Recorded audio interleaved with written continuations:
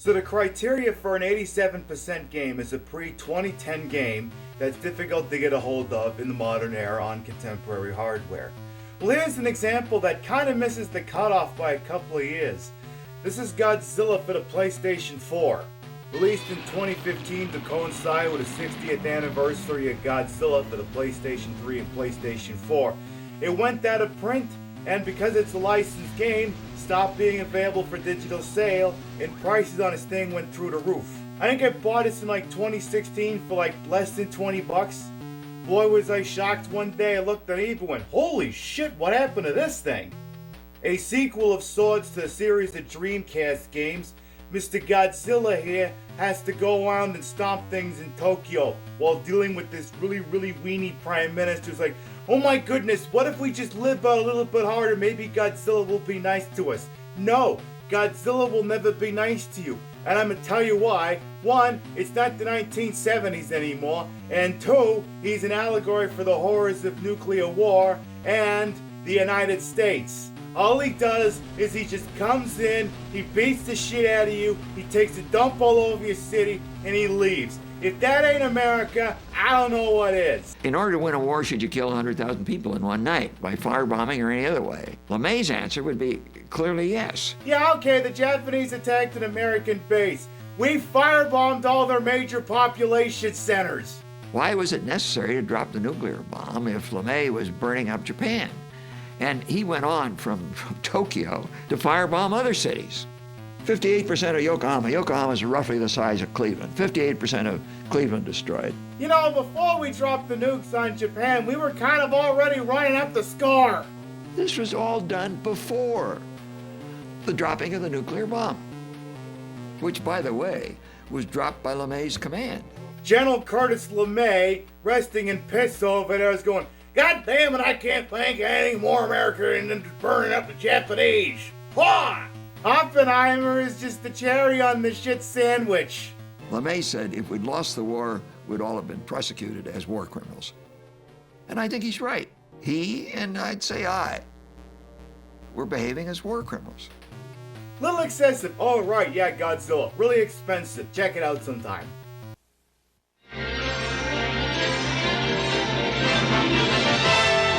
And now we're pleased to bring you our feature presentation.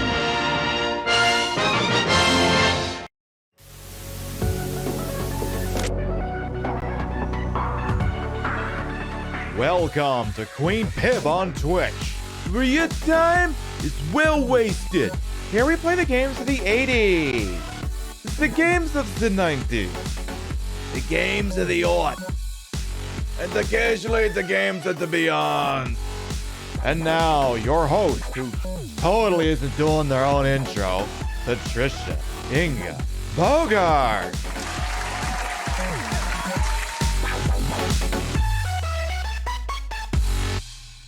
All right, oh, fuck off, Pib. Are you telling me that all art is political? No, of course not. Absolutely. Good morning, afternoon, evening, whatever time of day it is. Welcome to the show. Hope that you are having a good day so far. You mean to tell me that Godzilla is an allegory for nuclear fire and for the United States bearing down other people and beating the piss out of them? No, you just get right out of town about that. There's no allegories in art whatsoever. Now, if you'll excuse me, I'm off to go watch Starship Troopers.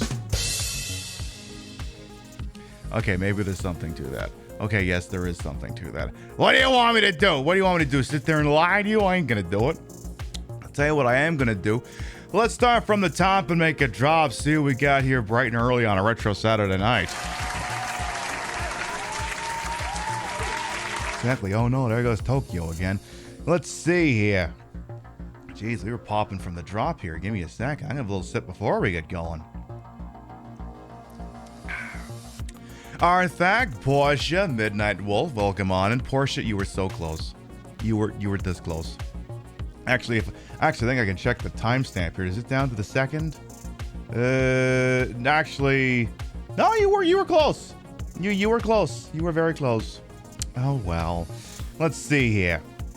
Yes, Godzilla versus Streamer. Yes, we'll have that big mashup here tonight because it's always Godzilla versus somebody else, except in the odd couple of times where it's not, where it's like Invasion of Astro Monster or well, pretty much that.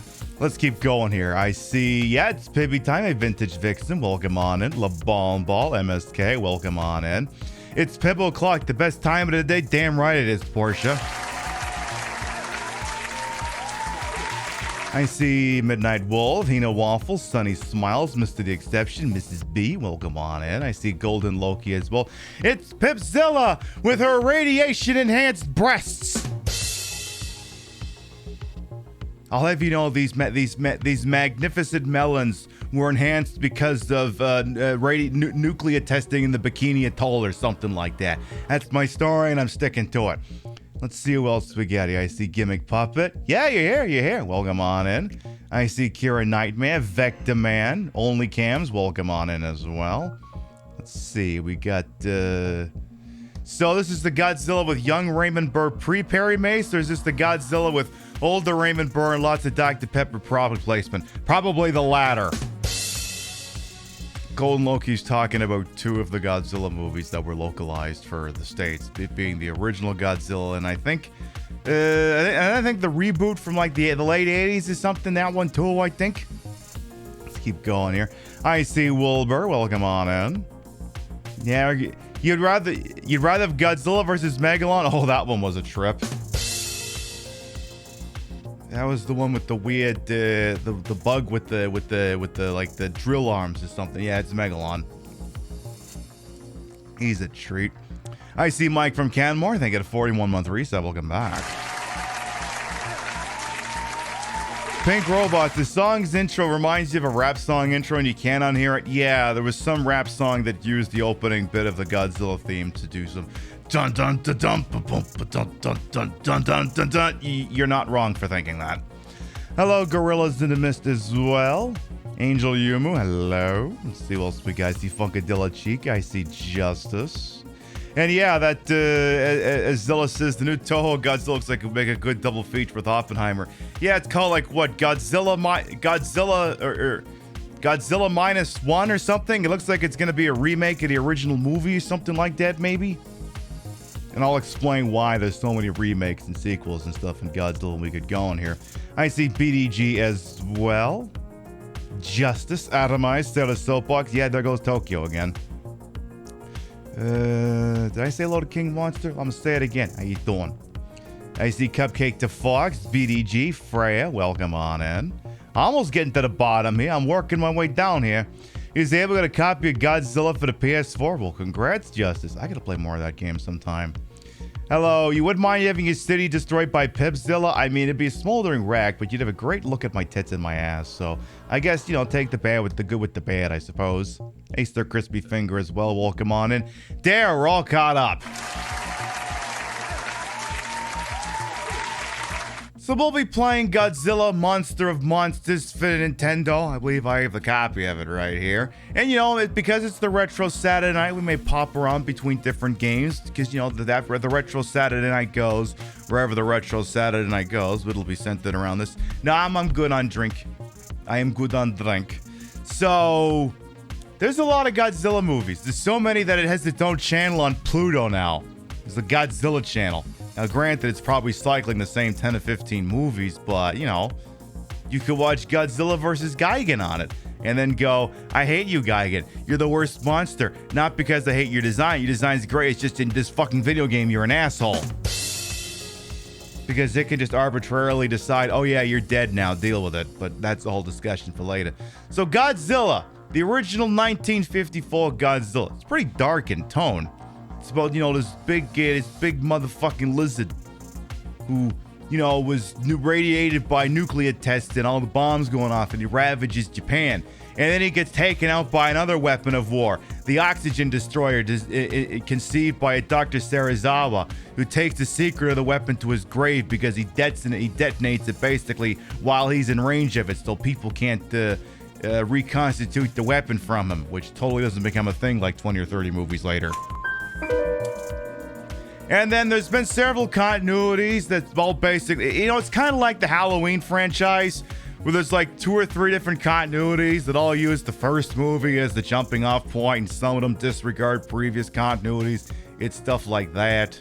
So they'll kind of jump off from there, and then subsequent Godzillas and other movies. You know what it is? It's just good, clean fun is what it is. Just people on sound stages just crushing little itty bitty replicas of Tokyo and stuff. And it's a lot of fun.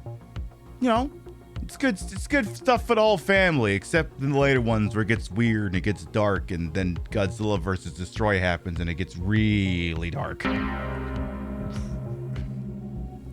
But that being said, there's nothing that says you can't have a little bit of fun with the merchandising. What's over there? What's in the back corner back there? Are these Godzilla toys? Is that what that is? Well, wait a minute. One of those isn't Godzilla, Peb. One of those isn't Godzilla.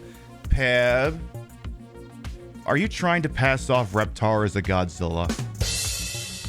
Because there's too many people in here who are going to look at that and go, that's not Godzilla, that's Reptar. You're not fooling anyone, that's Reptar. I have to show them to you now, because once we actually start the show, you're not going to be able to see them. Like, I'm actually looking over on the we're not live on TikTok yet, but I have the video screen over there, and his entire body is chromed except for like the eyeballs.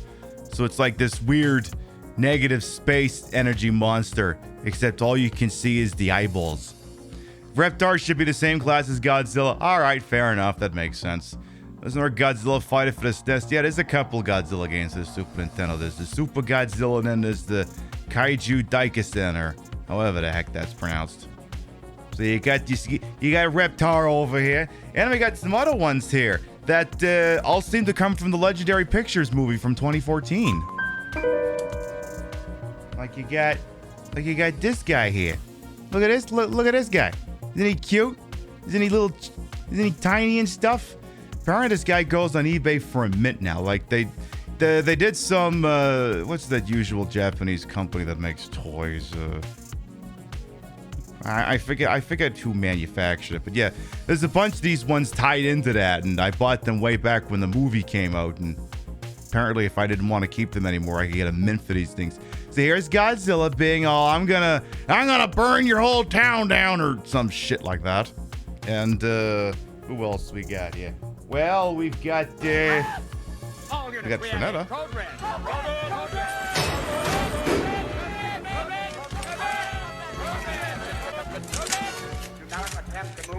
Trinetta and Raiders, hello, welcome on in. The card told me that's it. Welcome on in, Trinetta and Raiders. I am Queen Peb, Patricia, Inga, Bogart. You may also call me Trish, retro variety drag queen streamer, queen of the ways of the old. Your time on this channel, this fat-lipped, fat-hip, fat-boobied, fat-booty channel is well-wasted. Welcome on in. I put the broad in broadcast in a hole and wholesome. I made sure for viewers to know these titties may be fake, the retro is real. It's the real Nintendo, hooked up in a real dumbest manner to make it look and sound as bad as it used to. What was you up to over there tonight? We're going to be playing Godzilla for the Nintendo once we get going over here. But I'm just showing off some quickie little Godzilla toys we have, especially because Godzilla tends to be green, and if I don't do this now, I won't be able to show them off later because of the green screen, you see. Alright, so we was looking at some of these cute little chibi versions of what we... Time trials and FF16, all you need to do is 100% the game. Oof, fingers and titties crossed for that one. Best of luck.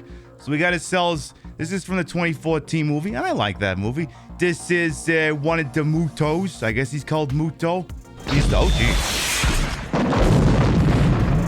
Godzilla, what did you do? Oh my god, the quarterback is toast. The Bombo! Thank you for the 5 community gift subs. Thank you for gifting subs to Tempia, Mrs. B, Zilla, Panasaurus Reximus, and Ethereal Dragon. Thank you. This is Demudo. He's a cute little bastard. He's got wings and stuff. Wasn't the whole point like the two of them had to find each other so that they could bang. So that was the one with the legs. And here's the one with more legs and less wings, and he's real puny and stuff. He's not very big. Been a while since Theo sacked the quarterback. It is what it is. So there's the other Muto. And then, oh my goodness, do I have another Godzilla back there? Is there another one? Yes, there is. It's another little bitty Godzilla. He says, put up your dukes. Or something. Like, literally, like, if Rio was in here, she'd probably stare at him and go, who you fighting?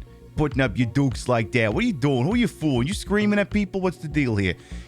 Are you trying to pose from the back? You trying to show off your Godzilla butt? Is that what that is? I think that is what that is. It's small Zilla. Well, we got a bigger Zilla here too, because we got a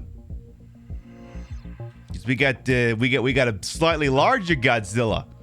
This is based off the 2014 designers and some of the other American movies these days. Here's the big boy. Apparently, he's also worth a mint for some reason. He also comes with some toy buildings. I didn't bring them out because they would just collapse, because that's what buildings do in Godzilla. So he's there, and he looks like a Godzilla. And we'll get to that redemption shortly here. I just want to finish showing off the goods, and then we can show off the goods. So there he is. He's all big, and his arms move, or you could just, I don't know. You could make him, oh, geez. Sir, your leg came off. You should put that back on. You should put that back on. You should definitely put your leg back. Yeah, that's good. I'm sorry, I won't lift your leg up there. Godzilla's like, yeah, I'm getting old. You just popped out my hip. Western BVTV, thank you for the tip. You'll have a look at that in a moment. Sorry, I popped your hip out of place there, Godzilla. We'll see about taking you to the hospital later. And then, of course, one more. If there's a big Godzilla, there's got to be one of them big Mutos. So, apparently this guy's legs move, and I don't know. I guess they do whatever it is they do in that movie. And then they go on eBay and they want like $100 for it or something. And I'm like, maybe I should take that out of a box in my closet and just place it with all my valuables. You know, if anybody ever breaks into my house to know where all the good stuff is to steal. 2014 Godzilla Flying Muto is the male and the one with no wings is the lady. All right, and then they pork and then stuff. You got a solar-powered Godzilla toy at Epcot. The sun makes his arms shake angrily. Love that. Godzilla says use nuclear power, not solar power. Look over at that tip here. I refresh. I look. Thank you very much, QSMB TV, for those $5 dues. $5 to the Godzilla Destruction Relief Fund? Hell yes. Now let me do some math here real quick, and then I'll get to that redemption here. So I changed up the way the tipping works around here, so it doesn't reset between shells anymore. But I've set a lofty goal, because I got some lofty outfits I want to get. And Rio saw some of them yesterday, and she goes, oh, I thought you were just spitballing with that cost. No, so far that's the actual estimate. So what's happening is it's not going to reset between shows now, but every $69 it results in around the marbles. Let me see here. So we're up to, let's see, 5, 20, 35, 55. We're up to $60. So in theory, we are $9 away from around the marbles. In theory. In theory. Now, that all being said, Only Cams wants me to show something off over there. I don't normally do it on this scene. Is it that button? No, it's not that button. It's this button. Well, thank goodness we're not live on TikTok yet, because this would piss them off. All right. So you want me to show something off over here? When have you even gotten the meat and potatoes of the evening? You want me to do this, huh? You want me to whip this thing out right now? All right. Suppose I can do that. You want me to show people this large, wonderful, voluptuous, world famous, terms of service compliant tit? Yeah.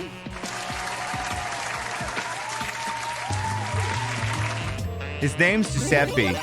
What happens when we squeeze my tit? He's adorable.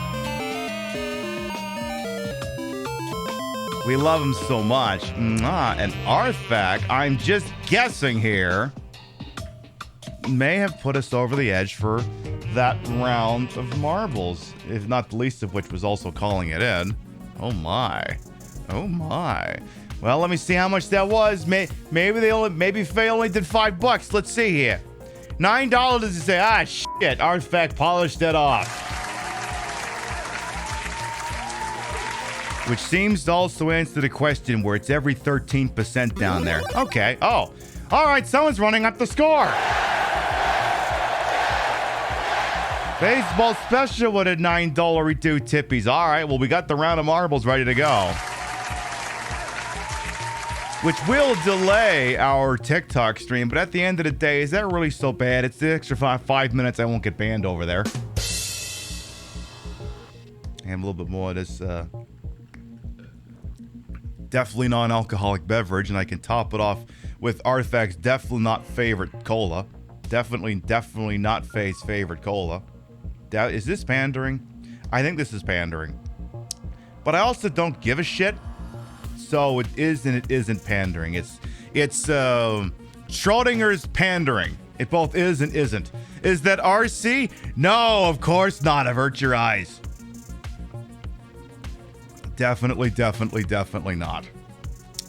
All right, so I suppose I better get marbles launched here. Let me do some prep work here. I'm gonna have to get this closed out. Had a teacher was obsessed with RC Cola complimented with a moon pie. Oh, that sounds interesting. So we have a round of marbles called in because we hit our first tipping goal. And we also have a round of marbles called in by Artifact. Now, because of the one Artifact called in is just an automatic round of marbles. But the one from the tipping goal could result in more. We will go to the Wheel of Marbles momentarily. So I'm just getting marbles launched over here.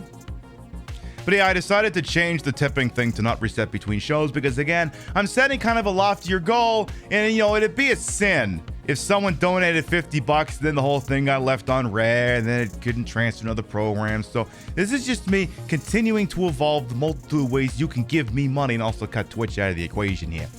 So let's see. We've got marbles launched. Let's go on over to the Wheel of Marbles, which still needs to be beautified. Yeah, someday I'll work on this place. I promise. Look, they say you ain't fully moved into a house until you've been there for 5 years, and I don't know what I'm getting at with this room here. This room still needs work. Anyway, because of the tip goal round of marbles, we spin this wheel. It could be one round of marbles. It could be multiple. It could be a double. It could be a triple, a battle royale. It could be coils of power. Or we could be insulting the sponsor. Well, let's spin it and see where it's going. Let's see where it's going to be. All right, it's going to land on a single. The circus theme helps, though, yeah. All right, let's see here. So we're going to be doing 2 maps here. Little Grand Prix. I hate that one. I hate that map. Yeah, that one works. I'm not familiar with that one. Hopefully it doesn't blow up my computer. All right. Make sure I got all my buttons pushed in the right place so I don't knock over any drinks over here. So, Artifact called in 50,000 empties for the round of marbles. And also helped us get the tip goal along with multiple other fine, wonderful benefactors of the arts. Which means, essentially, I got no choice but to push the following button. Exclamation mark, play!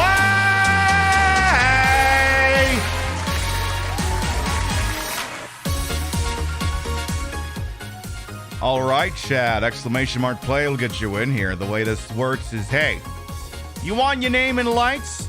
You want to beat someone? You want to have me call you a winner? Exclamation mark play will get you in here. We'll give you about a minute, and then we'll do the goddamn thing. We got 2 rounds, then we'll do the opening ceremony. So whenever we play the Nintendo round here, and if you've been here long enough, you know what it is. Then we'll move on to Godzilla. We'll hit live on the TikTok and see if we can go more than 2 hours without getting suspended or yelled at. This is Sphere of Heights. Lightning holds a track record at 1:20, and you're going to have to move some quick to beat that because that record would beat the current season champion. Then any event, exclamation mark play gets you in here. We'll give you about a minute, and then we're going to go. I don't think I've worn this bodysuit since I got the new boobs. It looks good. So many of you are just getting too close to the screen. Because the problem is you get too close, you're going to poke your eye out. Now most people in the fight they throw like haymakers, like pow, pow, pow. I just do this pow, pow, pow. But basically, I just fight by just twisting my torso, and then you get hit. You get hit with a boop, and then you go down. That's how that works. All right, we got 43 brave souls entered into Fear of Heights. If Arthak wins either of these, Faye gonna get a bobbles back. Empties, whatever the hell they are. Exclamation mark play going once. Exclamation mark play going twice. Oh, we got some people coming in. I'll give it a second here. New updated emote, by the way. I updated my Pog Champ emote. Kind of felt like the outfit we wore on Thursday was better looking for it, so I updated it. Enjoy your new Pog emote. All right, here we go. 10, 9, 8, 7, 6, 5, 4, 3, 2, 1. Buggity, let's go ballin' now. And there are 47 brave souls entered into the so-called Fear of Heights. All right, so we got feet and food for you already in the lead over here. The feet people are winning in the marketplace of ideas. It works. All right, so far in the lead, but Lightling, I think it's some really good bullshit later on. So don't go counting your chickens or your toes just yet. What was it they called it in Big Mountain? Oh, Jesus, you went all the way down. That was too far down. Oh, boy. All right. Looks like Little Wizard had Toe Distraction Cupcake to Fox now in the lead over here. Looks like Lightling's going to run away with this one. All right. Little Wizard had so far in the lead at the moment. Everyone who didn't die is so far still jockeying for position over here. Now, of course, just because you get up here first don't mean you win, because you got to be able to get your momentum going backwards here. Is anyone going to overshoot and land on the track? So far, the answer is going to be no. Okay. Still checking around here. Now, just because you get in that funnel first don't mean you get out of there first. Well, Toe Distraction so far isn't being distracted by anything. Here comes, we got Clockwork, we got Duckman, Little Wizard, Vintage Vixen Shop, Kira Nightman, Bad Dominate bringing up the back of the pack here. Can Toe Distraction get around here without a bonk? Ooh, they're doing okay. No one else got through in a timely manner. Now, can you avoid getting yeeted? We've seen potential dubs ruin there, and so far you're doing A-okay. Unless someone comes running in fast, this is Toe Distraction's world, and we're just living in it. I'm Luigi, number one. Congratulations. Toe Distraction wins. Display Salad decides just yeet themselves into the ether on the back of that. Toe Distraction wins, followed by Queen Pib. Who the hell is that? Duckman, Pink Robots, Rio, Vintage Vixen Shop, Little Wizard had Portuguese, the Cupcake, and Clockwork to round out the top 10. All right, let's see who's going to be the last one to turn out the lights. So far, inconclusive. King Monster's in the back, but people keep shooting up into the wild blue yonder, so we'll see. All right, Shillbat looks like, okay, it will be King Monster, who's doing the old Godzilla thing back there. They're just vibing. They're chilling. They're relaxing. They're definitely not having a rum and coke. Definitely not doing that. And there they are, safe and sound. Toe Distraction wins. Lightning will maintain the track channel record by a margin of about 21 seconds. All right. One down. One to go, chat. New track coming up. I'm going to hold on the don't do exclamation mark play until I say so, because I don't know if we've done this track before, and I don't know if it's one of those ones with a stupid intro.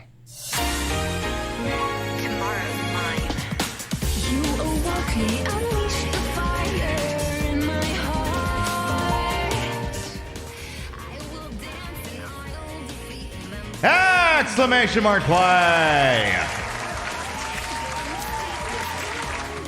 All right, then, this is Voz Lab. You know, we might have been here before, but I gotta remember that some of the new ones have a big stupid intro, and for some reason it doesn't keep track of the exclamation mark plays you do while that's going on. All right, once again, exclamation mark play will get you in here. The way this works, if you want to have your name in lights, you want to have me call you an unabated winner, you want to maybe have a chance to have your name up there instead, Exclamation mark play gets you in here. This is Voz Lab. Sassers holds the record with a minute 58. Currently, the season record's a minute 43. The Sassers could be beatable if you know what you're doing.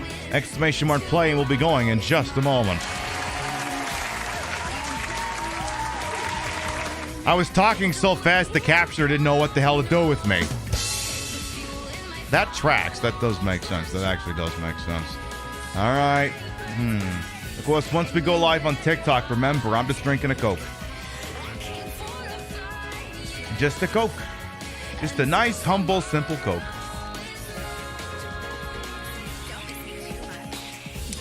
All right. We have 58 brave souls entered into Voz Lab. Exclamation mark play going once. Exclamation mark play going twice.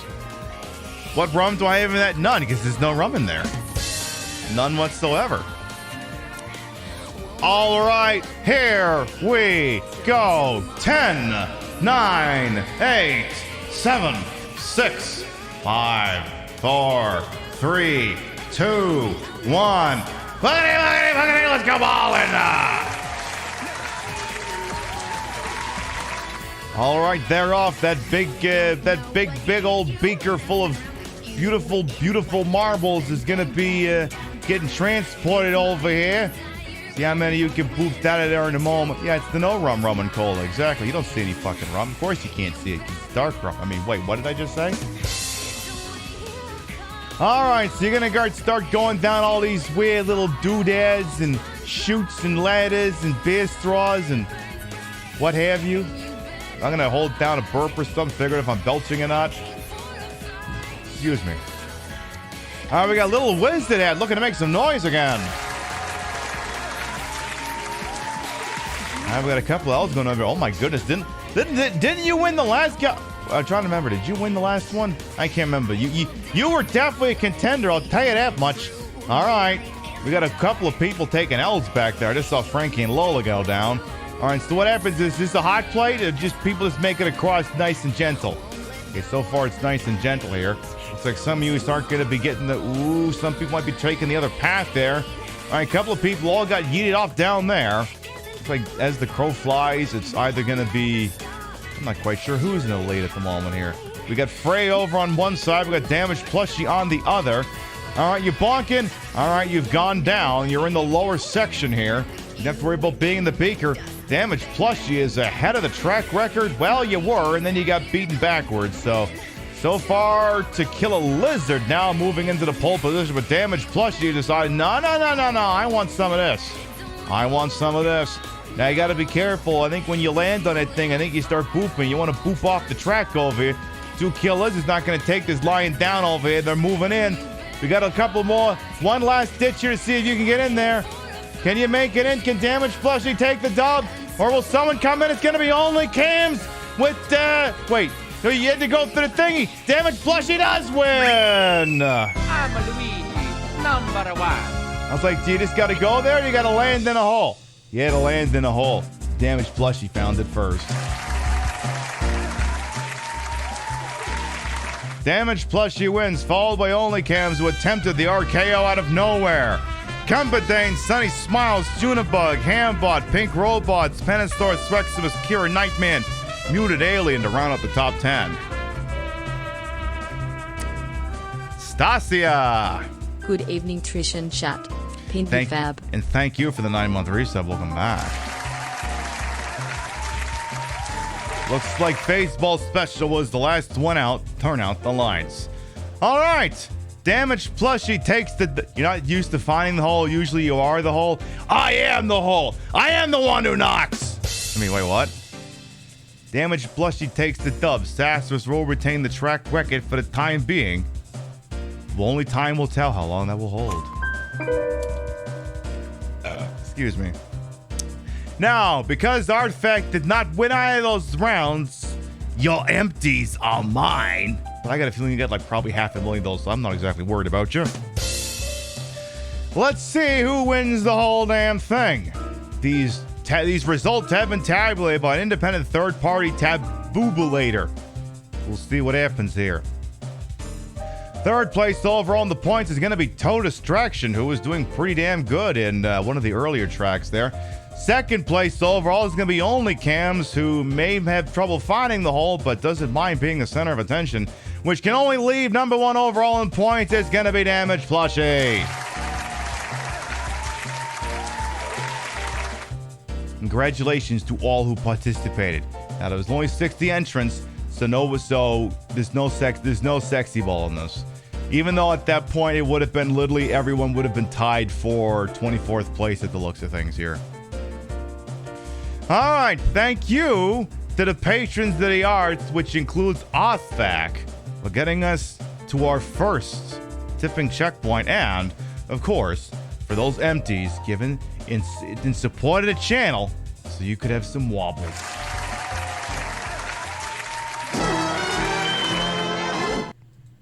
I'm sorry, Nintendo, am I boring you? Alright, as I've said a couple of times, I am Queen Pib, Patricia, Inga, Bogart. You may also call me Trish, retro variety drag queen streamer, the queen of the ways of the old and yet time on this channel. This fat-lipped, fat-hipped, fat-boobied, fat-booty channel is well-wasted. Welcome on in.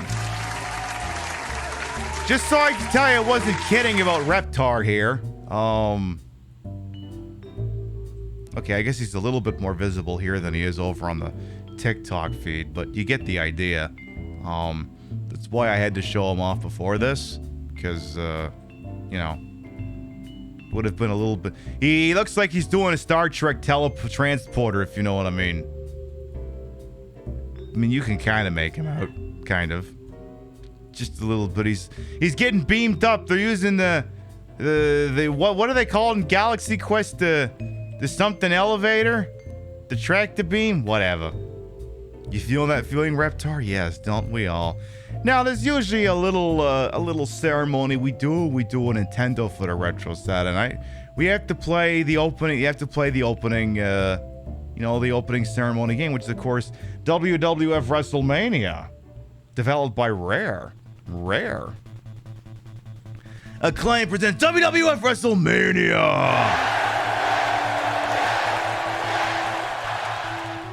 Now, generally, when we watch this, it's also in conjunction with the commercial for it. So give me a second here, because I got to find the commercial here. All right, here it is. Because yeah, we got to watch that, because we can't not watch that, because that would just be wrong. Do we get the ad to? Of course, you get that. Hang on just a second here. All right, so let's see. What is this commercial all about? Where's my right side monitor? There it is. In the ring, in the air, out of control! WWF WrestleMania from NES! 8-Man Mayhem! Did you see that? Hulkamania, brother! Choose from 6 superstars! Unbelievable combat! No holds barred, anything goes action! It's a slugfest! 2 wrestlers in the ring, brother! Kick from anywhere! Total chaos! Punch in 2 directions! Complete mayhem! Run at your opponent! Amazing! Spinorama! WWF WrestleMania for NES! I inject steroids into my balls, brother! You know, I don't think that's... You know, I actually don't think that's an actual commercial for that game. I continue to maintain it. This is one of the most disappointed games. One of the games I've ever bought in my life that I've been the most disappointed with. This game is just horrible. As you can see, programmed by Rare. 8 meg. I don't buy it for 1 fucking second. What kind of microphone I got? This is the Shure SM7B. It sure is the microphone. Let's see. Let's have a quick name here. Let's do booba.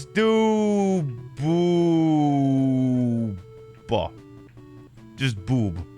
Just one big long boob. Let's see. How about we do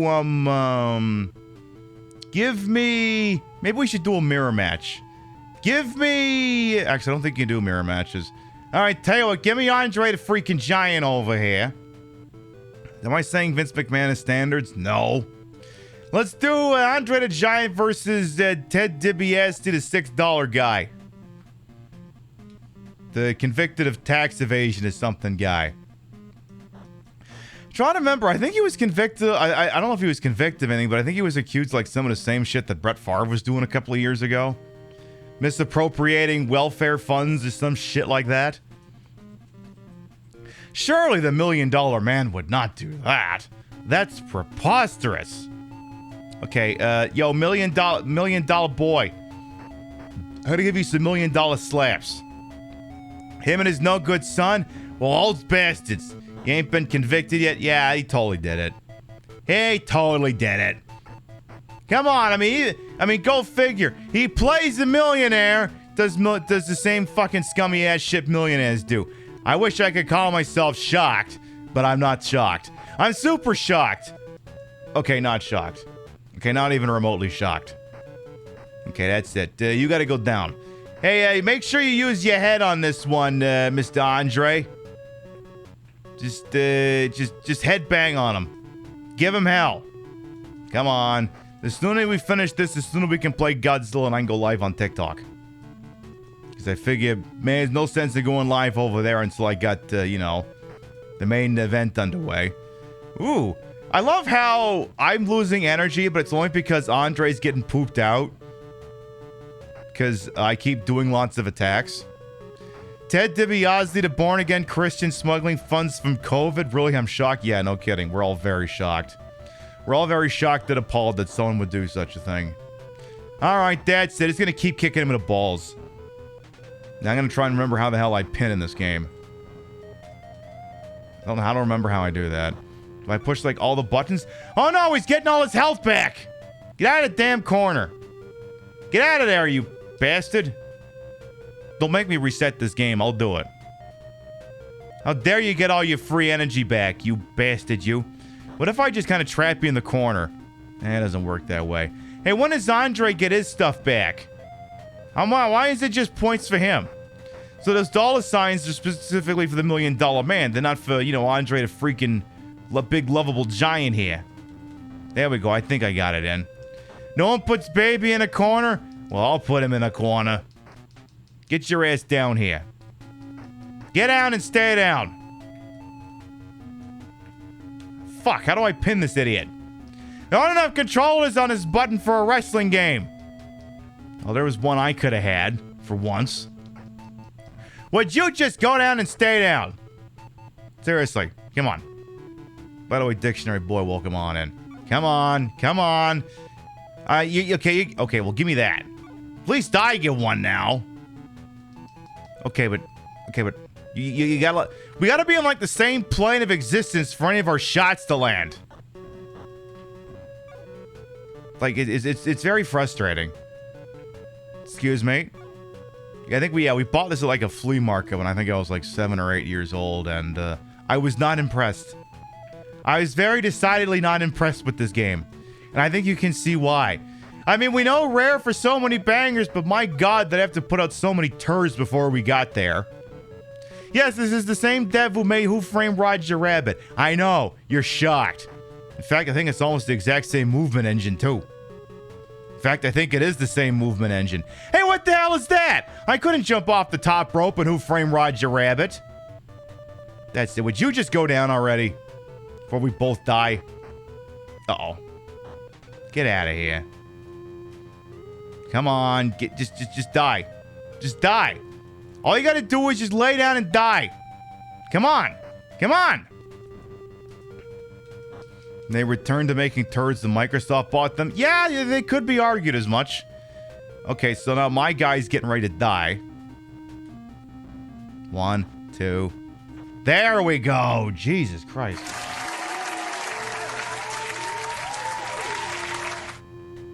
Boo! Andre the Giant is beaten Dollar, the $1 Million Man. Love that for him. Alright, now to the advertised show. Let's get to Godzilla. As I said, we were going to play some Godzilla tonight, and I'll be damned if we're not going to play some goddamn Godzilla tonight. One thing I want to test, real quick. Any chance I've got the Japanese one here on here too, or did I forget to do that? Yeah, it looks like I might have not done that. Which is fine. It's not the end of the world. Usually I have the Japanese one handy too, just for funsies, but it seems I didn't do that. All right, we'll just play the American one and I'll leave it at that.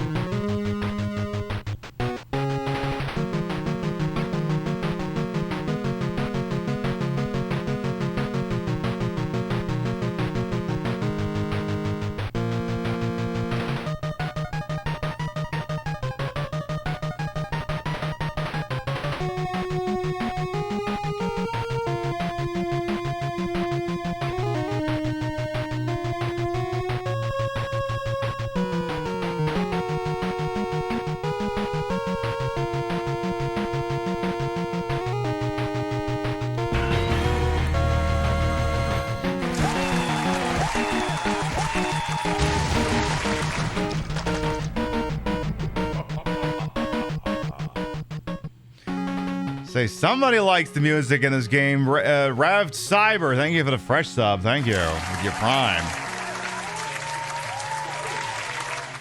Does Rare even exist anymore? If you told me they didn't, I'd believe it. Oh, and 20XDX. Yeah, we'll get to talking about 20XDX. So this is Godzilla Monster of Monsters for the Nintendo, released in 1988. I can't remember what year it was released in Japan, but there's also a Japanese version as well. And I like this game. The gameplay loop does get a little samey, but I have a lot of fun with this game. Rare was sent off to live on an ice farm. I love that. Yay.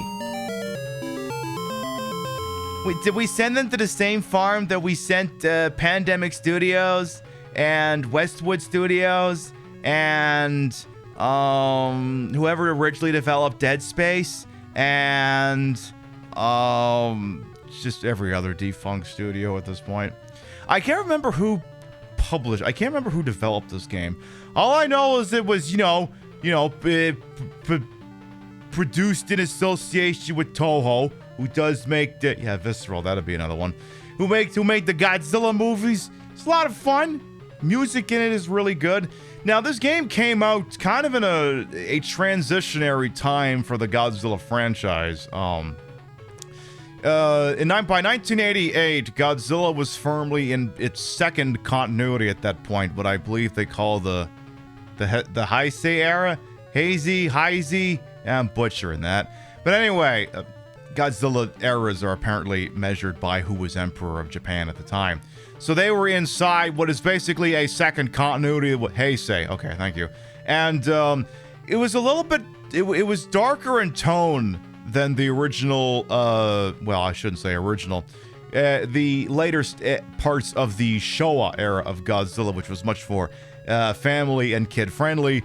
Godzilla morphed back from being an anti-hero and a full-blown hero to being a major antagonist who occasionally also did good things, but was also mostly just obsessed with, wrecking people's shit. Hey, Smuggy Bear and FS Hammersmith and Cumbadanes as well. Welcome on in. Like the flying double kick, yeah, I don't think they did that one anymore. So yeah, I think at this point, the only movie that was in was like Godzilla Raids Again, or I forget what the hell they called it. No, Godzilla Raids Again, I think it's from the show. But you get the idea. It was like Godzilla 1980 something or other, and it was back to being a jerk who fucked people's things up and had to be dealt with. Which is interesting because a lot of the monster designs in this game are firmly rooted in the more family-friendly era, but this game has a much more of a darker tone to it.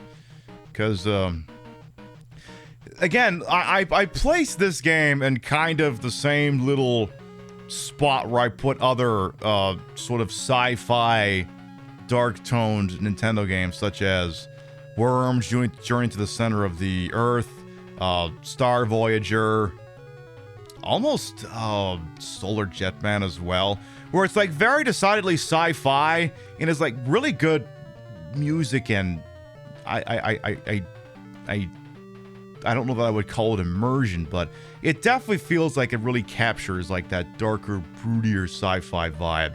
Not the least of which is in this music that almost sounds more like it came off the Sega Master System or a Game Gear than a Nintendo. Let me crank this for just a second here.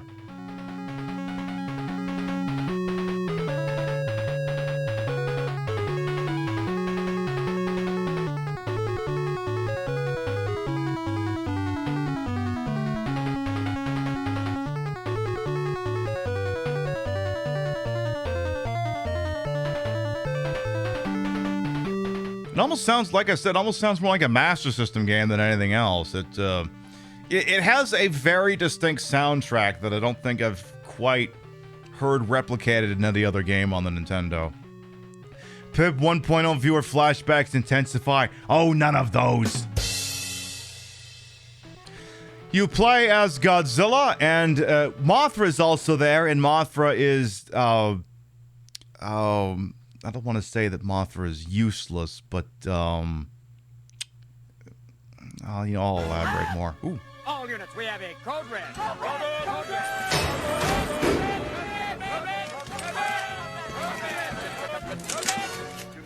Odd 9 and Raiders, hello, welcome on in.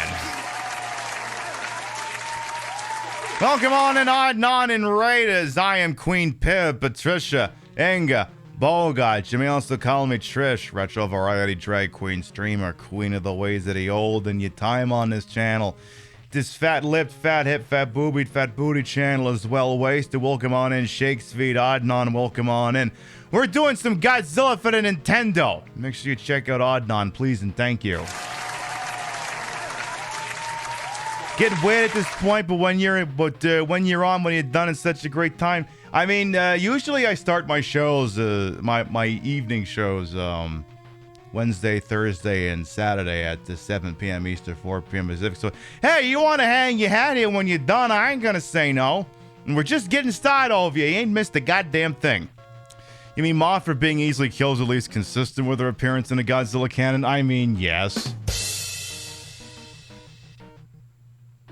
Alright, so we're just getting going here. We're about to do a very CNN-ass scroll. Let's see what we got here.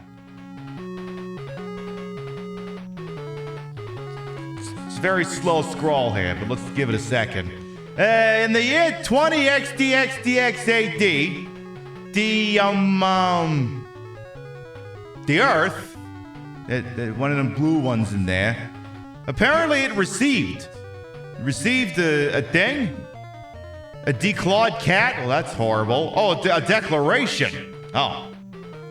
In 20XDX, the Earth receives a declaration of war from the United States, from Playboy. Oh, Planet X.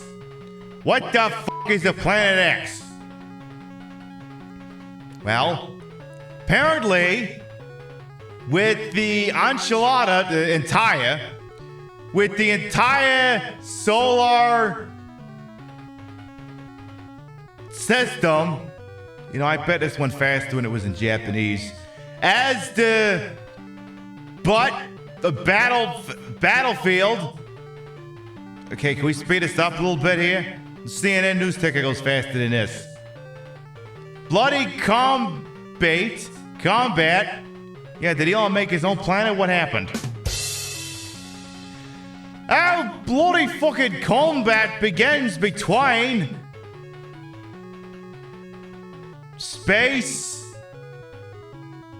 monsters and our guardians. Godzilla and Jesus.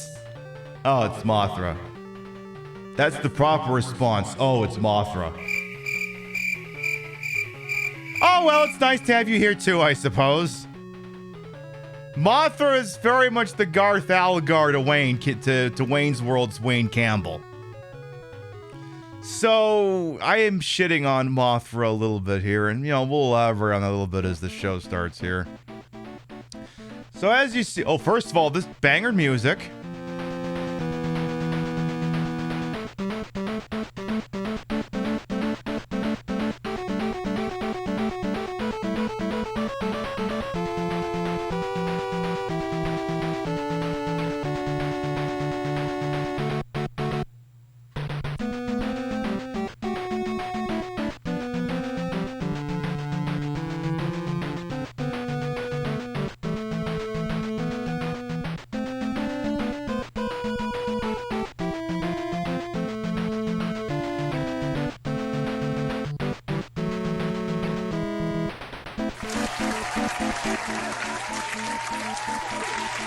You're right, Weta. The music is an absolute banger. The name of Godzilla implies the existence of Jesus-zilla. Wait a minute, isn't that Godzilla Jr.? A Decade as well, welcome on. A Nevbite as well. The monsters have taken flights to space. You sure they're treading on Ultraman's jurisdiction here? Yeah, probably. So, basically, you have to fight on the entire solar system from, like, Earth onward. But the thing is, like, you know, Jupiter, Saturn, like, a bunch of these planets don't have proper atmospheres. So what I think you're ultimately doing is you're fighting on moons of the planets, I guess? Because, you know, you can't fight on Jupiter, like, you know, the gravity would just fucking kill you. So, you see here this grid? It's this, is this a hexagon? That's 6, right? Yeah, these hexagons. They're hexagons. This hexagonal grid. You take your monster and you advance them a while, and then they, you know, they bump into other things and they fuck them up, and so on and so forth here. We got Godzilla up here. We got a... You're an A button.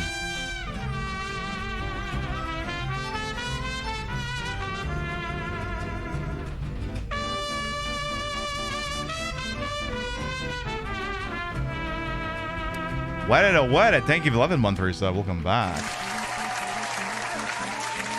I always managed to play games throughout a childhood collection. Hey, it's just me serving in so many ways.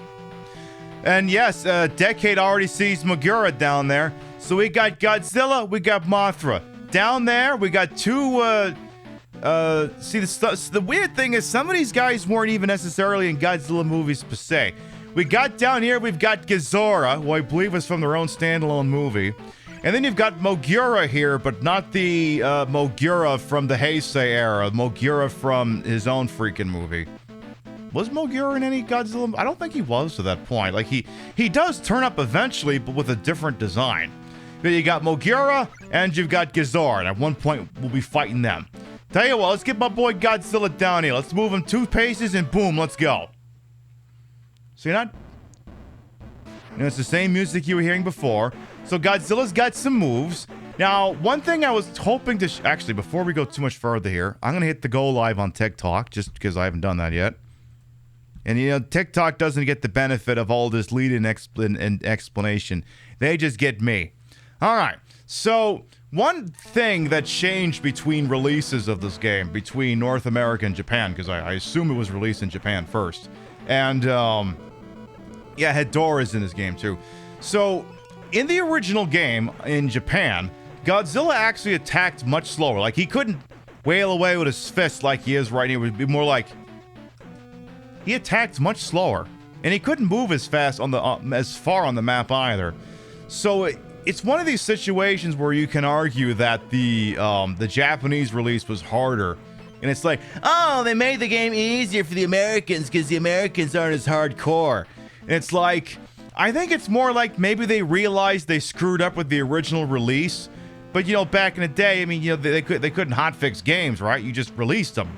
Unless there was like a glaring issue that required the cartridge to get recalled, they just went, well, I guess we screwed up. Tell you what, when we re-release this game in the Americas, maybe we'll make it easier. Does that sound like a plan? All right, I think that's what they did. So you got Godzilla here, where you're fighting on what I assume is meant to be a moon. That's the Earth up there in the background here.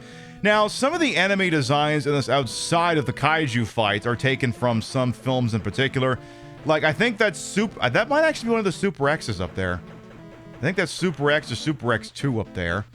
And some of the enemy ship designs are from apparently other Toho films as well.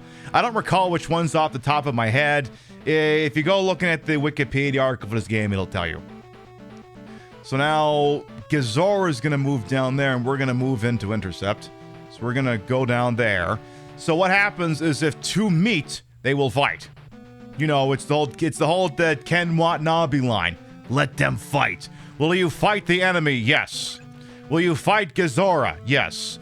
Basically, what happens is if you meet another enemy, you're basically all your movement stops. Like even if you had moves remaining, you can't go any further. Hey, Kempin, welcome on. You remember this game? Hey, like I say, we keep it old school around here. I look like a fembot from Austin Powers. Y'all I'm missing is the machine gun jumblies. So we're gonna fight Godzilla. When we get there, that is. Hey, Odd Spectre, welcome on in. So this is kind of a weird stage. It's kind of like a fungal growth here, which again is from another one of those Toho Co movies.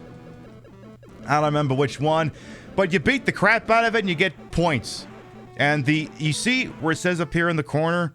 Okay, it's here if you're on Twitch. It's way the hell up there if you're on TikTok where it says level 1. The characters can and will level up. And if they level up more, they'll have more, you know, health and stuff. So we kind of want them to level up. And being the snot out of these things is a good way to pull that off. So we're going to do the Atomic Breath.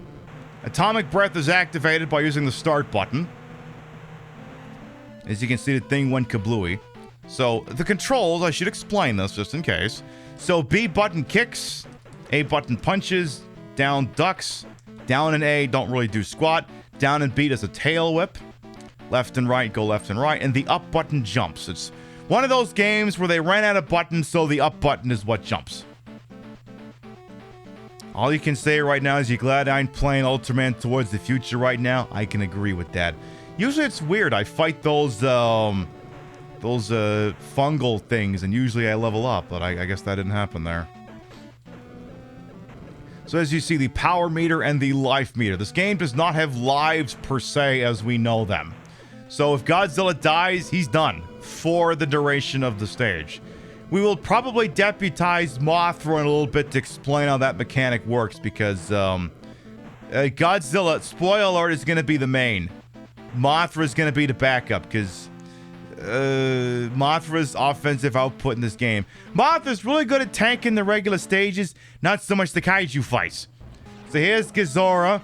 I believe matches in this take about 40 seconds, and if it's not done by that, they declare a halftime. Now, of course, the thing is, this being an old-timey Nintendo game, the enemy has the advantage of they can just pin you into the corner and go to town on you here. However, I can also do this and then teabag the shit out of them. Because of course I can. Hey, Askadu as well, welcome on in. How you doing? Alright, Mogura is going to start moving up here. Hey, Crimson Rosebud, welcome on as well. Alright, I'm going to move, I'm actually going to, yeah, let's move Mothra up. So we're going to kind of go around Godzilla here. Okay, that's as far as we can take Mothra. Mothra being the understudy, pretty much. So Mothra, everyone loves Mothra. Mothra's cute, Mothra's wonderful. Mothra's also not very strong.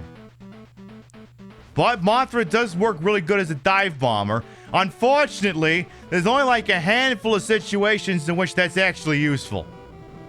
Like 1 or 2 fights maybe. And I'm not going to name with who yet, because, you know, that's spoilers. I don't want to say who else is in this game yet, you know.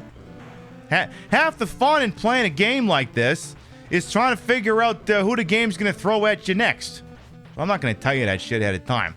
But yes, Mothra has 2 attacks. A projectile, and then this thing where if I hit start and they kind of dive bomb with projectiles. Which is useful in a handful of situations. Hello, Angry Anus as well. You love my content? Why, thank you. I soive in many ways. You're not getting any game volume, but you're on your TV. I could turn it up a bit. I'll turn it up a little bit. I mean, it's good music. Maybe you don't got me loud enough. That could be what it is. There, I'll crank it up a little bit. So, one of Mothra's big things is they can kind of just... They don't have to, you know, get down here and blow up all the rocks to advance. All they gotta do is just kind of dive bomb their happy ass way forward. Just fly over everything. So they're good at getting through stages quickly. The problem is once they have to pick a fight with someone, it gets a little tricky. Yeah, Mothra's kind of like a context-sensitive weapon. Like a shotgun in a video game, you can't use it for everything. It's only good when a target's right up close. In this case, Mothra's really only useful when the enemy's beneath them. Dragon Nintendo, the stream was made for you? Hell yes. It's what I'm here for. Playing a lot of the old, some of the new, but most of the old. Oh shit.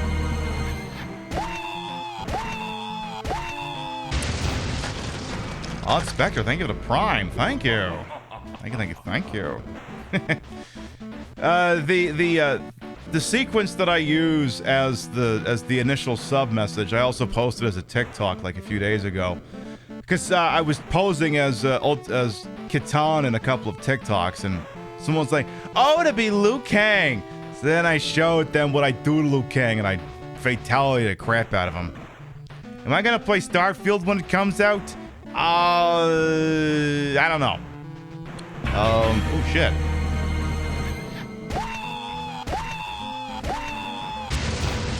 Baseball, thank you for gifting a sub to Huskadoo. Thank you. Well, the thing is, normally I don't play brand new games when they come out anyway, just as a matter of principle. But also, there's like some pretty serious allegations out there that Bethesda and ZeniMax screwed a trans employee out of receiving gender-affirming care as part of their employee-based health insurance. So until that clears up, anything published by ZeniMax is a no-fly zone for me personally. So we got Mogura here, and Mogura is pretty much a pushover, and I'm gonna tell you why. Because all you gotta do, you tail whip Mogura, and it stuns him. And then he can't do shit. So all you gotta do is just do this against Mogura, and you can't lose. So this is it. All you gotta do is just that. Just keep doing that, and then that's it. That's very fair. You had no clue on that. Yeah, I know. It's the story very much fell beneath the cracks because, you know, it came amidst all of the usual publications gushing over Starfield pre-release coverage. Hey, we're up to level 3. Love that. So one thing you will doubtlessly notice is that as the number goes up, or if you're on TikTok up there, so now Godzilla is now level 3. So now Godzilla has a higher, life, a larger life bar and a larger power bar.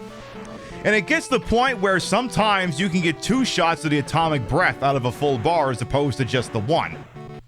So, and again, as I've stated, Mothra is not the most useful. So what I usually do is I will tank the game as Godzilla so that he gets all the experience points, but for a few scary moments, you basically can't lose the game doing that as long as you're careful. You can't lose. Except when you do. Because the problem is if Godzilla goes down, your ass is screwed. Completely screwed. So you may be wondering, okay, well, if all the monsters are gone, what the hell are you supposed to be doing here? What you need to do is one or both of your kaiju have to occupy the enemy base, which is denoted by that little satellite dish down there. So we're going to get Godzilla to occupy that spot. So now he's going to have to go through 2 more fields. These ones at the end are going to be more industrial based, as you can see. A little bit more of that shit going on. And if you're going, Pib, does the music ever change? What am I gonna follow? Does the music ever change? Yeah, when you get to a different planet, it will change. And like this game, like nearly every song is a banger. There's like almost no skips, almost none. There's like one that's kind of, and that's it. This is the very rare no skip banger nest soundtrack. Like I put this up there with some of the greats. Now this one here, there's nothing there. Oh, but there is. There's a thingy, and it blocks you, and if you stand in it, it hurts you. But I just make it go smashy instead. I'm beautiful? Why, thank you, Lex. I soiven. At least a couple different ways. I am Queen Patricia Enga Bogart. You may also call me Trish. Retro Variety Drag Queen Streamer, the queen of the ways that he old. Get time on my channel. My fat-lipped, fat-hip, fat-boobied, fat-bootied channel is well wasted. So, Godzilla is here. Will I move to the next field? No, not yet. So what you're supposed to do is you're supposed to take your monsters and advance them to the next field. There's a small problem with that, however. So the way this works, so not both of you, how can I explain this? So it's not necessary for both of them to make it, but the problem is last one out turns out the lights. So, for example, if I send Godzilla to the next stage and then Mothra dies, the game's over. However, if I just move Mothra down here and then kill him and then send Godzilla to the next stage, everything's good. And then Mothra will be there. So it's the rule. Last one out turns out the lights. So I either need to get Mothra to the next stage or I gotta kill Mothra. One or the other. And what I think I'm gonna do, just to demonstrate the point, is fans of Mothra, look away. Just look away. You don't want to see this. It'll be okay. Mothra respawns all the time. Oh no! It'll be okay. It's okay. Work with me for a second. So now if I send Godzilla to the next field, Mars. Would you look at that? Mothra's there. Mothra never stays dead. This is fine. Now, if excuse me, I'm going to crank the music for a second because this is a banger.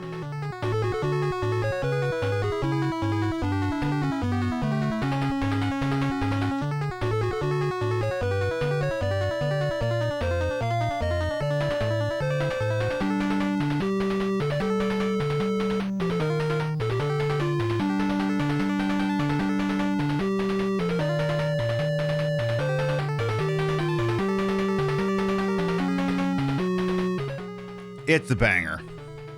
Drag queen's so cool, you want to be one like RuPaul. Hey, the journey of 1,000 miles begins with a single step. All you gotta do is buy yourself a lippy and it all goes from there.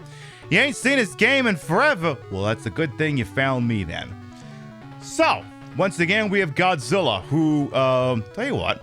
So if I hit the select button, it'll give us a password. I'm gonna just snip this, just for funsies. In case, God forbid, something bad should happen. I'm gonna copy down that password. There, we have the password.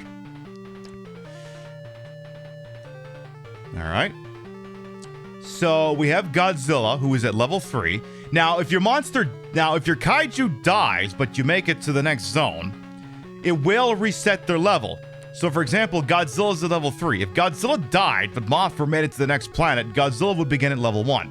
So, again, this is where sometimes maybe putting all your eggs in one basket can be risky. It seems like the grid thing is like chess and board games. There's a little bit of that going on here because, again, if the enemy kaiju are set up strategically, sometimes you can't get past them but to fight them. So let's see what we have here on the moon of Mars. Once again we have Godzilla. So spoiler alert: enemies you fight on past planets will surface on subsequent ones. We have Godzilla once again, who has more life this time. Mogura once again, who has more life, and now we have Varan, who once again was in their own standalone Toho film as well. I don't think they've ever been featured in a Godzilla one. I think at one point they wanted to put the Godzilla, what was that one movie from like 2002? It was Godzilla, Mothra, and King Ghidorah All Out Monsters Attack or something. They originally, I think they wanted to put Varan and someone else. They're like, no, we need star power. Give me Mothra, give me King Ghidorah. And the movie made like a shitload of money. Which means, sorry, Varan, I guess you're just not a draw. You are not the Rowdy Roddy Piper of the Godzilla continuity. That belongs to King Ghidorah. That belongs to King Ghidorah. Do. Let's see here. I think I'm gonna squish someone. You're throwing off the vibes, so I'm gonna squish you. Yay. Alright, so now let's stop moving here. So again, you're going to be listening to this super awesome music the whole stage, which is great. Varan, Baragon, and Anguirus and GMK Giant Monsters all out. Yeah, no kidding. I like Baragon, I like Anguirus, but I don't know. Mecha Godzilla's your favorite. Oh yeah, Mecha Godzilla. Oh yeah, I mean, without spoiling anything. Yeah, Mecha Godzilla's cool. Wow, that was a short stage. That was short. All right, so as you can see, that's Mars up in the upper left-hand side of the screen up there. That's definitely Mars. You You can tell by the fact that it looks like Mars and not, I don't know, Elon Musk after he's had one too many Coke, zero sugar Cokes or whatever the hell it was. All right, so the way it works is the kaiju, the enemy kaiju, basically get to move in order of appearance. So now Gazor moves first, Mogura moves second, and Varen will move last. And then I can move either Mothra or I can... You know what? Why am I bothering to fool anyone here? Let's just get Godzilla up here. Let's do this. Beautiful. Love that. Love that. All right. Now, for a while, I used to think those were tanks that were flying. I didn't realize they were actually, just flying swasses. No, they're flying tanks. They got treads and everything. They're just yeeting themselves through the atmosphere. That's what it is. Is this like retro board game with extra steps? Little bit. All right, so here's another one of those weird fungus among us type things. It's gonna look like a giant boil. It looks like a Twitch troll. Looks like a TikTok troll. And now it's gonna explode. Hey, I leveled up! Love that. So there. Looking so hot over there, Mr. Freaking Zit.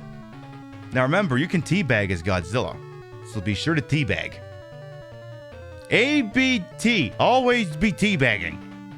Hey, Maddie Cheap, welcome on as well. How you doing? Hi, hot person on the screen. Hi. All right, Varen. Okay, Varen moves second. The Mogura goes. Okay, what the hell do I know then? All right, so tell you what. Let's go pick a fight with Gazor, because Gazor is right there. May as well do the damn thing. And again, because we have the ability to get passwords in this game, we might occasionally switch to other games. Maybe we'll play a little bit of Godzilla 2, which. Ooh, okay. One thing I'm going to point out to you right here. Depending on how you're viewing me, you may not be able to see this. Okay. You see that big, nasty-looking fire thing with the little trail going behind it? That is the single deadliest enemy in the entire game. To steal a line from Nicolas Cage in 1996's The Rock, the second you don't respect that thing, it kills you. That thing goes through you and it just saps all your friggin' life. And if you're not paying attention, it will kill you. So you kind of got to deke and dunk it out of the way. So what I'm going to do is I'm going to jump up so that it kind of leads up, and then I'm going to run underneath it. Because that thing can't move backwards. It can only go forwards. Oh, you can see it got a little bit of a hit there, but we survived. Like, pretty much every other enemy in this game is a pushover. Not that one. You can't defeat it. You can only move out of the way. Like I said, the second you don't respect that thing, it kills you. Alrighty then. So now Gazora. Oh, wait, we're not at Gazora yet. Never mind.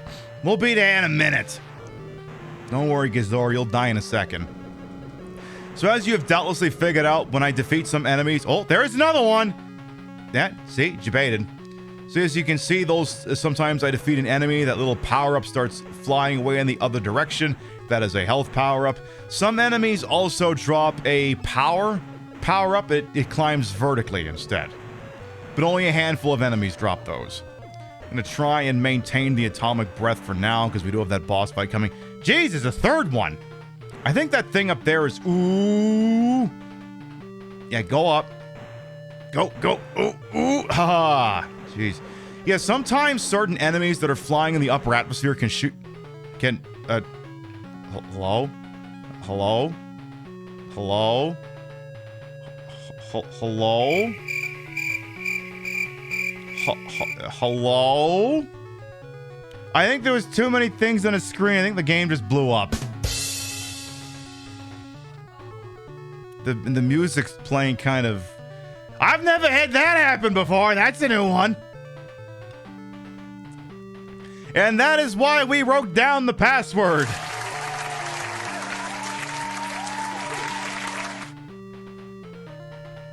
Okay, that's not explicitly why we did it, but it's going to turn out to be a good reason as to why we did. All right.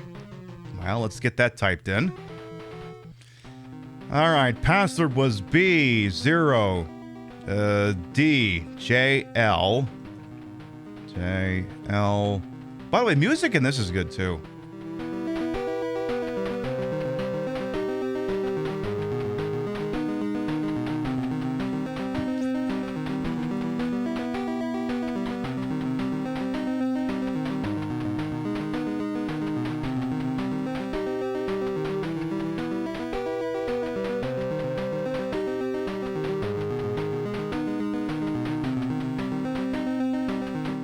And unfortunately, this is one of the games that commits the cardinal sin of having both an S and a letter 5, but it doesn't do an O and the number 0.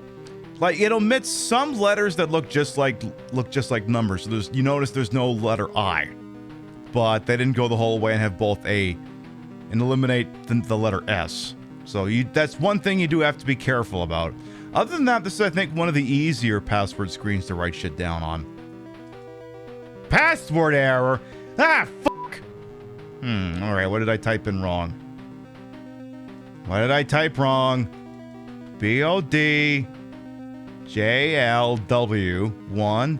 Oh, that's supposed to be an 8. Okay, ignore what I said about the passwords being easy. Oh, and that's supposed to be a letter R. Jesus. Okay, never mind. This is one of the worst passwords in the history of anything. Well, at least we got it that time. All right, let's try that again. Preferably without the graphics blowing up. Gotta admit, NES chiptunes are giving you Baldur's Gate 3 experience a different vibe that you don't dislike. Hell yes. Like I said, this particular game, like I said, no skips on the soundtrack. None. This is the Chromatica of NES chiptunes. No skips. Tony Bennett's, no Elton John on any of these, though, but I like to think he's there in spirit. Alright. Just scoot on through here. As you can see, that password data did retain the level of Godzilla, so that part's good. So generally, the monsters are probably going to move along a similar path to the ones they did before. Their AI, in terms of movement, is pretty predictable. They're generally going to go after whoever's the closest kaiju to them, and since I moved Godzilla up first, they're going to kind of want to go after him. Yeah, third time being a charm and all, yeah, no kidding. So anyway, yeah, now one thing, so last week we were finishing Silent Hill 3, and then I was like, because we finished Silent Hill, we were playing Silent Hill 2. We finished Silent Hill 2 on Wednesday, and I was like, I mean, I could start another Resident Evil game, but I kind of want to do something stupid. So I dressed up as Jessica Rabbit and we played Who Framed Roger Rabbit for Nintendo. And part of me's thinking, well, you know, because the thing is over on the TikTok side of things is those people are starting to know me as the person who plays a bunch of old video games and Nintendo games and shit like that. And I'm wondering, you know, maybe for the next little while, maybe we'll leave all the death and destruction, despair, and blood and guts on the shelf for a while. And then we just play some old Nintendo games. You know, ones that I think will be that'll work for my format. And I don't think I'm getting too many complaints about the concept. I think people like it. So maybe we'll ride with that for a little bit. We'll give the blood and guts a bit of a break, and we'll play some fun Nintendo games. Like, I don't know, Ninja Turtles and Lone Ranger and shit like that. Hopefully the graphics don't explode again. Hopefully not. Because, yeah, as you can tell, sometimes this game, like many Nintendo games, does suffer from slowdown if there's too many sprites on the screen here. And hopefully the stage ain't gonna be another one of such situations. I believe the enemies in this particular substage come from another... Stop me if you heard this one before. These enemies come from another Toho film. Again, stop me if you've heard that before. Retro video games from your retro variety drag queen streamer? Yeah, who would have thought that could be such a thing, Sourners? Who would have thought? Alright, let's go kick Gizora's butt. So... we're gonna go in first with the atomic breath, and then if you just stay just enough out of range, you can really wail with your fists. And until, you know, he does this. Because, well, like generally all the kaiju at some point will go ahead and press you up against the wall and say, hey, how you doing? And I'm like, I'm doing all right, but could you get your hand out of there? If you're gonna grab something, could you at least grab my butt? And here comes Mogura. Oh, I don't know about this, boss. You just saw Godzilla get handed his lunch. All right. Yeah, I stun locked you before. I'll do it again. Actually, you know what? I'll kick your ass without even doing a stun lock. I don't even need the stun lock. I'll kick your ass all the same. Oh, okay. Maybe I do need a stun lock. Okay, you know what? Fair point. I'll just stun lock you. There you go. Beautiful. Love that. Love that. Excellent. There, perpetually stun locked in the corner. And with that, Mogura, get out of here. I'm level 5 now. Hell yeah. It is the creepypasta game. Hey, Delta. Yeah, I've heard it's a pretty interesting creepypasta about this game, but I've never actually looked into it. It is apparently legendary enough that it is mentioned in the Wikipedia article for this game. Let's go pick a fight with Varen. Let's go get that annoying bastard taken out. So again, hope you like this song. And I mean, you do, but you're going to be hearing it for a little while. It's Biollante in this game. Without spoiling anything, this game was released in 1988. If that answers your question, there you go. How have you never heard of that? You left... Yeah, apparently it's on the Wikipedia page. Some weird creepypasta. It's really good, but the last part is actual... Yeah. From what I recall, it gets a little... Well, I mean, they call it creepypasta for freaking reason. It's not because it's a well-measured story where everything ends happily ever after. And again, that's the enemy that if you do not respect that enemy, it kills you. Be careful with it. Now, Mogura isn't really too not Mogura. Varen's not too hard. And in fact, one could argue that Varen is one of the monsters in this game that Mothra may be better equipped to handle. But am I going to run Mothra all the way up to the front line just for one monster? Nah, probably not. So, probably not going to do that. But yes, I see Zilla and Justice have opinions about Biollante. Not the least of which is I believe it was Zilla who said that people deserve the right to be able to buy Godzilla vs. Biollante on Blu-ray without getting fleeced. And I agree with you, but ain't that... Don't we just love forced artificial scarcity? I gotta follow on a talk. I forgot to mute... Okay, careful. We spent too long and the graphics might explode again. Okay, let's just get out of here. Oh, shit.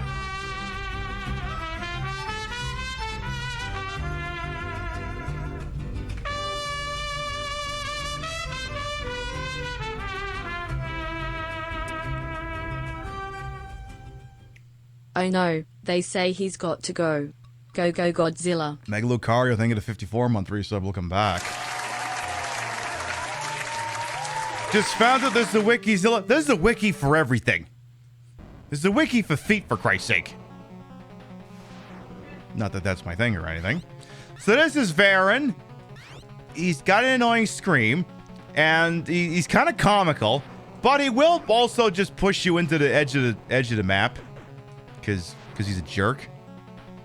He's a lizard that glides in the sky. Well, tell him to do that and stop reaching all the way over at me like this. He's not too bad. He's just kind of just tedious. They're generally usually a pushover. And, you know, going for the teabag. You do that. Is this the creepypasta version? No, this is the standard vanilla version. Still not as Gigan being a cheap SOB. I mean, without confirming or denying the roster of this game, I can confirm that Gigan is a cheap SOB, and we'll leave it at that. Excuse me. All right. Sir, I'm going to need you to sit down. Thank you. Get those flying tanks out of the sky. Pip, for the last time, those are UFOs. They're flying saucers. No, they're tanks. They got treads and everything. The bosses get wildly cheap later. I mean, they got to do something to keep this gameplay loop interesting, after all. They got to do something. Now, who would have thought that Godzilla could just punch out a volcano? Oh, again, watch out for that guy. Oop, see, took a few hits there, but nothing I couldn't tank too much. Again, the second you don't respect that, it kills you. This is so random, but you love the color scheme of this game. Again, Matty, cheap. Like, this is one of the few Nintendo games where I'm like... The graphics are a vibe. It very much tickles that late 80s... that late 80s sprite-based sci-fi game where it's like... where, you know, the color black is doing a lot of the heavy lifting, and then you get a couple other colors really flesh out the design. This is very easy on the eyes. Very easy on the eyes. Yeah, no kidding, Arthak. Yarp. We love forced artificial scarcity, don't we? No, we don't. So again, we're gonna get Godzilla all the way to the end, and then Mothra is... Well, Mothra's gonna try their darndest, but, you know, whatever happens, happens at that point. By the way, if any of you's watching over on the TikTok side of things, we are, of course, also live on twitch.tv. It is my main, but, you know, streaming on a TikTok is, you know, it's free advertising and it's fun. That being said, I will say that part of the banner where it says see more, I'm not kidding. You can see more of this outfit over on Twitch. Because, again, so the YouTube people, or the TikTok, or the Twitch people, you're seeing from here up. Or there's the TikTok people are seeing from here up. The Twitch people get to see the rest of the outfit. And, you know, it's a full drag look. I mean, I'm not hating on the drag artists who do it from the shoulders up, but I give you the whole outfit every freaking time. That's my shtick. Also, can I please get through here? Thank you. All right, so Godzilla's going to occupy the Martian headquarters real quick. And then we're going to have Mothra's going to try their darndest, but once you know it, they're just going to take a little bit of a dive. We had... So, hashtag not sponsored. Pluto has a Godzilla movie channel now, which is cool. Love that.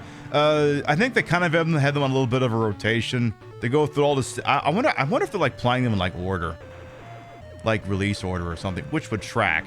But it just means that like it's now been 2 Saturday mornings in a row where they've had Godzilla versus Mothra on. I'm not exactly upset about that. It's a good movie. It's just. Maybe I should make a note that I can't watch it on the same day of the week. Otherwise, I might get the same movies. Maybe. Yeah, you get to see the whole Pibby Vision. So true, Vintage Vixen. All right. So, Mothra, baby, I love you, but I'm going to get you whacked. But it's okay. You'll be right back. Mothra's going to go to a nice farm on the next planet. So I'm just going to kind of get you in a spot where you get kind of stun locked to death here. I mean, stun locked onto... Look, it's like Dead by Daylight, okay? They never truly die, okay? Anastasia woke him on, and very futuristic Bobby. See, the thing is, I kind of figured for a sort of sci-fi-ish Godzilla show, I should at least look the part, so... As you know, the costuming in 1970s sci-fi is wild. Oh no, Mothra! Oh no! When will we see you again? 20 seconds later, as we make it to Jupiter. And would you look at that? There's Mothra. It's like nothing happened. Oh, first of all, new music.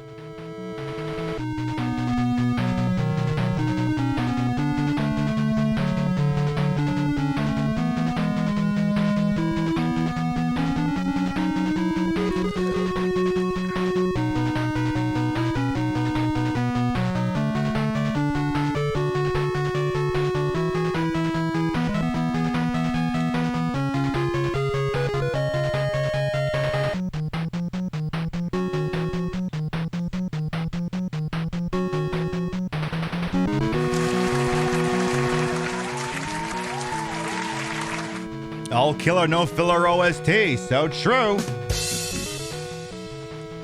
All right, we're going to copy down the next password because, as you can see, we already had to rely on one of those tonight. And it wasn't because I died or anything. It's because the game died. All right, so we got that ready for us here. BGK, BAM, ESY1, F9P, YQAX, FBA, KXT. All right, so everyone's like, wait a minute. Okay, so it's the new map. Who's the next kaijus? We have Godzilla. We have Mothra, who is back. We have Mogura. We have Varan. We have Gazora. And now, the Smog Monster Hedorah. Of Godzilla versus the Smog Monster, we have Hedorah. I always liked Hedorah's design. I thought Hedorah was cute. It's like, what if Godzilla was just a giant garbage bag? Now, wait a minute. So there's this one Pokemon in like Pokemon Black and White called Trubbish? That is 1,000,000% Hedorah, and you can't tell me it's not. Like, he's literally just a bunch, like, he's like Muck. He's literally a Pokemon. He's like, what if Trubbish and Muck got together and had a weird fusion? Do Pokemon bang and make different new Pokemon? How does that work? Can different Pokemon mate with each other? It's giving Ditto vibes, pretty much. Yeah, Trubbish is cute. So Jupiter, as you can see, the big planet up there as well, because we can't be fighting on Jupiter. Jupiter is a gas giant. There's no surface. That would just be ridiculous. So clearly we're on one of Jupiter's moons. Jupiter introduces these rather lush stages that, I don't know, they're lush and they're green and they have green stuff on them, I guess. You know, and they're fine. Your Muck's nickname is actually Hedorah. I think I did that once. I think if I would have last time I played Pokemon Blue, I think I actually named the entire party after kaiju. So I think I started out with Squirtle and named them Gamera, because, you know, Gamera is a giant friggin' turtle, and, you know, Squirtle turns into a Blastoise, so, you know, giant friggin' turtle. Then, let me think, what would have been some of the more obvious ones? I probably had, what is that flower that turns into this really weird demonic-looking flower? I probably named that one Biollante. Probably did that.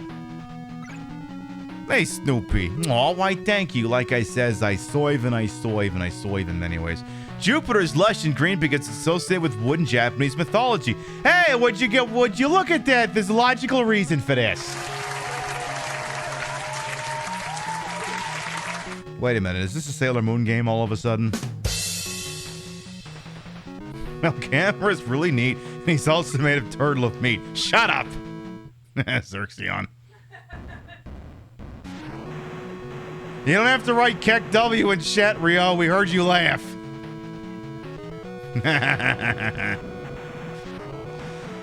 So then sometimes these lush stages also have tanks, so I guess I'll take care of the tanks. If you played Pokemon's, you would definitely name them after kaiju too. Right. Because, you know, it's like, oh, I mean, I guess I could keep calling him Blastoise, or I could just call him Gamera. Please go to Jupiter to get stupider. Jessica, nice. I haven't heard that one. I'm not familiar with that one. What other planets do I not know about? You don't go to Venus in this. You don't go to Venus or Mercury in this one, though. You only start from Earth and work your way outwards. So Venus and Mercury are off the hook. All right, we're gonna pop another one of these big space pimples here. Let's go ahead and hit it with the atomic breath and then go to town here. We found the happy spot and it's toast. Zilla says you better have named a lot of Pokemon in the last game after BattleBots contestants. That makes sense. Pluto, see, Pluto's in this. See, the weird thing, like I never actually had the instruction manual for this game, but I looked up a little bit of it. Apparently, like when you play this game, like the standard order of the planets is something like, okay, I forget, it's like what, Mercury, Venus, Earth, Mars, Jupiter, Saturn, Neptune, Uranus, Pluto. It's the other way around this. It's actually, because, you know, Neptune and Uranus and Pluto used to switch spaces occasionally. And what happened is, apparently the plot of this game is that because the two planets shifted order, as they do sometimes do naturally, that is what allowed the aliens who are accosting you in this game to come in or some shit like that. So here we have an option, because we have two of them here. We will fight the enemy. I can choose whether I want to fight Mogura or Gezora. So I'm choosing not to fight Mogura. I will fight Gezora. Not for any particular reason. I just figure I'll kill Gezora is usually an easy dub. I mean, there is some kaiju in this game that I kind of got to take it to a round 2. Generally, Gezora is not one of them. It's giving monster fucker energy, pretty much. But I don't know know about you, but back in my day, Pluto was a goddamn planet. I don't know what the hell happened where everyone's like, Pluto doesn't get to be a planet anymore, but I say, fuck that. Pluto is still a planet. That shit. $10 says that's what gets me auto-modded on TikTok later. You acknowledge that Pluto was a planet. We're banning you for 10 minutes. Just guessing here. Yeah, Pluto got taken down by the liberal media. Jessica, you're fitting in here perfectly. You're fitting in here famously. Oh, dadgum liberals took away our Pluto. What are they gonna take away next? Uranus? I mean Uranus? Anus? Yeah, just don't mention the French on TikTok. You mean I shouldn't mention that? Okay, I'll make sure I don't mention that. Just claim the Mothra killed its wife. Oh, okay, I'll go with that then. Yes, they'll make sure that I don't say that. Yeah, don't mention that. Okay, here comes the tricky enemy again. All right, debated. I think we're good. We're good. I think this section needs more sprites. I think the slowdown needs to get worse. Yeah, sometimes this game's a little bit ambitious with how much shit is on the screen. Just a smidge. By the way, can Godzilla jump over the stumps? Oh! Okay, today I learned. I didn't realize Godzilla could jump over the stumps. I guess I just never thought to try that until just now. There you go! After playing this game on and off for 30 years, apparently you can jump over the stumps. I mean, I guess I don't know why I didn't think to try that until now, but here we are. How many sprites is that Godzilla? 6 or 7? I mean, Gazar over here. I mean, the thing is, like, there's so many sprites involved, that's why there's no background in these fights. Because the game would probably just explode. Gazara, please stop pressing me against the wall like that. I'm not into you like that. I don't care how many tentacles you've got. Yeah, first it was Bluto, and then that guy who's got so many arrangements.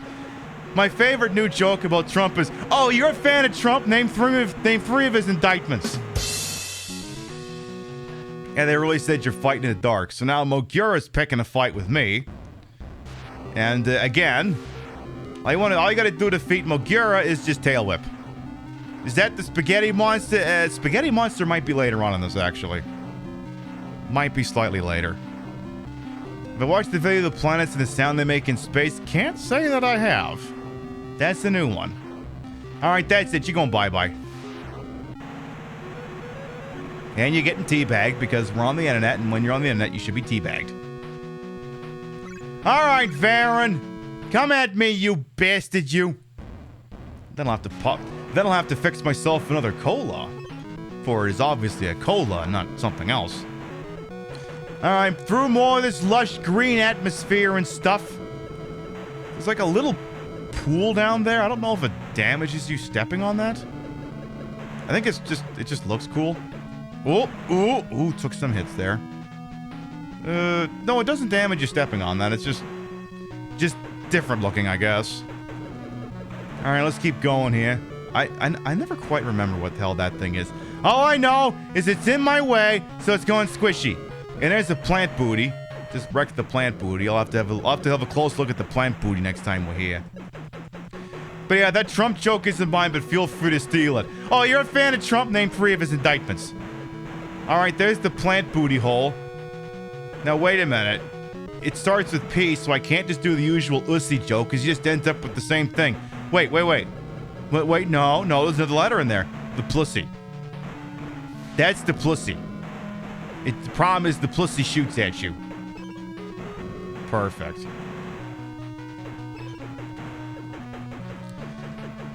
Showa era Godzilla's the only one that does martial arts. Yeah, the Showa era, apart from the earlier films, which were very dark in tone, the Showa era was, campy as all hell. Like, I know how much... now, the gays, we all love the camp, right? Well, it ain't much campier than 1970s Godzilla. The Godzilla... Oh, not this. So, Varen, later on, when his health bar gets bigger and bigger, it becomes tricky to one-round him. So, it hasn't come to this yet while we've been playing the game, but the matches have a time limit. and if it expires, the round ends. And then if you go back into it, I think the enemy gets some of their health replenished, but you don't, which is bullshit. But I think...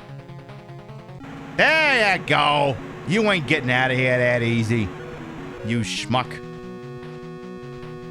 All right, Hedora. Do you want to do some or what? All right, Hedora. Let's step on... No, take the direct route, silly. You do that. One with the action tail slide. I feel like I've seen that one recently, but I don't know for sure. But yeah, I don't remember it. My Godzilla isn't as strong as some of my fandoms for other films. It is on the to-do list, though. I gotta watch more Godzilla. See, the fun thing about watching Godzilla, especially when it's subbed and not dubbed, is who cares if the acting is bad? It's in Japanese. I don't know what bad Japanese acting sounds like. I'm just mesmerized because it's such a beautiful language. It doesn't sound boorish like all the words coming out of my mouth. All right, Hedora. I used to think back when I'd only ever played this game that like he was wearing like a hood and the red thing was like this weird looking face. That's actually his eyeball. He's kind of cute. He's a lot cuter in the Game Boy version, though. But then everything is cuter in the Game Boy game. So I'm just gonna kind of wail on you here. This could stop at any second. This is going well. Maybe he doesn't like being punched in the face. Maybe that's just his thing. All right. Well, okay. Well. You thought Godzilla 98 was an LGBT icon, spends the movie getting misgendered and destroys New York for it. Okay, that movie is suddenly redeemed. You know, when you put it like that, when you explain it like that, true. Shin Godzilla's the more OP. Looks like he's yeah, Shin Godzilla or whatever they call it, Godzilla something. Ooh, that shouldn't have worked. I've only seen bits and pieces of Shin Godzilla, funnily enough, on TikTok. TikTok, where we won't let you make disparaging comments about Europeans, but you can watch entire film clips of Game of Thrones and major Hollywood releases. But yeah, I actually hadn't... That's actually where I've seen some clips of Shin Godzilla. And I wasn't sure what the heck I was watching initially, because the start of the movie, when he turns up, he's kind of goofy looking. Like, his eyeballs don't look right, and he's writhing on the ground. You know, when the design is finalized, though, it's pretty sinister looking. But I feel like the start of it, see, I kind of felt like when that movie started, the background music that should have been playing should have been whatever it was. It should have been this. And he's just writhing around, just smashing his face into the ground, doesn't even have any freaking arms. Should have been using this music.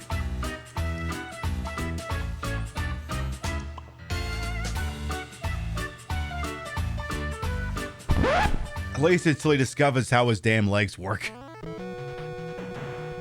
Yeah, he evolves over time like a Pokemon, exactly. You had to do the dubbed version of that because there was too much. Yeah, there was an awful lot of talk. I think the point of that movie is, the message of that movie was more about an over-encumbered bureaucracy that was slow to respond to the crisis. And I'm sure there's no parallels in human history about a bloated bureaucracy getting in the way of responding to a disaster. I'm sure there's no examples of that in the last 3 years of human existence at all. Definitely not. Couldn't possibly have been any examples of that. All right, Godzilla, you're gonna go occupy the headquarters here. You're gonna do that. And then I think before we take the final zone here, we might take a BRB so I can get myself another soda. For is again definitely a soda. There's a bunch of TikToks comparing footage 311, the day the earthquake precipitated the Fukushima reactor meltdowns of things in a Shin Godzilla movie. Yeah, there's definitely some of that in there. Well, I mean, the other thing too is because the Legendary Pictures movie is, you know, the inspiration to Fukushima couldn't be more obvious if they had literally just named it Fukushima. So, ooh, okay. Once again, deked and dunked that guy out of existence here. I'm gonna point this out again just to the folks who got here later. I have these cute little chibi Godzillas here from the 2014 film. There's this one here who's like, "Hi, I'm a Godzilla and I'm screaming at you." I used to have him on my desk at work. Then I found out this guy was worth a shitload of money, so I'm like, maybe I won't do that. Maybe I'll just have him at home so he doesn't get pinched by the janitor or something. Cute little bastard, isn't he? You're a film student. If you need an editor or some help, let me know. You never know. I have a piece of work on the internet, but thank you very much for popping on in. We'll see you next time. Mwah. Anyway, let's finish kicking some ass. Alice of Reptar from, I have a Reptar Beanie Baby from, Rugrats back there. But the problem is because he's the correct shade of green, he literally just looks like he's wearing a cloaking device or something. Or that he's just, all you would see is the backdrop. Yeah, let's go, Godzilla Gaming. Damn right, Draconis, welcome on in. Alright, so we're gonna get Mothra to take a big L here, because, like I said, we're putting all the eggs in a Godzilla basket. Hey, the Goof as well, welcome on in. The Godzilla game you talked about, the vid reviewed so bad when it came out, surprised it was worth so much now. Yeah, by the way, we're taking an L here intentionally. This is basically a death warp, what we're doing here. So, don't be worried about this. This is a death warp. Yeah, that 2014, the Godzilla game for PS4, which I need to make a habit of playing that game, when I'm not live on the internet. Because it is like a simplistic gameplay loop that I really like. And the thing is, like, a lot of people called it a glorified PS2 game. And I look at that and I go, I think that's a compliment. Like, what is that tweet? I want bad-looking games made that take less time and by people who are paid more, and I'm not even kidding. And that's the game that kind of feels like that, because it is basically just a gussied up Dreamcast game, to be honest. Like, that's basically exactly what it is. Just a very nice Dreamcast game. And yeah, it went up in price because it went out of print, so you can't even buy digitally anymore, and you know how that stuff is. When you can't buy a thing anymore, it becomes hipster bait. For, hipsters like me. Alright, so I gotta decide, do I want another Coke? As though we're going to take a little BRB, just so I can have myself a Coke here. What I'm going to do, normally I put up like a BRB clip comp on the Twitch side of things. TikTok wouldn't see shit. What I'm going to do instead is, since this music's kind of a banger, what if I just left the music running? I'll be back in 2 minutes. I'm just going to crank this shit up.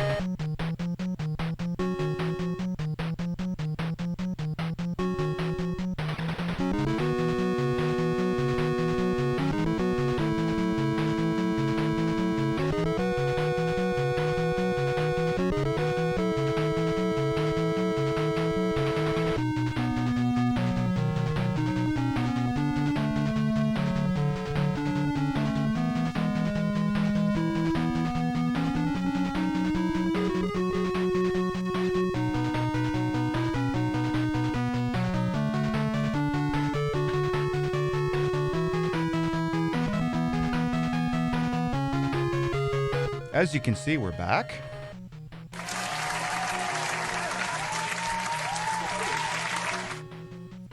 It's a good song. Not too shabby. All right. Yeah, I got myself another sody pop, for it is a sody pop. And we're going to keep going here.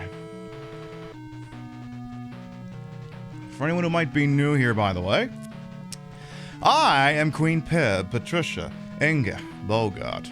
You may also call me Trish. Retro variety drag queen streamer, the queen of the ways of the old. Your time on this channel, this fat-lipped, fat-hipped, fat-boobied, fat-bootied channel is well wasted. Welcome on in. I put the broad in broadcaster, the whole and wholesome of the I'm the queen of contradictions, diction, and dick. And though these breasts may be fake, the retro is real. That's the real Nintendo, hooked up in a real dumbest manner to make it look as bad as it used to. Sody pop must be southern. Yeah, I just like to call it that because like Bugs Bunny and shit like that. I'm technically Canadian, but I just sound like I'm in Secaucus, New Jersey, so we just go with that. So now, new planet is about to drop. Chat, can you guess what the next planet might be? I mean, we're on Jupiter. What could the next planet be? Could it be Uranus? Could it be Minus? No, it's probably not that. You love the commitment to retro? Damn right we do, Luna. Kepler 146b? Yeah, no, it's LV 426. It's totally Hadley's Hope. That's where we're going. Planet X? Okay, sure. Next field, we find ourselves on Saturn.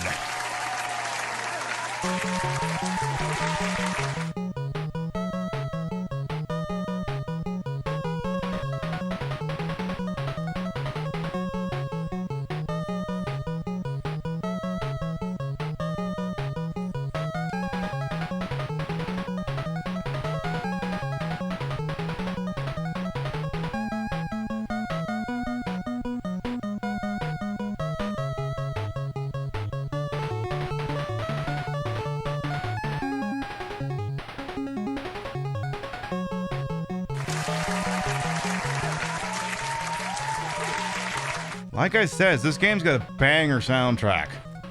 No, it's not Bajer, it's not Palace, it's not my mom, and it's not Wolf 359. It is none of those things. This is a moon of Saturn. So once again, we got a Godzilla, we got a Mothra. You can already see from here, we've got Gizor and Mogura. We've got Varen. There's Hedora. Who's gonna be the new addition here? Who's it gonna be? Who's that Pokemon? It's Baragon! Baragon is actually one of the ones that Mothra can take in a fight. But only because Baragon is glued to the floor. So all Mothra has to do is dive bomb his ass. Alright. But again, we're gonna main Godzilla. Godzilla's the bestie, so off we go. Baragon, is that a subset of Polygon? Yes. As long as there are no further questions. And as you can see, that's Saturn up in the distance because, again, Saturn is a gas giant. You couldn't land on a damn thing. So, again, we're on a moon of Saturn. Like, I don't know, what's the name of a moon of Saturn? Is it a car dealership? Remember in the 90s when everything was called Saturn? The Sega Saturn, the offshoot of GM. Part of me almost wants to call... What's that four-door Saturn sedan you see all these days being driven by millennials? Like, I basically just consider that the official car of the millennials. Perry Saturn? It's not Perry Saturn! You know the one I mean, though. You know what the hell I mean. Nope, this music has no business going this hard. Right, Godzilla for the NES, no skips, all bangers. The Saturn SL1, yeah, there you go. I think my great grandmother drove one of those. That's like the official car of the millennial. We'll fight the enemy. We will fight Gizora. What I might do, just for funsies, is I might see if we can get Mothra to fight Baragon. Might actually leave Mothra alive long enough to make that happen. 236,000 miles on it? Hey, that's a reliable automobile. Remember when you could buy affordable cars? Remember that? Those were the days.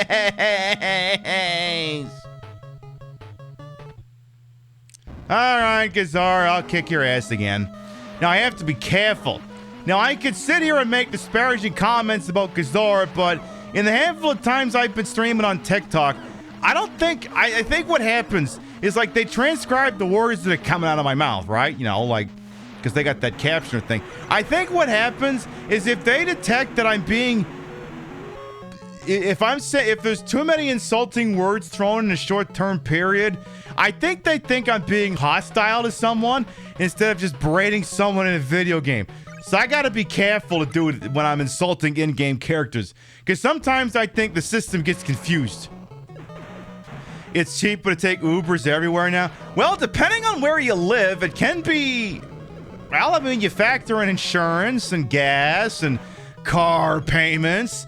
And, you know, like, if you live in a city where, you know, it's easy to get to the places where you get, like, your food and stuff, there can be something to that.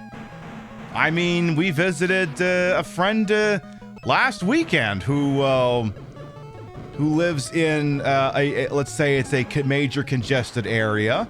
And I do not, if they had an automobile, they didn't tell me about it.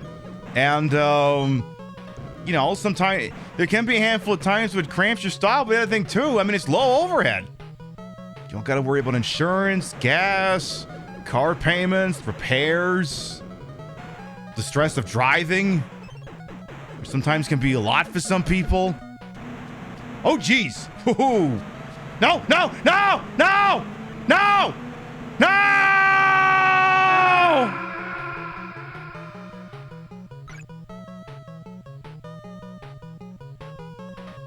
I look away for 1 fucking second. It's like I said, the minute you don't respect that enemy, it kills you.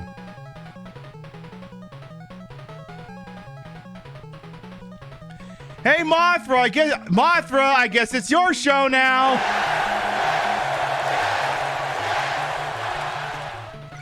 All right, Mothra, time to prove me wrong. This is now the Mothra show. Because I forgot to take I did not write down the Saturn password. I forgot to do that. Go figure, the one time I forget to do that. All right. I'm not holding my breath here. But we'll see what happens. We'll see. Yeah, everything's coming up Mothra, it seems. Yep. It's been a while since I think I've taken a big dub like that. Or big L, I should say. I mean, Mothra would argue it was a dub, but, you know, whatever. Okay, again, I'm going to set measured expectations. And again, Mothra, if there was ever a time for you to shine, it's now. So, you better score. You better get some half-decent dubs here. All right. I mean, again, Mothra's really good at the stages. The actual kaiju fights, your mileage may vary. See in store for details. That sort of thing. Oy vey. Regularly getting your car washed, the winter flows somewhere they salt the roads. Yeah, that shit's expensive too. Definitely. It's called the Rust Belt for a reason. All right, well, let's see if you can kill Mogura. This could be over real quick. So if we could just get him into the corner and then maybe we could dive bomb him.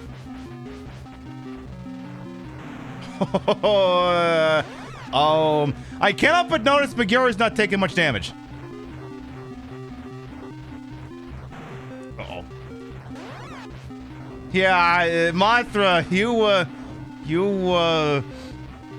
I mean, we've damaged him more than he's damaged us, but, have I found the happy spot on Megura where he can't hit me? Nope, I did not do that. Okay, well, like I said, this is usually why we don't bother with... This is why we usually don't bother with Mothra. Yeah, level 1 Mothra's not doing any damage, who would have thought? See, I don't know if level 2 Mothra could do more damage than that. But, I mean, like I said, we'll try. I mean, trying is free. We'll try here. Just, you know, just keep spamming the attack button. Because God knows I can't get the dive bomb to work reliably. So I'll just... Now, I do hear that there is a happy spot where if you fight a certain guy later on and you position Mothra just right, all their projectiles miss. You mained Mothra when you played this? How? How? How could you do that? Literally, how? All right, let's try it again. Okay, here we go again. Those things better get stronger. You're used to positioning Mothra just right. Oh, not this. Hey, stop shooting me! Does the game only start off with 2 monsters? Correct. You can only control 2 monsters, 2 kaiju. You only ever get Godzilla and Mothra. Ooh, uh-oh, Mogura's fighting back. Stop it! Stop shooting me! Okay, ooh. Come on, come on. No, no, no, no, no, no, no, no. Bad. Bad Nani Mogura! Bad! Bad Nani! Alright, and that's gonna move Hedora up. Uh-oh. If I had a sweat emote, this would be the time for it. Problem is, Mogura, I think, got some of her health back. I didn't! Uh-oh. Uh-oh.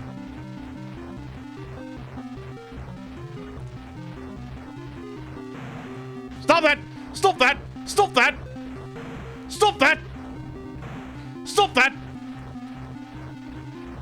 Uh-oh, uh-oh. I think we're going down!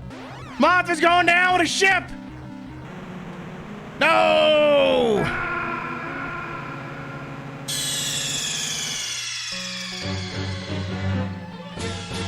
Mothra!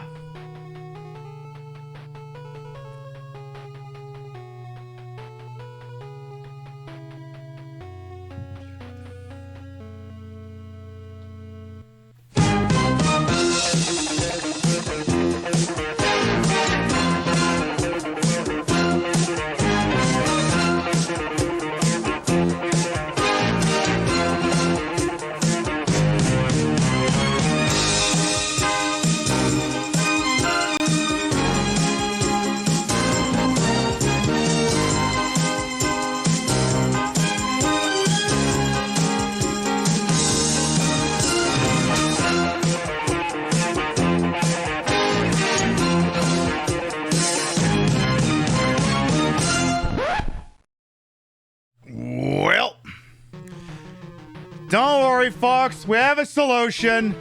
It's real simple. What planet were we on? Saturn?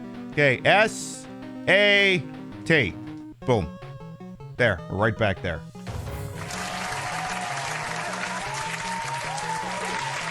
With a slight catch.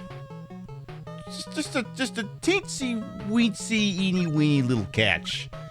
A certain Godzilla is now level 1 size catch. It's okay, I'll make it work. I've done this before. We didn't need the code. Well, we didn't need the code if we didn't mind losing all of our XP progress. If that's not a concern, then no, you don't need the code. Okay, so the deal is, any planet in the game, save for the last one, if you just type in the first 3 letters of the planet name, it'll warp you there. But both monsters will begin at level 1. It's okay. Look, Godzilla is ridiculously overpowered. This can work. I'm actually not worried about this. If it was a later planet, maybe I'd be a little bit worried, but this is fine. We'll be just fine. Level 1 Godzilla can do, like, most of the stages. Except maybe the last one. This is fine. Godzilla will level up fast. Again, because he's the only one we're using as well. That's also a big factor in this. Like I said, with that one particular enemy that took me down, the second you don't respect that enemy, it kills you. And look what happened. I didn't respect the enemy. It killed me. All right, Godzilla. Godzilla, you couldn't kill a mood. Is that my next battle call? You couldn't kill a mood.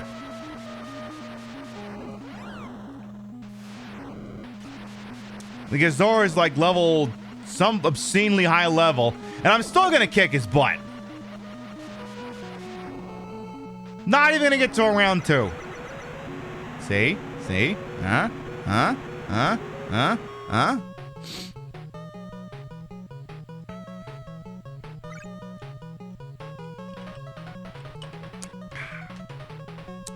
All right. Let's go ahead and get ourselves towards some others.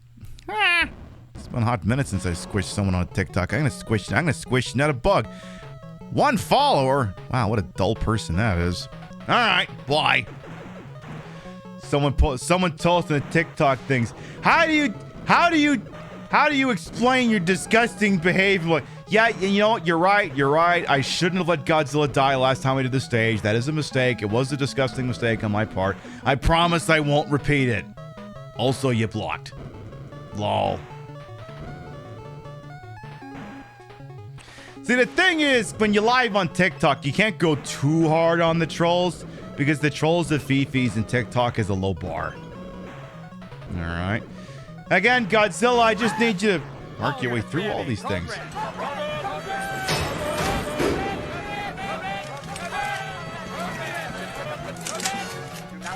Marcos and Raiders, hello, welcome on in. Welcome on in, Marcos and Raiders. I am Queen Pib, Patricia Bogart. You may also call me Trish, retro variety drag queen streamer, the queen of the ways of the old. Get time on this channel. This fat-lipped, fat-head, fat-boobied, fat-booty channel is well-wasted. Welcome on in. We are playing Godzilla for the Nintendo. We've made it to the planet Saturn, and I totally didn't take an L 5 minutes ago and had to reload using a password with Godzilla at level 1. Totally not a thing that happened. Definitely not. What was you up to over there? What was you playing? We know you got a lot of raid targets out there on Twitch. We're always thankful anyone chooses to spend time with little old me. Thank you so much for coming on by with your folks. One thing I do, and this will be more important for the TikTok side of things. Ooh, Mogura's taking a run at Mothra. I might have to go for an intercept. Hey, nobody kills Mothra but me. You get back here. Where the hell do you think you're going? We're playing Godzilla Monster of Monsters for the Nintendo, a kind of a fun little sort of beat-em-up game with nice graphics, great music, and a halfway decent little gameplay loop. That is if I can blow up this giant pimple, and I did. All right, Varen could be tricky. Just because sometimes Varen likes to push you against the wall here. But if we play our cards right, just kind of tail whip him a little bit here. Careful. Just keep doing that. You're not even in a Godzilla movie, Varen. What are you doing here? Was Megalon not available? What happened? I bet you this is gonna go to a round 2. Pretty sure we're not gonna get this one in one go. Well, hang on now. Maybe. Oh, come on. I just had to sneeze on him once and he'd have been toast. Come on. Anyway, this will be more pertinent information for the people on the TikTok side of things. My rule is that my TikTok's feeds will usually end at about 11 o'clock Eastern, 8 p.m. Pacific. And then anyone still watching at that point who wants to continue has to go on over to Twitch. Just because, you know, when you have a nice, long, successful TikTok stream, I figure don't let it last forever. lest the system do something stupid. So at that point, if you wish to continue watching, you know, make your way over to Twitch side of things. And if not, it's been a pleasure and honor to have you here all the same. We know you got a lot of places to hang your hat on a Saturday night on both the TikTok and at Twitch. And we're always thankful anyone chooses to spend any amount of time with little old me. Again, this is Mogura. He may seem imposing with his big health bar, but again, all you gotta do is just tail whip him and he literally stun locks. He can't do a damn thing. And once Godzilla's super sneeze is up, we're gonna chew on him all over again, like right about now. See? And bye! And as you can see, Godzilla's already up to level 4. Love that. Now then, Varen, you and me got unfinished business, you schmuck. Get your butt back over here. Oh, you didn't get all your health back. Huh. Fancy that. Hey, Varen, how'd you like to... So, Varen, here's the deal, right? Varen, you see that dung beetle over in the corner? That I'm just imagining is in the corner of this room, even though he's not really there. You see that dung beetle? You see how he's eating shit? I think you can learn a lot from his example. Alright, let's go kick Hedorah's butt now. There is not an actual dung beetle in my home. I mean, I couldn't steal... I mean, even if there was, I couldn't steal over these monitors. I got 3 of the damn things here. I'm extra... I don't do 3... Actually, technically it's 4 monitors and a laptop screen. I'm super extra. I'm not like most streamers who get on with just a dual monitor setup. No, I'm quad. I got quad monitors, baby. I'll point them out. I mean, not that you'll be able to see them, but I can point them out once I pop this pimple over here. Be popped. Oh, come on. This thing better not kill me. This thing, I swear to God, this thing better not kill me. I'm getting a little concerned here. Okay, but this thing needs to die.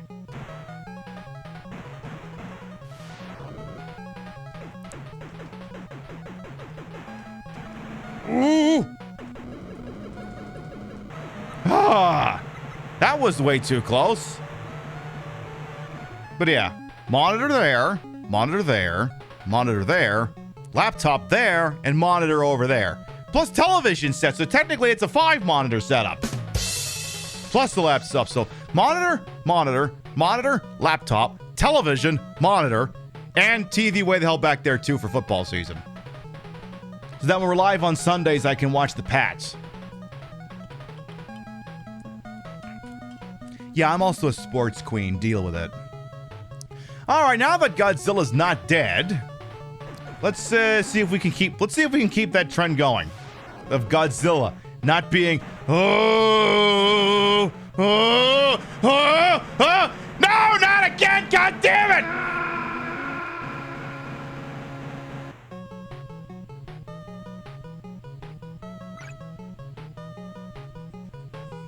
The fuck do I do with you now?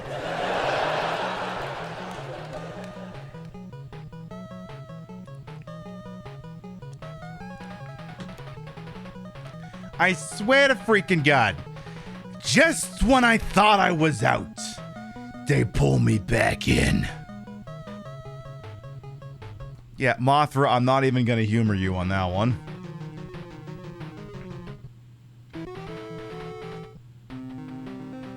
Back to Saturn.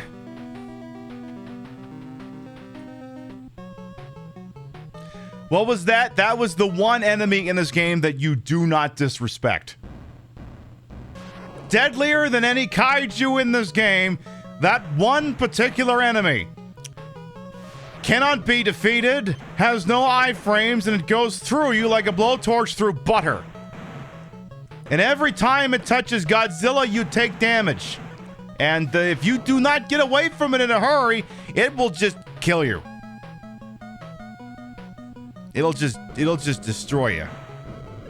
So, it'll destroy you. Not like that destroyer guy, that's someone completely different, but again, I love when it's the stage that kills me and not the other freaking kaiju. Like, what a time to be alive. Yeah, not enough respect was paid. Yep. I tried to debate past it. I should have known better. Hey, Vic, by the way, welcome on in. Hope you're doing all right over there. Hope, we caught a bit of Kira's baking stream, and I gotta, boy, folks get, I mean, look, I play video games on the internet, and sometimes those attract polarizing opinions. I never thought someone baking a cake could attract such weird backseaters. All she was doing was baking a goddamn cake, and it was like, actually, yes, well, actually, I just, oy vey. Well, I mean, you know, that's sexism. I'm sorry, sexiest. Not sexism, sexiest. Yes, hello. Never mind. I keep forgetting that whenever I greet someone anyone who shares our communities, I'm supposed to say hello. All right, Gazora, you gotta go down. Gazora, you're not Gamera, you gotta go down. I'm gonna make some calamari out of your butt. Uh-oh. Match may be about to end. There we go. Beautiful. You think you gained weight watching that? Yeah, I think we all did. Look delicious, though. Do anything as a woman on the internet and morons will offer their opinion without invitation? Yeah. I mean, Kira and I and Rio, we had a couple discussions about that when we weren't live. And, because, you know, as a femme-presenting individual on the internet who is also AFAB, I mean, you know, she's, you know, easy on the eyes. You know, this is show business after all. Men will fall all over themselves to offer unsolicited advice. I don't get that nearly as much. Because usually, now here's the thing, like it's like anything else. You scratch a misogynist, so many other things happen. You get a transphobe, you get a homophobe, blah blah blah. Usually, you got one of these things, so many other things will run in tandem with it. Now, I don't usually get the kind of misogyny and backsuiting that other people do, but that's usually because they'll skip the standard issue misogyny and just go right into the homophobia, the transphobia, blah blah blah. They'll usually skip that part and go right there. So I don't normally get the anti-feminist type of rhetoric. They just go right for the bonus points. Because, I mean, I guess that'd be the most affirming thing. Like, someone comes in here, and then they just act like a drooling person who just backseats everything. I'm doing, oh my god, I hate you, and also I love you at the same time. You know, that sort of thing. Because, yeah, I will deal with things that she doesn't have to deal with, and then she'll deal with things I don't have to deal with. That's show business for you, baby. Can we get a shout out for Kira, actually? Not just because in this time slot last week I was dancing my brains out in a freaking kitchen, but she was also doing some very lovely cooking shows today. Check her out, please, and thank you. All right, can we get through this thing without it killing me again? Please, please, please, please, please. Okay, that went a lot better. One of the most unoriginal trolls, too. Yeah, that, too. They're all usually like, I mean, you know, some of the ones, I mean, there's usually crossover between the misogyny and the homophobia about you need Jesus.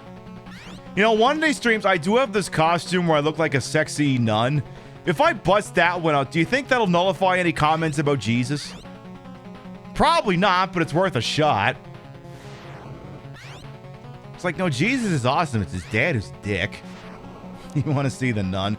Yeah, maybe there'll be an excuse for that. So, I mean, hey, October's coming, and hey, we do have that costume fun down there. We hit the first terminus on it. Means I'm going to be getting some new outfits. All right, so the Varen match is going to go a second round.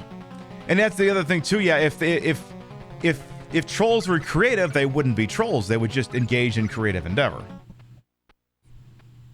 Yeah, there's always a good one. That's a dude. It's like, hi.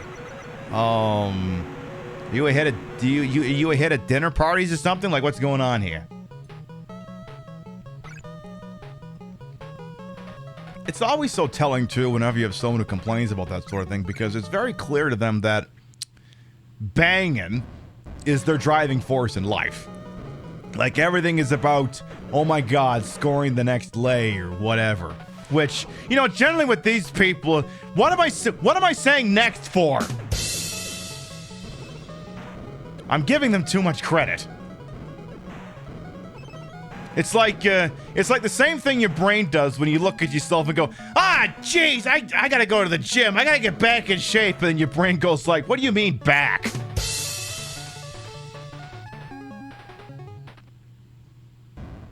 And excuse me while I sneeze on Mogira some more here. Where it's just like, okay, yeah, were you expecting...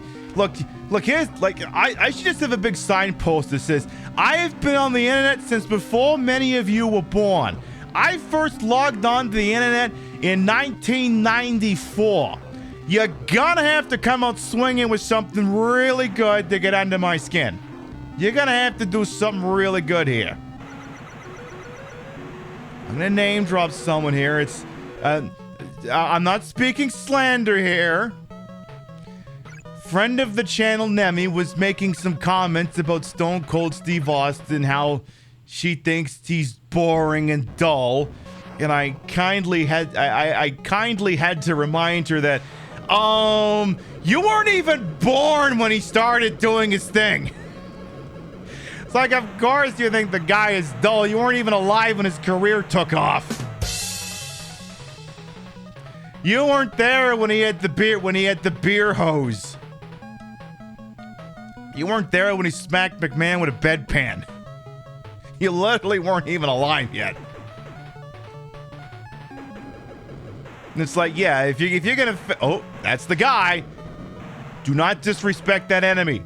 There, he's gone. It's like, let's not have history repeat itself here. The second you don't respect that enemy, it kills you. What about the Kurt Angle Milkos? Yeah, shit like that. So... Iconic internet queen, exactly. Yeah, the bedpan is still the bed. Yes, just old dung. But suffice to say, I've been on the internet a very long time. So you're gonna have to do something really wild to get under me skin. All right, so I'm gonna punch Hidora in the face. Hidora is cute, but you know, Hidora's got to get punched in the face over here. Yes, again, good time was had by all. Very true, Vic. And again, we will hang out with her again sometime. And, you know, maybe sometimes she also comes to Pibbyland. Who knows? That could be a thing that happens. You know, Kira's a sweetheart. She's a wonderful person. It was an absolute pleasure to be around. Like, she's actually the first first of all. Hey, yo. Vic the Victim. Thank you for everything except the Trinetta. Thank you. Hey, Baragon's turn. So, Baragon makes a very annoying scream, and when that happens, I'm going to let it play just a few times, just for informational purposes here.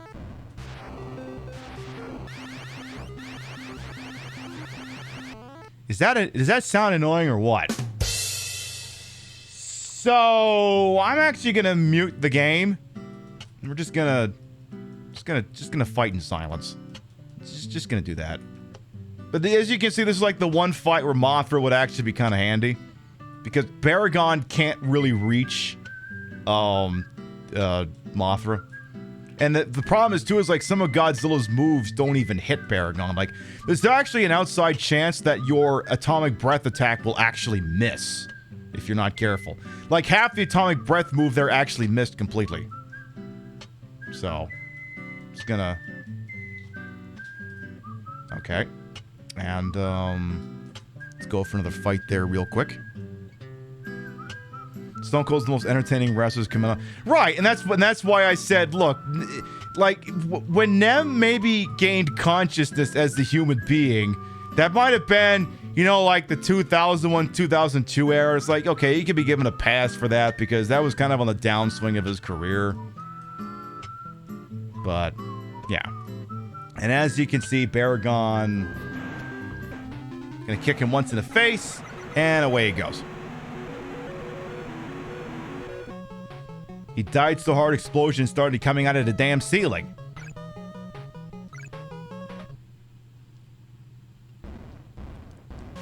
Kira is actually the first person, other than my parents, to see me in the wild in full drag since early 2020. So I hope she enjoyed it, because she's the first person to wait my parents to see it in a long time. They didn't see it through a television screen. So again, as you saw, I dodged that enemy again, because again, the second you don't respect that enemy, you gotta do the whole friggin' stage again. So we will treat that one with respect. I'll be more mindful of where I am on the screen at any given moment. I will also pause the game so I can refill my beverage. Stone Cold was the last of the wrestling can be my only job era. Right. Yeah. Exactly. Because like everyone else has to have like mainstream appeal. You gotta be able to excel in other things too. Well, that was like where the point where WWE, and I don't watch it anymore, so you know whatever happens over there happens. Where the focus kind of shifted away from being centered on the wrestlers and just being centered on the promotion itself. So, speaking of which, we do have to do a WWF No Mercy Saturday nights at some point. We'll have to do that again. It's been a hot minute since we've done one of those. Sometime down the line. But yeah, love Kira. She's amazing. Consider her an honest-to-goodness true friend. And, you know, it's the first. I mean, it's not just the first time, you know, that someone other than my parents saw me in drag in the last 3 years. It's like the first time I really bothered to sit down and meet someone on Twitch. You know, it was nice. You know, to meet an equal. Oh god. Ooh, okay, took a little hit there, but we're good. We're good. Apropos of nothing, we will also be at TwitchCon, so, you know, if you're attending TwitchCon, you know, maybe you'll be able to snap a selfie with me or whatever. I mean, that outfit that's in the pimp dance, I mean, that's a lock for TwitchCon. That is a very breathable, full-service outfit. Because, you know, some of my outfits... Look, you may not know this about me, chat, but not all my outfits look great from the back. You can see some of the rougher edges of drag. But the outfit in Pimp Dance? Oh no, that one looks great at all angles. So that one's a lock to go to Vegas. Absolutely. I just may not wear it with the heels because I will die. Look, I wore heels for the first day at TwitchCon 2019. I did not wear heels for the second and third day. You know why I didn't wear heels for the second and third day? Because my feet were dying. Okay, careful. Deacon dunk. Again, you see that enemy, jump, wait for it to go with you, and then run underneath it. That's basically the only hope you've got. Tanking it is just not a logistical option. Doesn't matter how big and beautiful your health bar is. That thing is like, literally, that enemy comes up to you and says, "That's a nice full health bar you've got. Show it to someone who gives a damn." And then just gone. Yeah, the dogs are barking, exactly. I'm thinking about doing a cami outfit for one of the days at TwitchCon. Because I've already basically got a cami bodysuit. It's actually really nice because it's got a zipper that goes like all the way down to France, you know? Down the front. And then I just need the accessories to go with it, and then boom, cami outfit. Careful. Okay. There, cleared that one too. Cami's just a tricky outfit to do on Twitch because, you know, well, on stream because, you know, green outfit. And I don't use a blue screen anymore. And if there's one thing that's kind of tricky, like I'm using the TikTok studio to broadcast to TikTok, and it's a forked version of OBS, and it's very, let's call it simplistic. Yeah, that's a lot of Super X's. The ship that's frigging with me right now. TikTok Live Studio is a forked version of OBS, and it's very simplistic. Like, it doesn't really tweak much. Like, I can't even tinker with so over on the Twitch side of things, like, the gameplay you're seeing on Twitch, the screen has been brightened and I've oversaturated the hell out of it. But I can't do that on TikTok. It's at the default brightness of the card, and that's it. Like, I don't have the option to actually tinker with it. And, I can't really tinker. I think I can dither a little bit with fine-tuning the green screen on TikTok, but it's not much. Whereas I have more control of that over on the Twitch side of things. Now it'd all be solved if they, gave me a freaking stream key, but then you gotta know someone, and I don't know if you know this thing about me, chat, but I don't know a lot of people. Oh God. Enemies keep trying to bonk me back into the super killer. I don't even have a name for that enemy. I'm just gonna call it the... What should we call that enemy? The one that just kills you. You know what? I'm calling him Frankie. Hey, Frankie! Hey, Frankie, could you try not killing me this time, Frankie? Frankie! The game ender? No, not that. Death Incarnate? No, I'm calling him Frankie. I'm naming him after the Xenomorph from our playthrough Alien Isolation. It's Frankie. Hey, Frankie! You want to maybe not kill me this time? Alright, now, again, this is going to be a death warp here. This is going to be a planned death warp. Mothra's going to take the first L possible. So as soon as I can find something that kills Mothra a little faster than that. Well, that didn't work. Okay, how about this thing? Can this thing kill me? Maybe. Yeah, I should be able to. Yeah, that should be able to give me a big old L. Beautiful. Again, this is a planned death warp. Oh, you're not actually supposed to let me get past you, you idiot. Like you're supposed to defeat me. You're supposed to Ralph Nay to me, as it were. Okay, this week, come on. Look, I got a Grand Theft Auto 4 short. I got a Grand Theft Auto 4 short of me. Is this character going to be defeated by then? Thank you. Again, this is a planned L. It's okay. Mothra's fine. Mothra just went to a nice farm on the next planet. At Uranus.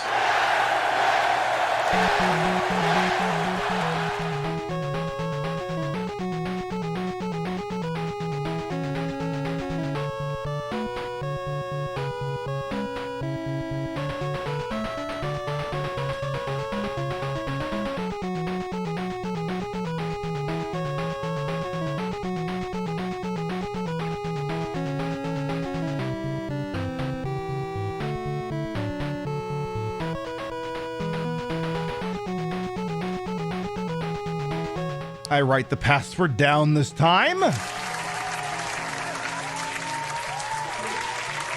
I sure did. Exactly, party at Uranus. Now, the good news about Uranus is it's really small. As you can see, there is a very certain Uranus-type shape to this. There's actually a... I don't think you can occupy that. I think that's just a hole.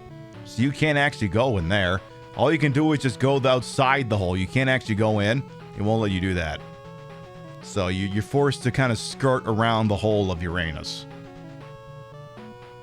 This is not a planned bit. I'm only coming up with this myself. So as you can see, it's a very small stage. Here's the problem. Okay, here's the problem. Gizora's not the problem. Mogura's not the problem. Varen's not the problem. Hedora's not the problem. Baragon's not the problem. Gigan is the problem.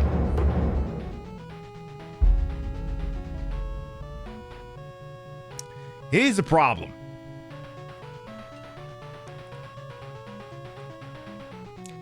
If the mood strikes Gigan right, he'll just kill you. Gigan is the problem. First introduced in the film Godzilla vs. Gigan, Gigan, who is kind of shaped like a chicken, has a giant buzz saw on his chest. And he's not afraid to use it. What he'll do is he'll ratchet the thing up, press you against the wall, and if you're not lucky, he'll just stay there and you'll be dead. So that's why you use the password. Gigan, that's the name you're looking to give to your newborn daughter. Please don't disaster capitalism. Please don't. Then I will be sitting here for the future of the show berating your child. Please don't do that. That's your kink, the buzzsaw pressed against the wall, or is it just the pressed against your wall part? Hopefully it's just that. Yeah, it was the first kaiju to make Godzilla bleed, exactly. Alright, now then. Alright, Hedora. You're kind of a pushover if I play my cards right, so I'm just gonna punch you in the face. Okay, stop fighting back. You're supposed to just let me do this. Oh, the buzzsaw? Oh, yeah, of course. Yes, definitely. Okay, still doing quite good here. Yeah, this punch is going really well. All right, do you sneeze? All right, keep going to town over here. All right, and with that, Hedora, just... Okay, fine. You want to be a jerk? I'll tail whip you then. How did I freaking learn you? There you go. Sit down. Get out of here. And the beauty of it is since you're already up there, it's not like they have to travel far. Hey, Gazor, remember when my health bar was smaller than yours? My, how the turntables have turntabled. I'm going to sneeze on you again. See, because now my power bar is nice and big, it doesn't necessarily have to refill completely for him to do the atomic breath again. And, bye. Let's do some fried calamari. Hell yeah. No, we did not teabag back in the day, but damn it, we're doing it now. All right, Farron, I'll kick your butt next. Plus, he was the only one that came up with King Ghidorah and Megalon. Yeah. Because that was the thing, like, a lot of those movies would start reusing footage. So they'd reuse footage of King Ghidorah. They'd reuse footage of Gigan. Like, some of the monsters would occasionally show up as allies. Gigan, very decidedly not one of them.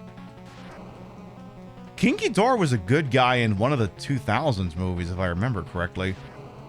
I think he was in one of those, which is weird, but I'm not exactly against it. Hey, I don't mind a face turn every now and then.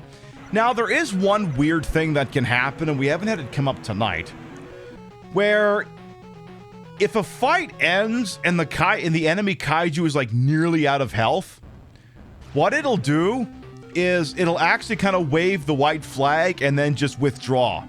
It'll just remove itself from the battlefield, which sucks because then you don't get credit for the kill. So there can be a handful of times where it's like, maybe lay off if you don't think you're going to be able to finish the fight. So this, however, Mogura ain't going to make it to round 2. In fact, all you need is Joe Rogan screaming. All right, who wants to go next? How do I want to play this? I'm actually going to stay right here. I'm going to force one of them to move. Oh, okay. Here we go. Oh. Baragon wants to do Mothra. All right, let's go.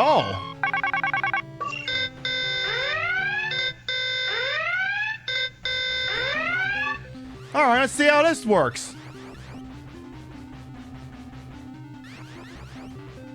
Okay, it turns out not very well, because apparently, even though Baragon can't really reach Mothra, it seems that even if he presses to the edge of the screen, somehow that still damages Mothra.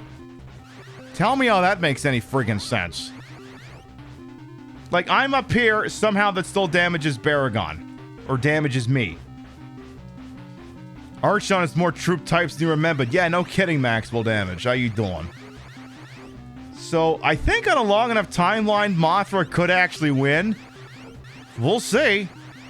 I'll let the two of them keep going at it. Uh-oh. No. Gigan's like, I want Mothra. And I'm like, no. Your quarrel, good sir, is with me. You are not going after Mothra. I will take you down myself, you chicken leg. Again, I gotta be careful insulting these kaiju while I'm live on TikTok.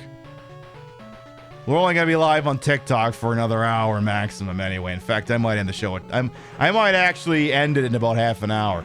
And then I'll really give these kaiju a piece of my freaking mind. By the way, our next scheduled broadcast, I will state this just for posterity, is tomorrow, 1 p.m. Eastern, 10 a.m. Pacific. The continuing adventures of Nico Bellic in Grand Theft Auto 4, and I think he needs to go on some more dates. I think he needs to date that law chick, who definitely doesn't come with her own weird oddities where she stalks the hell out of Nico and fucks with him if he dates other women. All right, Gigan, here we go. It seems rather pedestrian early on, but don't let it fool you. Because there's the buzzsaw. There's the buzzsaw. Ooh, okay, he withdrew it. But if the mood strikes him right, he'll just press you up against the back wall. However, these punches seem to be working quite well. Oh, wow, that was about as beautiful a Gigan fight as you could ever ask for. That was perfect. Okay, Baragon got all his health back. What the hell? Hey! How am I supposed to be able to best this guy if he gets all his freaking health back?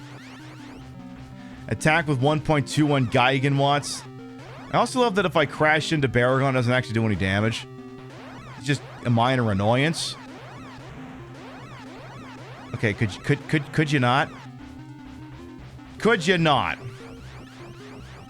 Yeah, I think Godzilla's gonna have to go down there and kick his butt. I love how I used all of his dive bomb.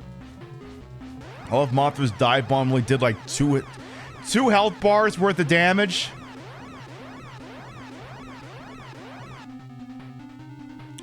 Alright, Godzilla, go cave his skull in. Go teach him a thing or two. Oh, I'm sorry. Here's the problem. Like, I don't mind Baragon picking a fight with Mothra. I really don't. The problem is neither one of them was accomplishing anything. It was like I was watching a welterweight fight in the UFC. It's like watching Stephen Wonderboy Thompson fight literally anybody. Nobody's doing anything. The crowd is literally chanting, boring. Yeah, no, I'm gonna let this audio on this thing run. As horrible as it sounds, I'm just gonna let it go. They really could have gone with a better sound effect for this. They really could have done better. Because, yeah, that's a bit, oof. It's a little bit late, oof. Alright, that's it. You're going sneezy. Sneezy, sneezy. Here's the problem. If I don't finish the fight, he might withdraw. Uh-oh. He's gonna withdraw. Oh, no, he didn't. Oh! Oh, shit. Mothra, you might be able to score a kill here! He's got 3 health bars! If you're not gonna kill him now, you're never gonna do it. Is Mothra gonna get on the board? If you don't do it now, you're never gonna. This is about as set up as it's ever gonna be. Oh my god. Oh my god. Is Mothra finally gonna kill something? Is Mothra finally gonna kill something? Let's fucking go!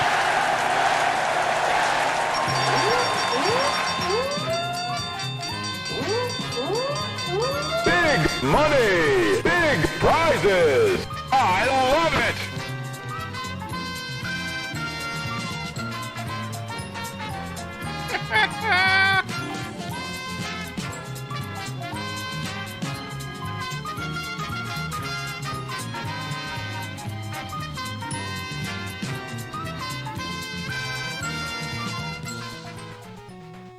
You're right, that was Queen shit.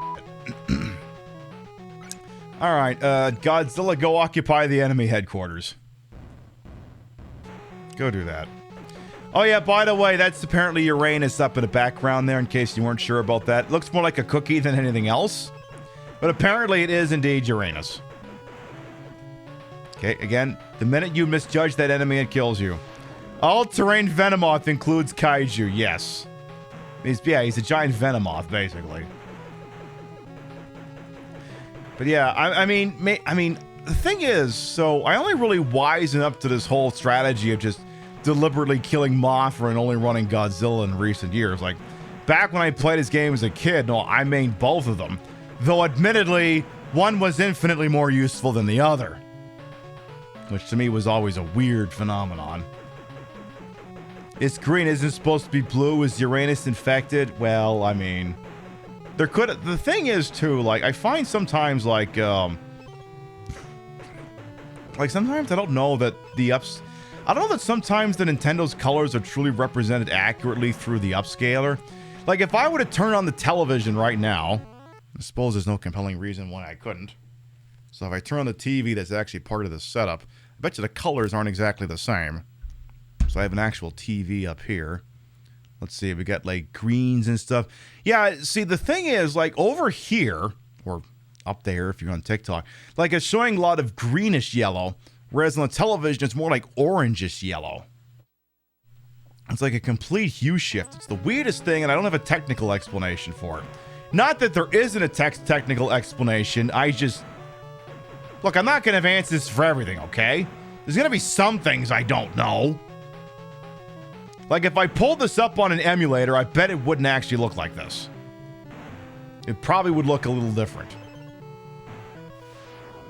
Alright, that's it. You go squishy. Get out of here. Get out of here, you schmuck.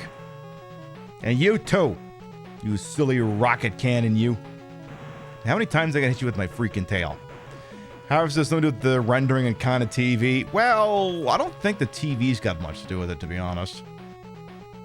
I mean, it looks the same way whether I use a Sanyo, a Sanyo and Magnavox are basically the same brand, so that's kind of a push. Alright, Mothra, fresh off your dub, we're gonna send you upstate. Wow, you killed Baragon and you didn't even level up? Well, I mean, your only chance at being a John Travolta movie and staying alive was to make it through that stage. And what we are going to do, for those of you who are watching us on TikTok, we're going to wrap the TikTok broadcast shortly. Just because, you know, I don't like to be live on TikTok for too long because, you know, TikTok gets very ban happy and what have you. So if you do wish to continue watching the show, we are live on twitch.tv/QueenPip, as you can see via the little thingy up there. However, if that is the end of us hanging out with you this evening, it has been a pleasure entertaining you this evening. Tickle that follow button if you like the show, if you liked it, because, you know, we got some videos that I suppose people like watching as well, and we will see you when we see you next time. Have a good evening, those of you over there. Mwah. We're out? Good. F the French!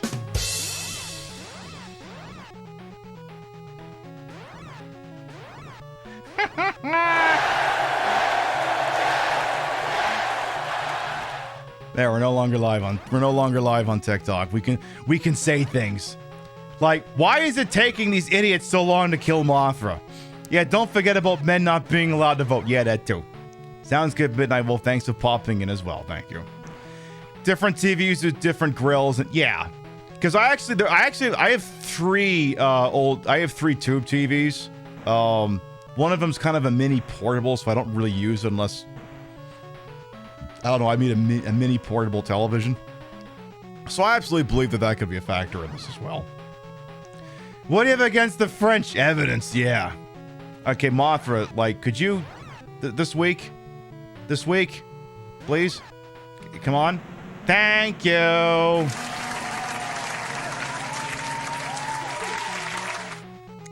Hey, speaking of staying alive, now that we're not on TikTok anymore, speaking of staying alive, I feel like we need to watch another staple of the Retro Saturday Night. We need to watch the trailer for Staying Alive. Just the trailer. Just the trailer.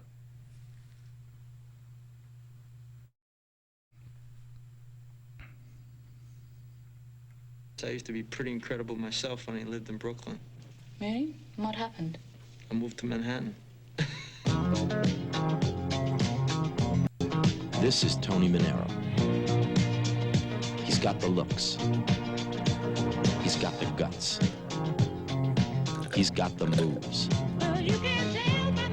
Now, all he needs are the breaks. Oh, you think that because you're on a show and I'm not, that's competition, right? It ain't competition. Well, what is it? Envy. If he's gonna get to the top, Can you be sure that's ever gonna He's gonna get to the top. Take everything he's got. You want to dance here? You follow my rules, because I'm gonna push you until you think you're gonna die. Paramount Pictures presents My energy, my kinship, my energy is this director. You want to dance here? You follow my rules, because I'm gonna push you until you think you're gonna die. I'm gonna push you until you think you're gonna die. Kravix, thank you for the 100 biddies. Thank you. You want to dance dance here, you follow my rules. Because I'm gonna push you until you think you're gonna die. Paramount Pictures presents I'm gonna push you till you think you're gonna die. in a Robert Stigwood production, a Sylvester Stallone film. When we bring back Discord movie night, that is a Staying guaranteed. alive. That's guaranteed.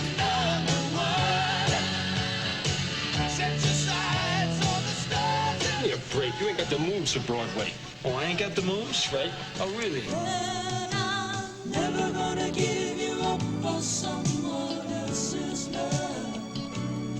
I love you, Jackie.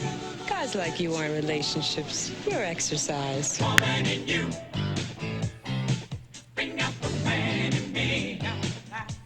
If you're hot over somebody, I don't want to always hear about it.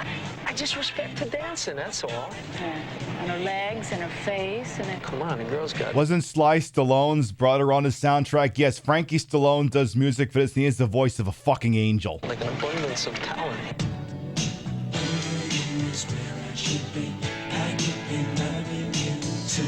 I've never been asked to leave before. And yeah, Frankie's in the movie, too.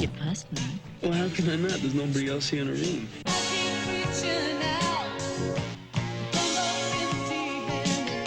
But you can't treat me like this anymore. I promise it'll never happen again. What you've got is an anger and an intensity, and that's what I need to make this show work. 'Cause, yeah, this song is Frank Stallone. No one will ever know you just don't have it.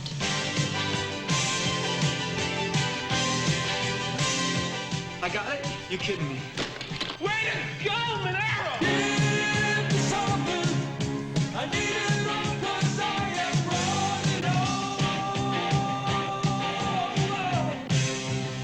It's 5 years later, but the fever still burns. Staying alive. Yeah, when we bring back Discord movie night, that movie's guaranteed. It is, without a doubt, the gayest straight movie I've ever seen in my life. And it's not even close. All right, Godzilla, take the headquarters. Now we're in Pluto. Remember when Pluto was a planet? Xanadu? Yeah, you're right. We should do Xanadu, too. Am I interested in the new Godzilla movie? Yeah, because it seems like it's a remake of the original Godzilla movie. Definitely into the concept. See, the thing is, like, the last 3 Godzilla movies were animes. I gotta watch that sometime, too. I haven't watched any of those.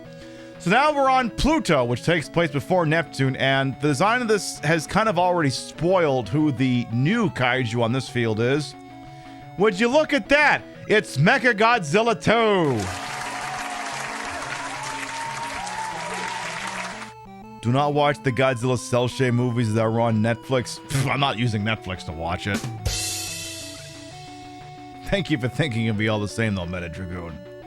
Showgirls, not Dreamgirls. Yeah, that too. It's giving Dreamgirls for straight people. A little bit of that too, or Showgirls, yeah. Showgirls, striptease. God, so many movies I gotta watch now. Alright, so of course now we gotta contend with Gazora, Mogura, Varan, Hedorah, Baragon, Gigan, and Mechagodzilla 2. For there are 3 different Mechagodzillas. Okay. The presence of Mechagodzilla 2 suggests Mechagodzilla 1, as well as Mechagodzilla 3, aka... Isn't that one called Kiryu? I believe Mechagodzilla 3 is also referred to as Kiryu, if I remember correctly. How do you know we're on Pluto? Because there's lots of Godzilla movies on it. That's why. And there's Pluto up there in the background. You saw Showgirls is great. You saw Elizabeth Berkley's boobs, what's not to love? I mean, that's valid. You know, if you watch striptease, you get to watch Demi Moore, and ain't nothing wrong with that. But yeah, Mechagodzilla 3 is also called Kiryu. So yes, all of the Yakuza jokes start coming out. I don't think Mechagodzilla 3 is as virtuous as Kiryu, though, so let's not get too excited. Alright. So, Gazora, I'm going to punch you up real good. Again, we're going to make some fried calamari out of your goddamn ass. Except that then you have to watch striptease. Well, see, the thing is, like, when you sit down and you watch a movie with friends, it doesn't even matter if the movie is bad. I mean, I watched Twilight with Rio and Kira, for Christ's sake. And I just know the next time we hang out, we're watching New Moon. That is, unless, of course, I find a way to not break her new TV. I didn't break her TV. I swear to God, I didn't break her TV. I didn't. The thing, like, it worked fine Friday night. Okay, so those of you who may not be aware, when we visit, she has one television. Because, she's a fucking normal person. Doesn't need a million fucking televisions. I didn't break it. Friday night, we watched Twilight, and it was fine. The television was fine. The movie, well, it was Twilight. See, it's fun watching Twilight after, Robert Pattinson was Batman. Because, every single time that Robert Pattinson is just staring at the camera but doesn't have a line, which is half the movie, I just say, I'm Batman. Because he's Batman. So, we get this Saturday morning, late Saturday morning. She's got to wrap up what she was doing. She was doing a workout, and then she, do post-workout stuff. And I was like, okay, it's the remote for the TV, but it's weird. Well, it wasn't really the remote for the TV. She had no remote for the TV. It was just the remote for a Google Chromecast or something. So you had to hit you turn on the TV by hitting the power button. So hit the power button, nothing happens.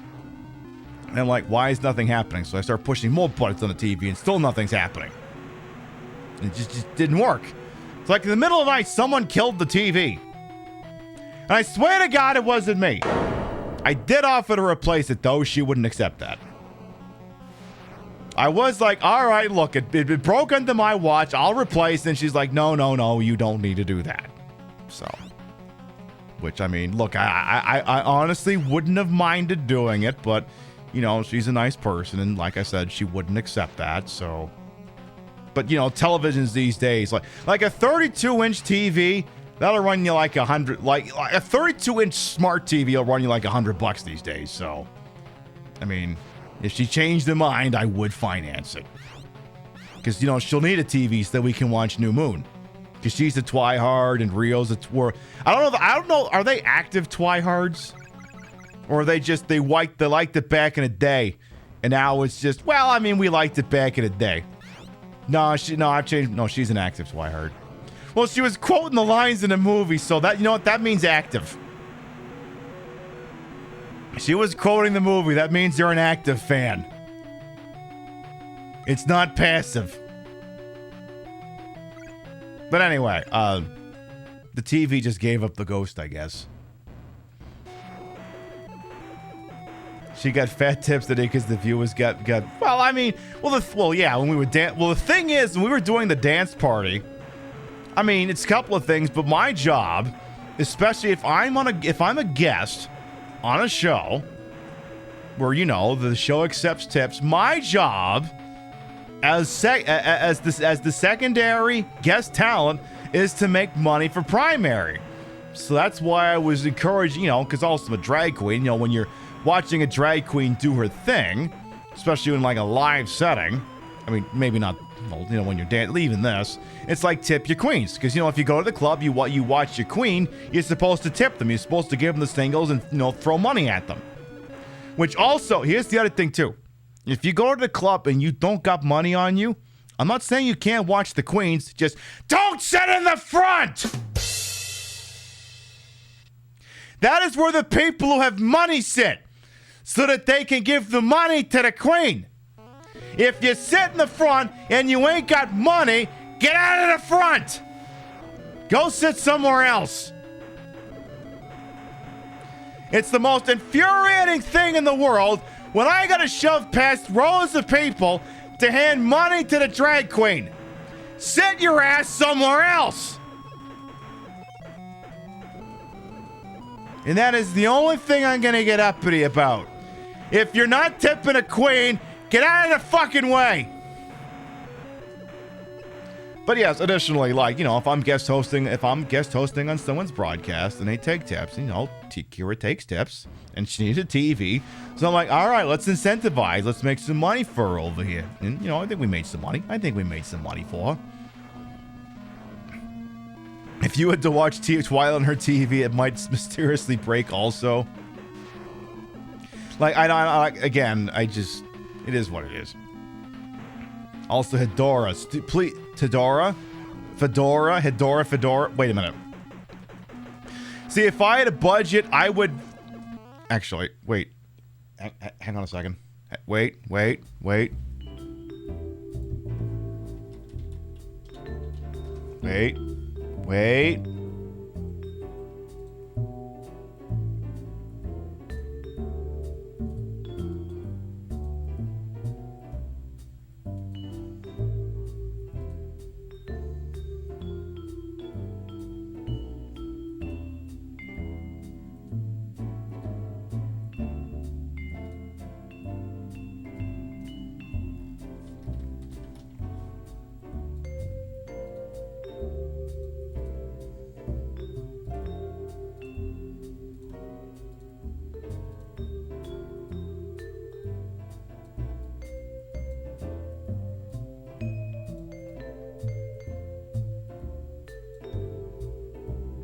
There. A fedora for Hedora.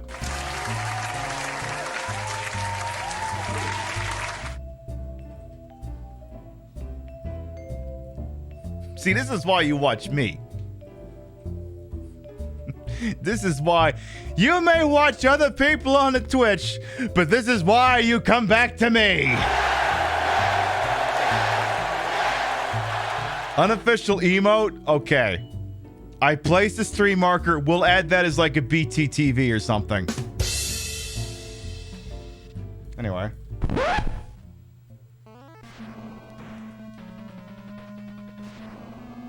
See? Even as Super Fedora. Hey, get back in your hat! Get back in your hat! No, your hat is moving around. Stop it! Get back in your hat! Get your fedora on, Hedora. Get back in your hat. There, good. Please remain with your hat at all times. See? It's all about the hat.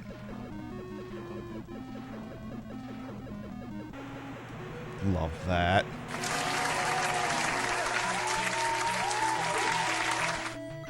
Where were you when a dumbass channel meme was born?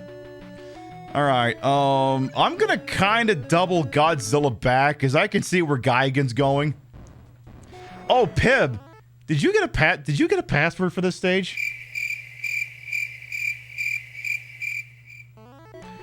Memo to self, next time I have control, please acquire a password. Please, for the love of God.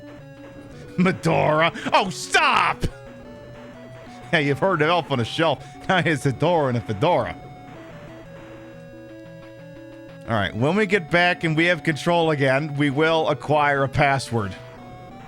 We're not going through that again.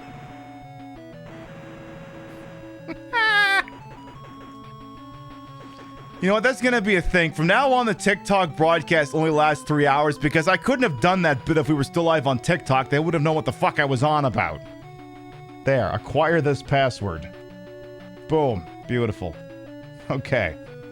Perfect. There. We're good. You're going to stay right there and wait for the enemies to come to you. Oh. You're kind of biding your time down there, Baragon, I see.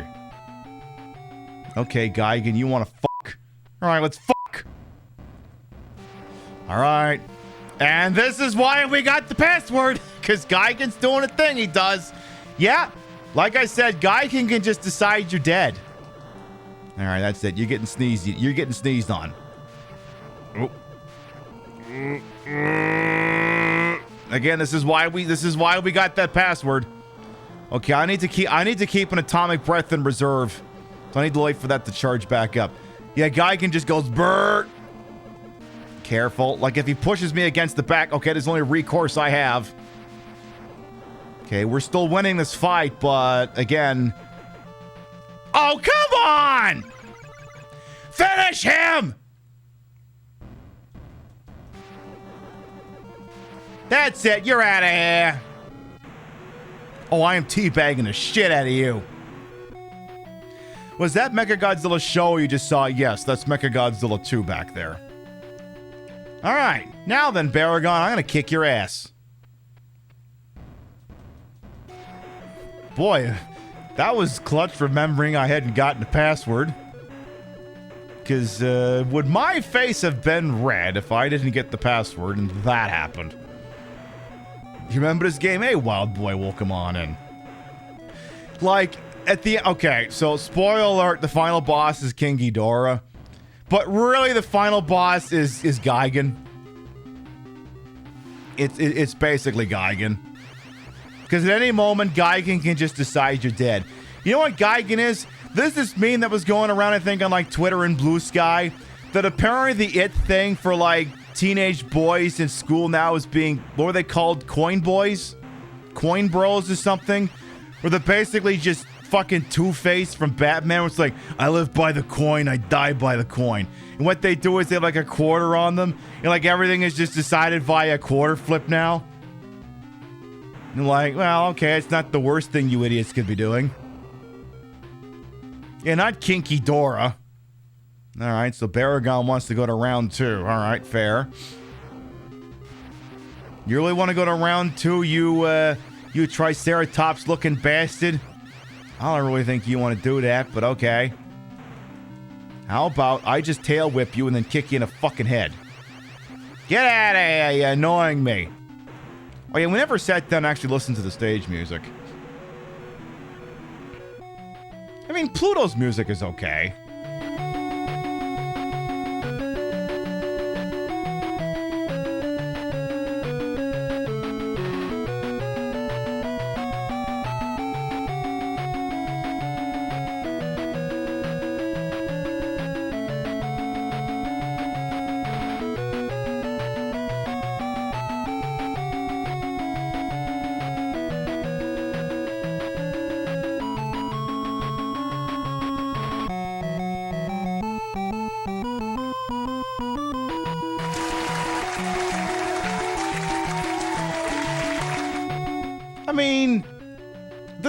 This stage is okay. This music's alright. I mean, it's not a skip, but it's okay. It's good. It's passable. It's not a skip. It's got some action going on. All right, let's pop the zit again here. Ooh, it's the zits fighting back somehow. Hey! Hey, what the hell is this? Get away from me. There you go. That's where you belong, you bastard. I'm gonna teabag that thing too because fuck it. Fuck that thing. Alrighty then, so let's go through the plant-infested area again. But I originally played this game, I want to say when I was maybe 7 or 8 years old. I had a buddy in elementary school who had this game, and he bummed it to me, and I had a lot of fun with this game. And I didn't even really understand Godzilla beyond, you know, the Matthew Broderick movie. Because I didn't really have experience. Well, I grew up in small town Canada. So, I mean, you think, I mean, getting your hands on weeb stuff before the internet? Good luck with that one. And, hey, 80s Kid, welcome on as well. I'm doing all right. Hope you're doing all right as well. Because I think, right, so I played this game, then the Godzilla movie We Don't Speak Of came out. You thought came from Brooklyn. Yeah, I know, I'm a really good actor. I mean, I'm from Brooklyn now. Hey, I live in Secaucus, New Jersey. Pib, why do you keep telling people you live in Secaucus, New Jersey? That sounds like an egregious operational security blunder. Is it? Well, yeah, because it sounds like you're telling people where you live. Am I? Yes? Am I? Okay, whatever. Anyway. So yeah, we did that. Did I see play the god-awful non-sequel? I'm not sure what you're talking about yet. Oh, you mean Godzilla 2? Oh yeah, I played that. It's, yeah, that is definitely a game. But anyway. So, you know, grew up in small town Canada, you know, the Matthew Broderick movie. And then I think, I can't remember where I found it. I don't know if you were like a flea market or something, but I found a dubbed VHS of Godzilla vs. Gigan. I don't know where the hell I found it, but that was the first proper Godzilla movie I'd ever seen. I mean, you know, for me, it was awesome. Like, oh my God, it's the guy. It's the guy from the video game, and the other people from the video game. Hey, there's that Geigen asshole who always kills me, and that King Ghidorah guy is here too. Ooh, gonna iframe through it. So the one thing you can do is if Frankie, I've decided that enemy's name is Frankie, comes at you. The problem is, like, if you take a hit, you know, you get knocked backwards, like you're playing Castlevania. And, yeah, the fortune cookie ships to Frankie. If you can post through the pain, what you do is if you do the atomic breath, like, it's not really a damage boost, but it ignores, like, you still take damage, but it ignores the pushback from damage. So, like, if he's coming at me, I could... Oh, well, I didn't get a chance to kick it off. But if you're in the middle of the atomic breath, you don't do any knockbacks. So, it's posting through the pain, basically. So, you can just tank your way through it. So, if you're stuck in a no-win situation and you can't dodge it, you just initiate it and then you'll be fine. Like, it's complete damage proof even before the blast comes. Like, you see where... Okay, I'm going to start it here.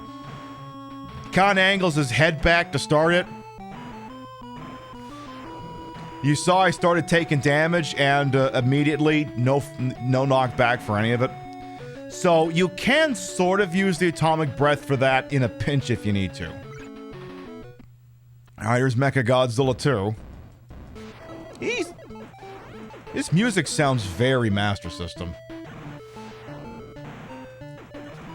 Godzilla must have a massive... See, I was actually talking not about that specifically earlier today, but I was like, what do these monsters eat? Do they eat? Just because if they had to eat, they would destroy entire ecosystems in no time flies. Like, what do they eat? So Mechagodzilla's a little bit of a pain. As you can see, we're at the end of round 1. I mean, we're both very much trading shots with each other. But on a long enough timeline, he's gonna lose. Especially because I'm punching him in the goddamn face. Guess I will fight Mechagodzilla again. Because I don't really have a say in the matter. You believe he eats fish. Okay, so he's an Episcopal or something. Whatever they call those.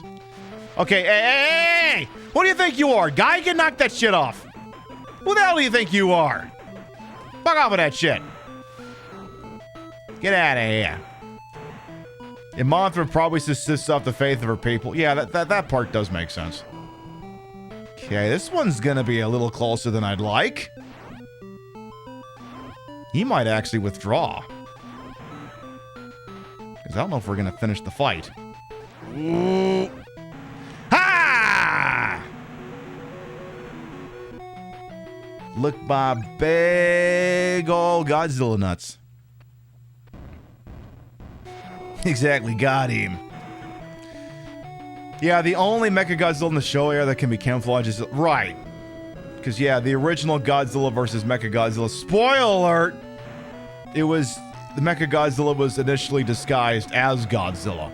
But he couldn't do the atomic breath. Okay, so again, there's Frankie. As you can see, we kind of debated Frankie, and we don't got to worry about him no more. So we're good for the next little while here.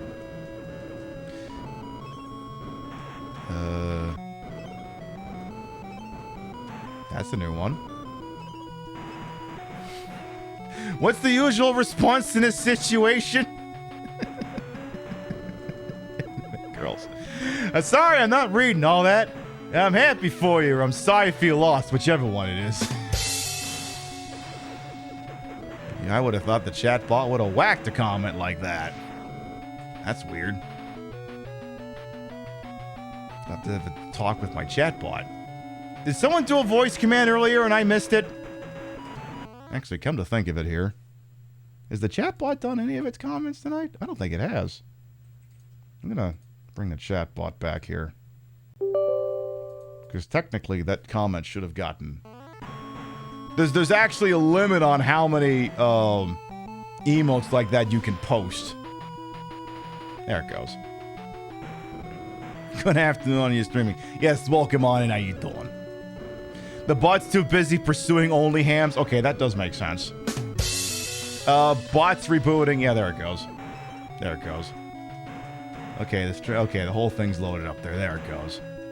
Because, yeah, I don't think... Because I guess I'd noticed, I don't think the bot was really doing any of its token commands. Because, you know, it's got a bunch of commands on a rotation that it just executes automatically, and I guess I hadn't noticed any of it. There you go. Yeah, no Rafflecopters. Now that's an antique. You be careful with that one.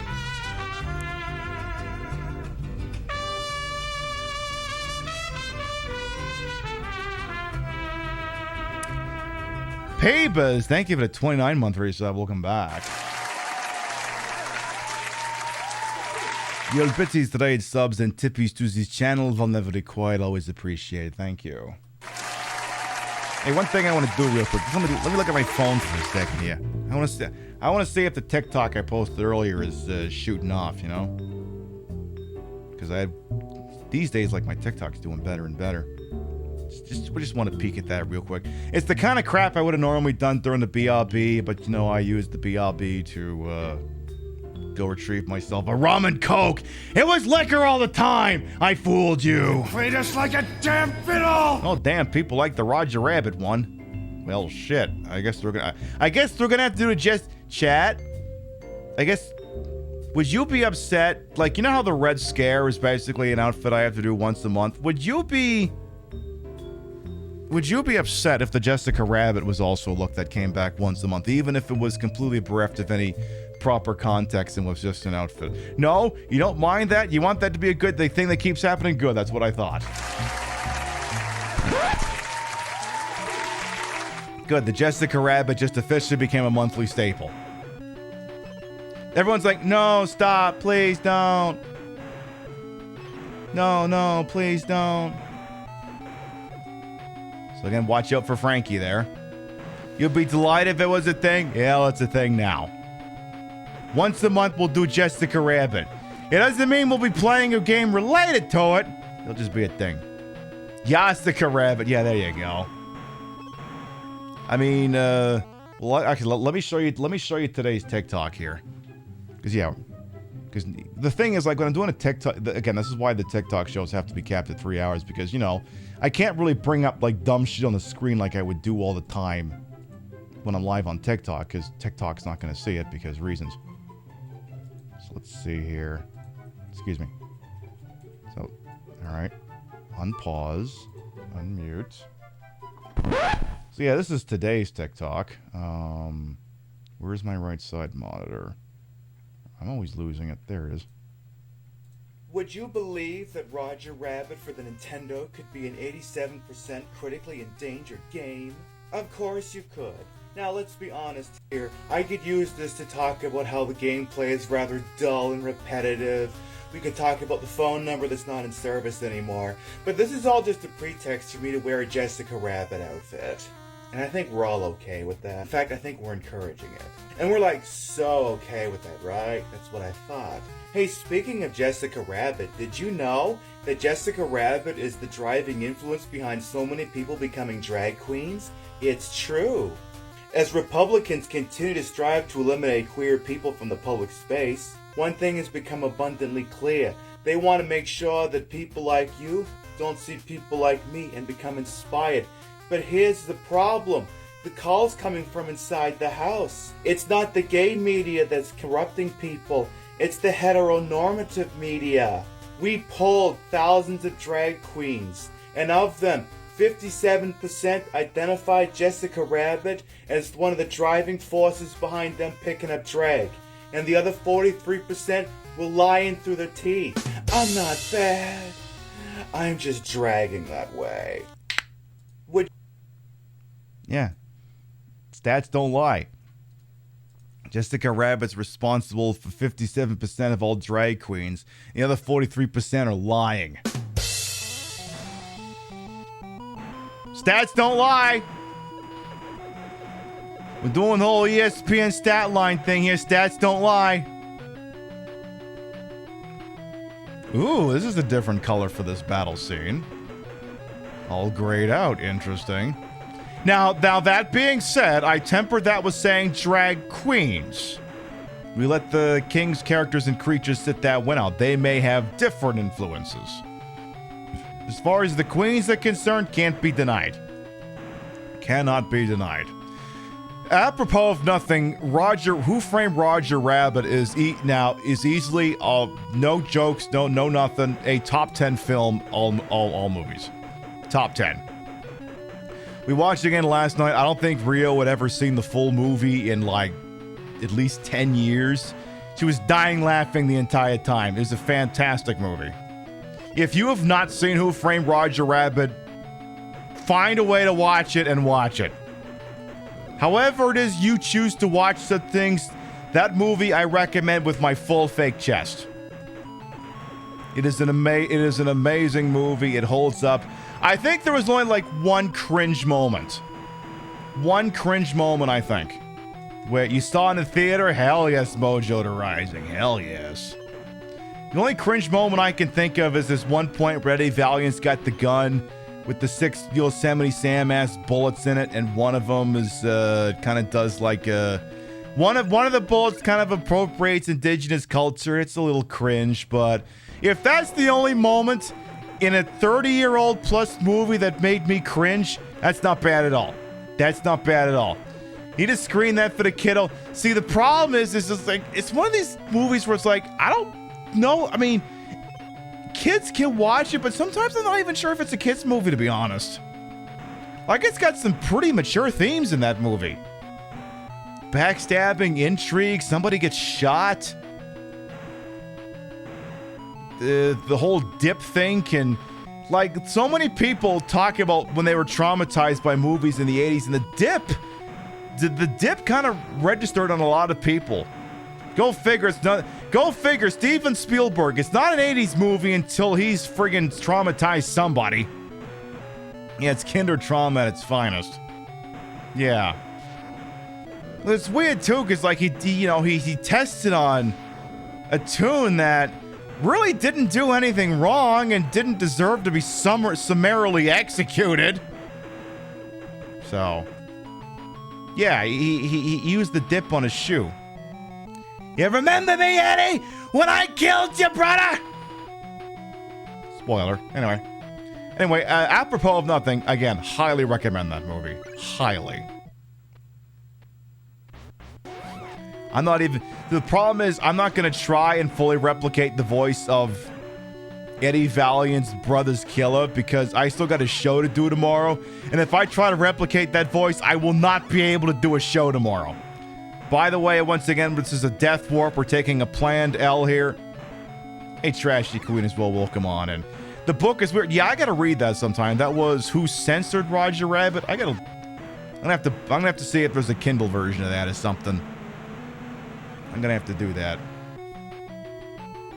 All right, let's go ahead and warp our way to the final planet, Neptune. Well, second final planet.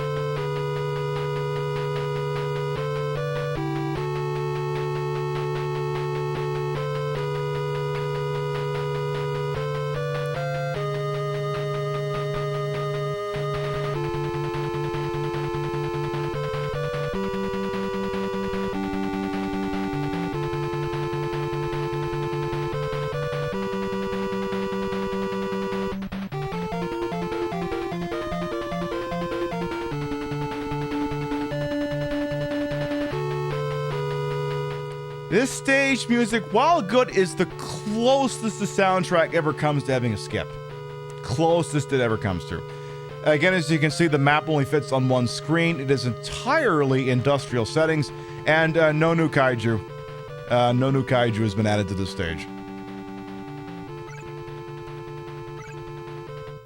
Is it the only time Bugs Bunny and Mickey Mouse are on screen together at the same time? Probably. You've read Who Censored. It's quite different. The tunes of the comic strip rather than anime, and the honesty is kind of lousy. That's fair. The thing is, like, if you watch Who Framed Roger Rabbit, like, the comparisons kind of to Space Jam and other movies that rely on kind of a lot of pop culture stunt casting. Space Jam 1 and 2, Ready Player 1, stuff like that. The thing is, like, you can't think of Who Framed Roger Rabbit as being like a Disney Warner Brothers crossover, because none of the main principal characters are licensed. They're one-offs made for the film. and it just happens to occasionally contain Warner Brothers and Disney characters. The big thing is like, again, you know how movies these days, your Wreck-It Ralphs, your Ready Player One, your Space Jam 2, will just cram pop culture reference after pop culture reference into the movie. Just go, hi, it's this person. It really adds nothing of any real value. But the thing is, with Who Framed Roger Rabbit, like, there's countless characters that show up in that movie. I mean, Betty Boop is there, Yosemite Sam, you know, Daffy Duck. I mean, Daffy Duck and Donald Duck have that one thing. Bugs Bunny's there. You know, they're all there. But it's done in such an organic way that you don't go, oh, this is cringe. Like, it works in context. They don't overstay their welcome. And the whole movie's not framed around it. It does it in an acceptable way. Whereas, you know, all these other ones like, hi, Sonic's here for some reason and all that other shit. Like it's not to the level, like, if you, like, you couldn't make that movie today. You couldn't. Well, for two reasons. One, you couldn't make that movie today because you already made it. And two, you couldn't make that movie today because they would cram all kinds of fucking shit into it. Exactly, it transcends. You literally couldn't make that movie today because they would ruin it. Jessica was a sapphic awakening for you. Couldn't look away while you were on the screen. Well, there's more than a few people who commented in the comments section at TikTok. They did the whole handshake meme where it's drag queens and lesbians all being awoken at the same time. The people who would become drag queens looked at Jessica and went, oh my god, I want to be that. And then the would-be lesbians looked at Jessica Rabbit and went, oh my god, I both want to be that and I want to be with that. And yeah, the licensing would be hellish. Like, yeah, you literally could not make that movie today. And that's part of a broader discussion sometimes. Did I make thought of coming to Vegas? Yeah, I'm going to TwitchCon. I'm going to TwitchCon. Like, there's an opinion I have, and it's kind of an old fart opinion where, like, with little exception, I've largely given up on contemporary filmmaking in the modern day. I mean, every once in a while you get an exception like Barbie or something. This just goes to show how inconsequential Gazor is as an enemy now, because I can have a full-throated discussion about something completely unrelated to the fight and just tank the shit out of him. Bye. But, like, with limited exception, I have basically given up on Hollywood. Like, they can't tell an original story because the concept of filmmaking has existed for so long that, with few exceptions, there's just no original stories left to tell. Well, I shouldn't say that. No original stories left that Hollywood is willing to tell. Independent filmmaking will tell all matters of stories, but the thing is with Hollywood, and this may be a sneak peek of tomorrow's TikTok, Hollywood ain't as progressive as right-wingers would make you believe. And it will only tell stories about marginalized people when it believes those stories are profitable. Pib, why'd you do that line read like you were Bugs Bunny? Reasons. Reasons. They kind of did a remake with that Chip and Dale. I forgot there was a Chip and Dale movie. I literally forgot that was a thing. But yeah, like, what stories are there left to tell in Hollywood they haven't already told?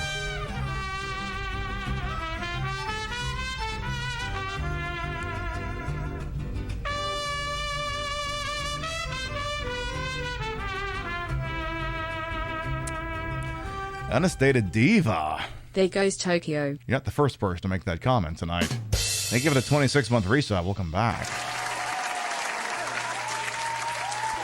You really enjoyed the Everything Everywhere All at Once movie, and the movie grab you and hook you like that in 5 years. Right, like every once in a while, there's a movie that comes out that's like, holy crap, they haven't told this story before. But more often than not, every movie's just hitting the same goddamn notes. Like, I love James Bond. You could have stopped at Casino Royale, and honestly, we would have lost nothing. I love James Bond, but even James Bond is played out. What more stories could you tell with James Bond? Like, Daniel Craig was like the last one. Like, what if you did James Bond as a bona fide rookie?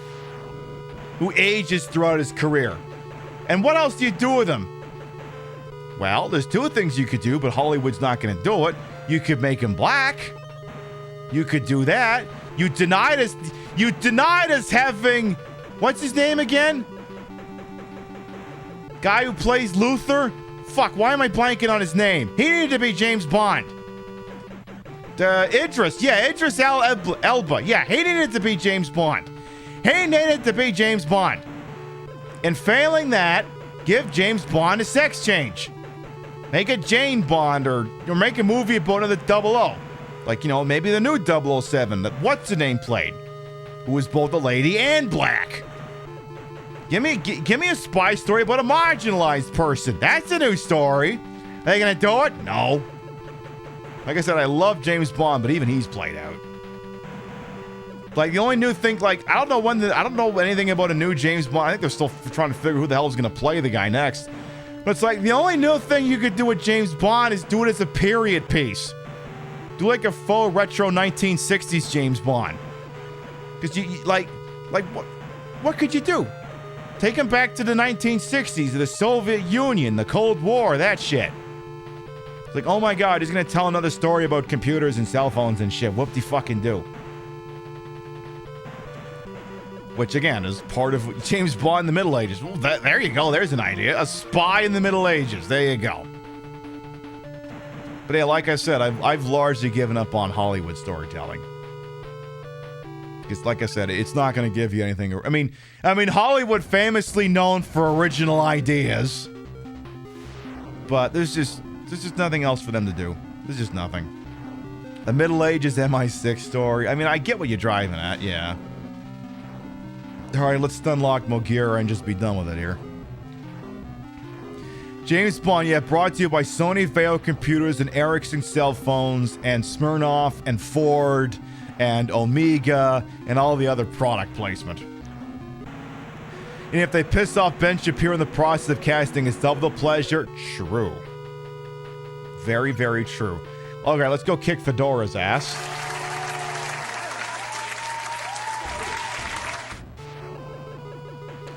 So, I mean, if you ever ask me, Pip, have you seen that brand new movie? Based off the discussion we just had, you can already guess my answer. More often than not, it's going to be no. So I just, watch the movies that, for back when Hollywood still had ideas. James Bond needs to return to outer space. Sure, why not? Let's do Moonraker again. Why not? He can fight an XP for Elon Musk. So let's be honest here. All the capitalist James Bond villains are basically take your pick.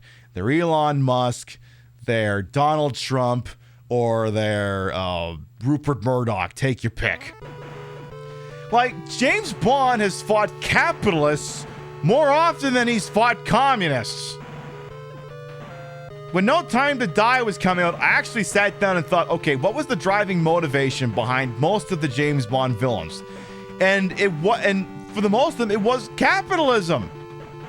Like, advancing the interests of the Soviet Union was like the third highest reason why someone was motivated to be a James Bond villain.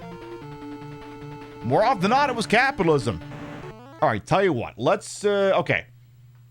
For a second, let me run through all the James Bond movies and figure out what the driving force behind the villain was. Okay, Dr. No. Let's see. They were trying to extort United States. Capitalism. Okay. Second movie. From Russia with Love. They're trying to steal the Lector. Double-cross James Bond. Okay, that was Revenge. Okay. Goldfinger. Capitalism. He wanted to increase the value of his gold. Thunderball. They were extorting the United States. Capitalism. You Only Live Twice. That one was world domination. You Only Live Twice was world domination. So we've got, I should count this on my fingers here. We got 1 capitalism, 2 capitalism. We got 3 capitalisms. Okay. On Her Majesty's Secret Service. That was world domination. Diamonds Are Forever. That was a little bit of both. That was both capitalism and world domination. So that's 4. Live and Let Die, that was capitalism. Man with the Golden Gun, capitalism. Spy Who Loved Me, world domination. Moonraker, world domination. For Your Eyes Only, capitalism. Octopussy, world domination. A View to a Kill, capitalism. Living Daylights, capitalism. License to Kill, capitalism. GoldenEye, capitalism and revenge, are up to 11. 20 Never Dies, capitalism. The World Is Not Enough, capitalism. Dine of the Day, sort of world domination, to be honest. So up to 13. Okay. Casino Royale, capitalism. Quantum of Solace, capitalism. Skyfall, revenge. Spectre, world domination, No Time to Die. So yeah. Something like 15 James Bond movies out of like 25 or 26. They're motivated by capitalism. They wanted to make a shitload of money. There you go. Oh yeah, and Never Say Never Again, capitalism. So 16 really. Yeah, and Rupert, and 20 Never Dies, he's fighting definitely not Rupert Murdoch. Exactly. He's literally Rupert Murdoch, but not anywhere near as old. And yeah, Never Say Never Again. Well, Never Say Never Again is Thunderball, and the motive in Thunderball was capitalism. So it's the same thing. Capitalism. Moonraker was eugenics, right? Yeah, I call that one world domination. Moonraker was world domination. Because, yeah, Moonraker is a remake of The Spy Who Loves Me, but in space. Like, it's literally, it's the exact same plot. It's just in space instead of underwater. Because that's the thing. When The Spy Who Loved Me wrapped, they thought For Your Eyes Only was going to be the next James Bond movie. But then Star Wars took off. They went, oh shit, we should do a space movie. So then they did Moonraker instead. Like, if you watch The Spy Who Loved Me, it says the next James Bond movie is For Your Eyes Only, but it wasn't. It was Moonraker. Instead, they did it. Oh shit, space is in. Space movie! Hey, Benz, I work on it as well. The emote's giving you life. Damn right it is. Oh, hang on. Wait. Hedora, you're not wearing your uniform. Okay, now you're wearing your uniform. You heard on L. Hey, you remember Elf on a Shelf? Get ready for Hedora and a fedora. Hold still and wear your hat. Stay there and wear your fucking hat. This is the dumbest show on Twitch, I swear to fucking God. Any chance we could GG easy this fight? Ooh, think we're gonna. And bye. Oh, your hat stayed there. Well, ain't that a shame? Yeah, you're gonna wear your hat and you're gonna like it. Dumbest show on Twitch so far. Yeah, my show could get dumber, that's true. That could happen. Yeah, hey, the bit works, all in service of the bit. So yeah. Do I want another drink? Nah, we're 4 hours in a broadcast. Cutoff for drinks is 3.5 hours into an evening broadcast. Because we still gotta play Grand Theft Auto 4 tomorrow. I think we're getting closer to the end of that game. We're not. I figure there's 2 or 3 regular GTA 4 shows left. After which point, then we jump into The Lost and Damned and A Ballad of Gay Tony. But I think Nico's only got like 2 or 3 shows left in him. Because I think we're getting. Because that's the thing. If Roman and what's her name, the lady's banging. Because they've already discussed getting married now, so I think that means you're getting towards the end of the game. Again, the minute you misjudge that enemy, it kills you, so be careful with that one that just kind of zoomed past us there. It is a damn good bit. But yeah, what a show where we can discuss Hollywood sucking and just, and just continue to kick ass at this game. I love how Baragon used up half his power and the match hasn't even started yet. Okay, you're like doing barely any damage there, bro. You're gonna have to work a lot harder than that to kill me. Sir, okay, I'm just gonna kick you in the fucking head. Does that sound like a plan? As annoying as it sounds, I'm going to kick you in the head. All right, sneeze on him. Well, I don't know if any of that actually hit him. Okay, some of it did. Yeah, like I said, I don't think there's much you can do with Hollywood anymore. Hey, while we're waiting on this fight, let's watch an iconic TikTok from a few days ago. So the criteria for an 87% game is a pre-2010 game that's difficult to get a hold of in the modern era on contemporary hardware. Well, here's an example that kind of misses the cutoff by a couple of years. This is Godzilla for the PlayStation 4. Released in 2015 to coincide with the 60th anniversary of Godzilla for the PlayStation 3 and PlayStation 4. It went out of print, and because it's a licensed game, stopped being available for digital sale, and prices on this thing went through the roof. I think I bought this in like 2016 for like less than 20 bucks. Boy, was I shocked one day. I looked on eBay and went, holy shit, what happened to this thing?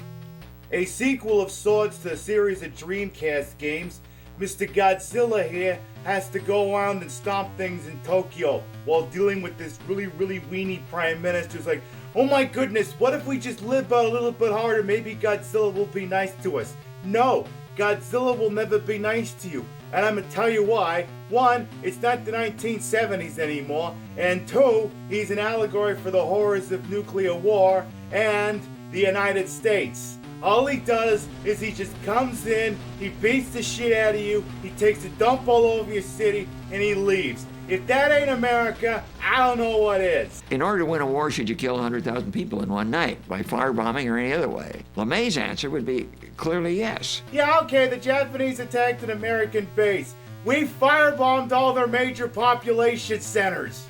Why was it necessary to drop the nuclear bomb if LeMay was burning up Japan?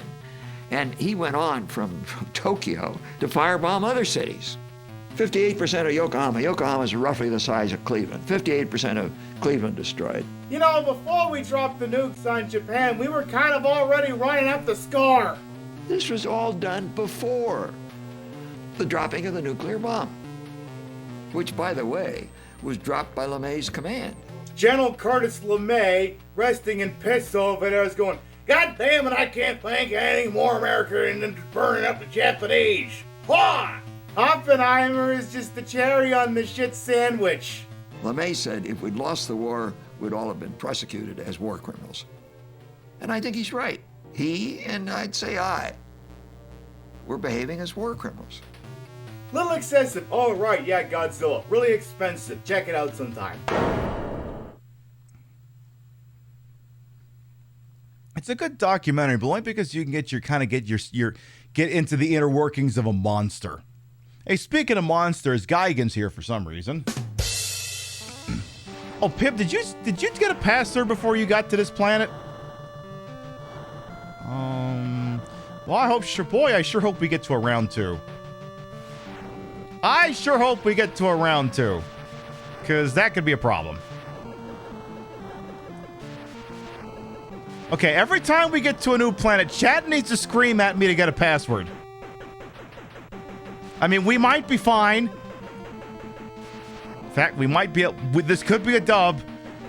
This could be a dub. Okay, it's a dub. Good. Okay, I'm going to take that password now. Just because. Okay. But yeah, his documentary, The Fog of War, it discusses the life of former Secretary of Defense Robert McNamara, who was the Secretary of Defense under John F. Kennedy and what's his name, who took his place after he got assassinated. What's his name? Stupid name. LBJ, yeah, Lyndon B. Johnson. Again, it's a fascinating documentary, but only because, you're watching someone slowly realize that he's been the baddie the whole time. Now, you may be going, wait, if he was the Secretary of Defense under Kennedy, what relation does he have to World War II? Well, in World War II, he was basically a data analyst for the Air Force. And part of what he did was he was analyzing the success rates of the U.S. Air Force's bombing runs on the Japanese. And he concluded that many of the pilots were flying too high or they were abandoning their routes too quickly in order for their bombing runs to be more accurate. So he took his data to LeMay, and LeMay told them, to fly lower and to fly longer. And because Japan was made of wood back then, all they did was they just burned up Japan. It was a wooden fucking country, so they just razed the place to the ground. And then, that's the stark admission that Curtis LeMay admitted. He was the general in charge of basically the Pacific Theater for the United States Air Force, that if they had lost, they'd have been tried as war criminals, because that's what they were doing. They were indiscriminately killing Japanese civilians left and right. And I know we all agree that Imperial Japan was a bunch of dicks. Like, no one's gonna sit here and say that somehow Imperial Japan was virtuous. No one is gonna sit here with a straight face and say that. Imperial Japan did some really fucked up things.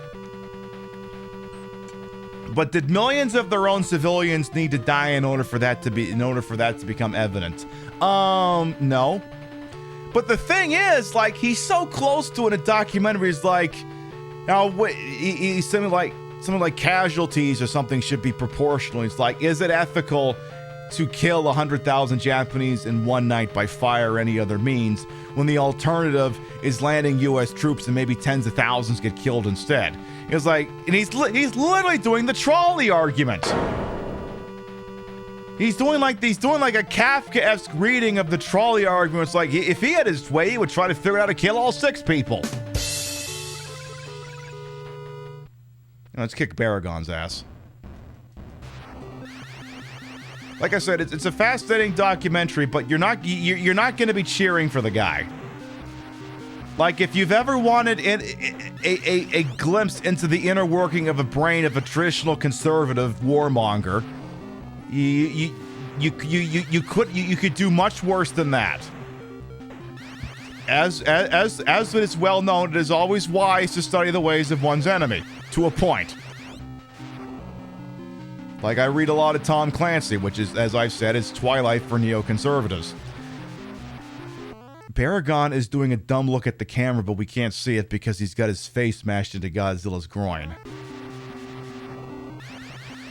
We're like, and again, a lot of Tom Clancy's books dealt with Marxism, Leninism to a point in both the Soviet Union and in China. It's always interesting reading his characters, explaining why they think Marxism, Leninism, or communism as a whole is incompatible with humanity. And it's always such a fucking defeatist way of looking at it, because like, oh, well, you can't do that because human nature is such on and so forth and la la la la la. It's like, that's fucking defeatist. Get rid of that shit. Baragon just looked at the screen. Did you see that? He kind of looked at the screen and was like, huh? Like, what's going on here? And now he's gonna die. Bye. You bought Command & Conquer Red Alert 3 for my show. You're looking forward to playing and seeing Tim Curry? Hell yes. Yeah, Tim Curry, very big part of the game. Couple other B-list actors in there as well. Very good game. Darn good romp. But yeah, it's just, they're like, yeah, you can't. Yeah, Baragon looks at this like, are you not entertained? I'm gonna post with a pain on that one. But yeah, like, the reading of it is like, oh, you can't have communism because then who will want to make art? I'm pretty sure in the Soviet Union they had art. I'm pretty sure in China they have art. I'm pretty sure in Cuba they had art. I'm pretty sure in feudalism they had art. Art exists to be art. It doesn't exist to be capital. Like, yeah, it's not art that people, yeah. Right. Like, the thing is, like, capitalism looks at art and says, well, it only has value if it has dollar signs attached to it. And not all art necessarily has dollar signs attached to it. It's a damn shame that Tim Curry's considered B-list. Well, it is what it is. This video of Baragon's suit actress in full suit hopping around and making cute roars. Okay, well, I'm gonna have to look that up sometime. I'm gonna have to do that. But yes, to just denounce any system other than capitalism, like, well, you can't have it because human nature. It's like, wow, that's just a big fucking self-report. Like, if you're the sort of person who says we can't have alternative forms of economy or systems of government because, oh, well, human nature, it's a self-report. It's like, oh, you're admitting that you're a shitty human being, and that if we were to, you know, have a more open, accepting, and sharing kind of government or economy, you wouldn't be allowed to be a shitty person.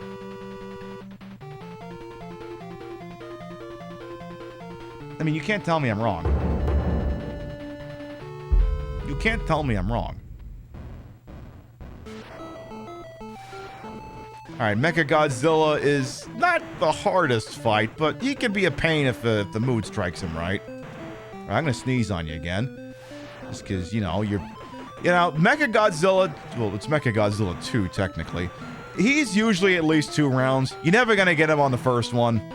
He's far too frenetic to be gotten in 1 round. So you just gotta do what you can and try not to take too much damage. Because I think the fight's gonna end real soon here. Can I get another sneeze in here real quick? Good. So at least he's taking significant damage. Oh yeah, art doesn't need dollar signs attached to be art. People don't need to be productive to be treated with respect. Humans don't exist as a short time doing... Exactly!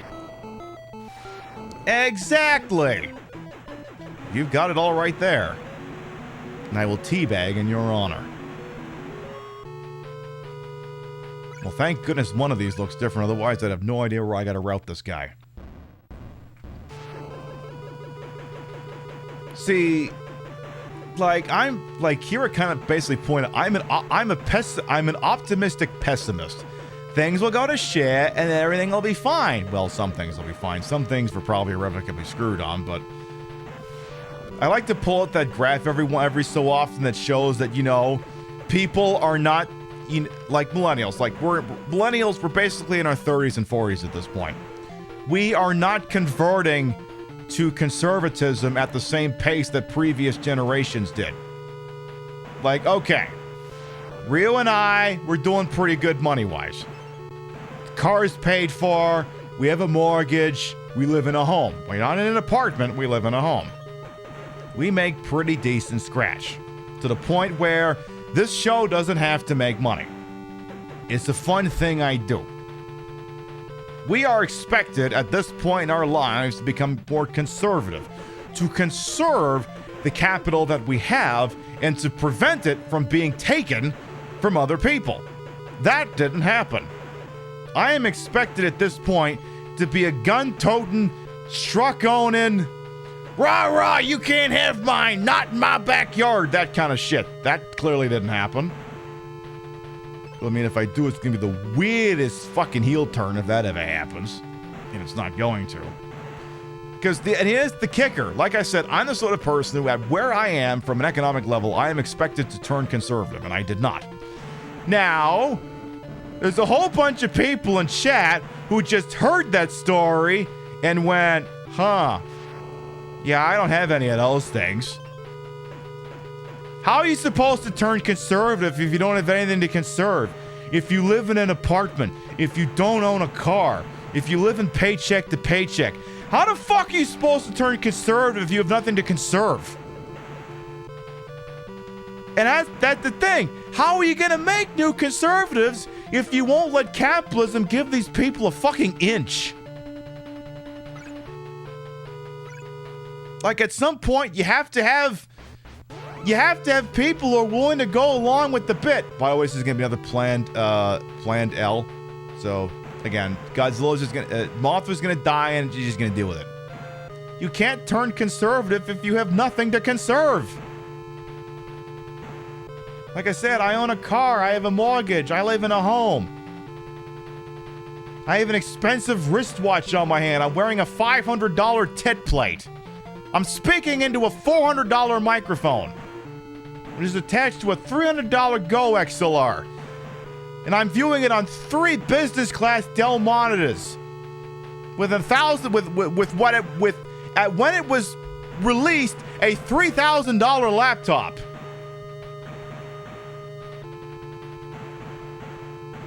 I mean, I can't speak for everyone here, but my demographic, you know, some of you are doing quite well for yourselves. A lot of you are not. Again, how are you supposed to become conservative? How? Like, even if I were to sit here and say conservatism is the right way, you must embrace it. Why do you have to conserve? Yeah, family, friends, love, and creativity are progressive ideals, not conservative ones. Exactly. Yeah, the people realizing the things that are worth conserving aren't capital, right? Like this game, for instance. This is an 87% critically endangered game. You can't play it on any streaming service. You can't buy it brand new anywhere. Capitalism initially created this game, but it's not keeping it around. The bartering system, or just outright piracy, it's all is keeping this thing around. Because capitalism doesn't care about preserving art if it doesn't serve the profit motive.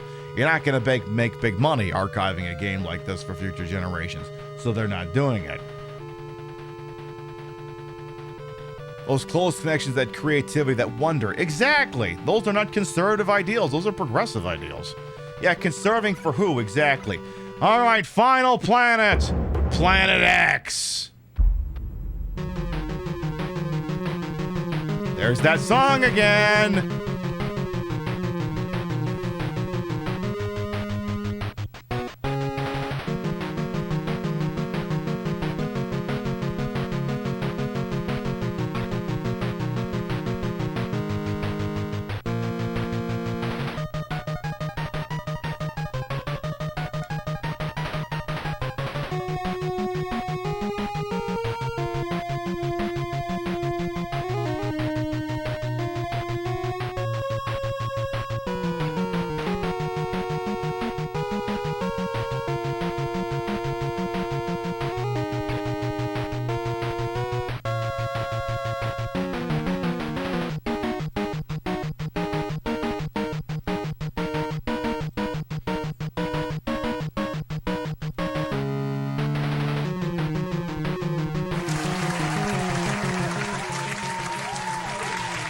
Like I said, no skips in this soundtrack. None. By the way, what's the face and a Gib will come on in both to use as well. For attendance games tonight and write down the password. Exactly, the password is. So Planet X, very simplistic design. It's just one big long vertical line. So, we have everyone. We've got Gazora. We got Mogura. We got Varen. We've got Hedora. Baragon. Gigan. Mecha Godzilla, and the king of them all, Ghidorah.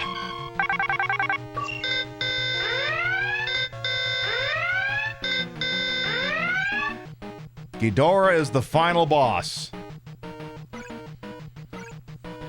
Monster Zero has finally made their appearance. Yeah, did someone say boss rush? Effectively, yes. Yeah, Monster Motherfucking Zero, King Ghidorah himself.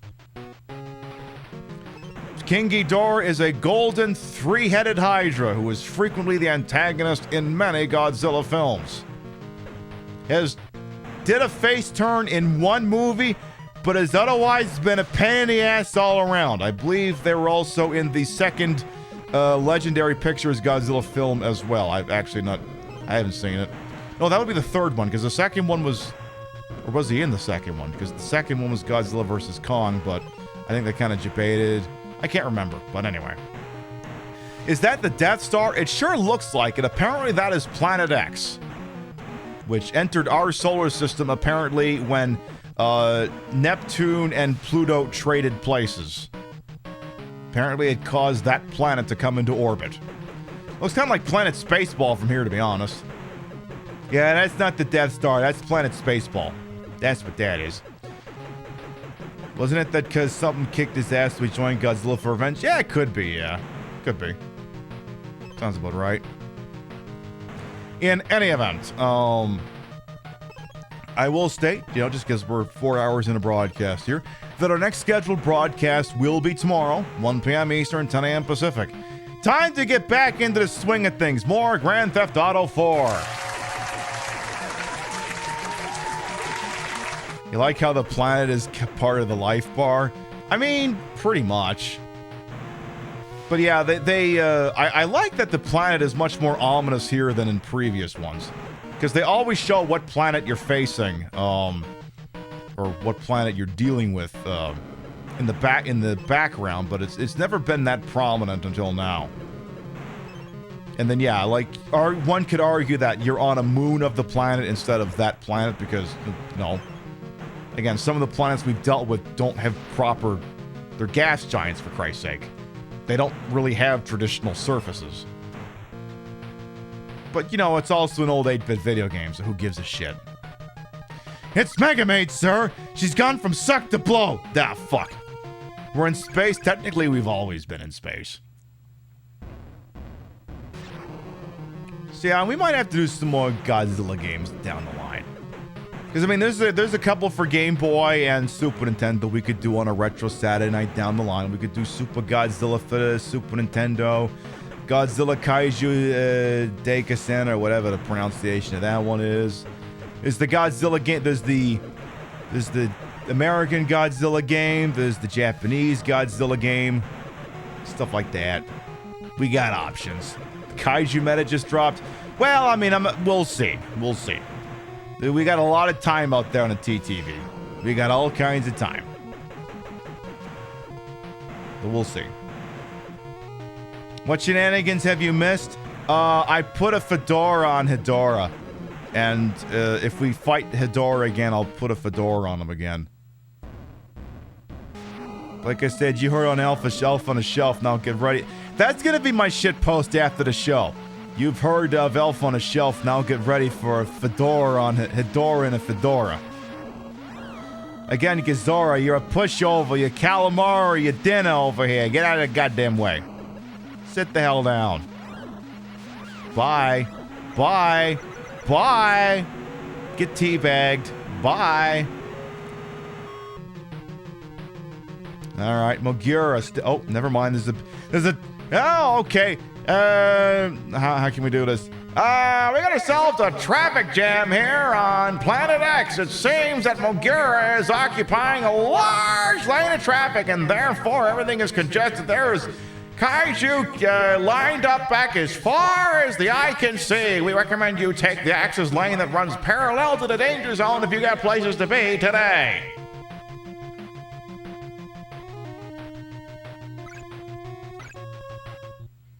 Yeah, unfortunately, the stage design of this kind of leaves the kaiju open to a little bit of a bottleneck here.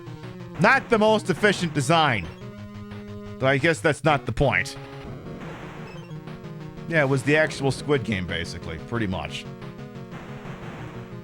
But yes, I think for the next couple of weeks we might embrace more 8 and 16-bit games, just because, like I said, we dealt with a lot of death and destruction and dismemberment and blood and guts and stuff. Maybe it's time to get back to something a little simpler.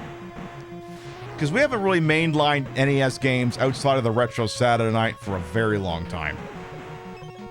Now, I'm not going to play just any game. Gotta hold a tone. It's gotta be the kind of game where it's like I can kind of lumber forward or at least use cheats or a password to keep going. Planet X says Elon changed the name of Mars. No. I can understand why you'd think that. Given... Oh my god. We didn't even talk about that. Elon Musk said that he was going to get rid of the block function on Twitter because he's a fucking idiot. And lawyers have argued both ways that both he can and can't do that. But the other thing, too, we have to remember is that two things. One, it is irresponsible of us, frankly, and I'm guilty of this well, to report based off speculation and things that haven't happened yet. I mean, we got in trouble with that with Trump a lot. We would go, oh my God, he's going to do this bad thing, and he only did like half as many things as he ever said he was going to do. And then the other thing is, just because people say he can't do something, that just means he's going to do it.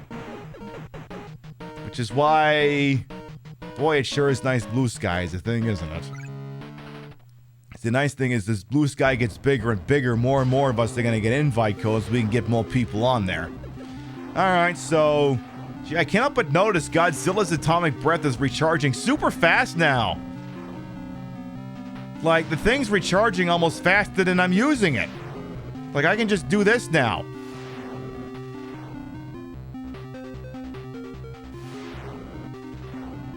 And the funny thing, too, is like all the people who love Elon Musk are even saying, don't do that. Like even Matt Walsh is saying, don't do it. When Matt Walsh thinks Elon Musk is fucked up, Elon Musk is fucked up. He just thinks all Twitter users are sensitive pansy who are scared of confrontation. Hey, Elon, remember when you decided it was against Twitter rules to report on your location? It's kind of like that. Remember when you got really offended by that? And you started banning people because of it? Well, that's like a block, but for normal people. I'm gonna have Godzilla hold position here and wait for someone to advance. Musk is Shine Brand's Tony Stark, yeah. Alright, y'all heard of Elf on a Shelf, now get ready for Hedora in a fedora. See? It's Hedora in a fedora. Love that. This website is free, by the way.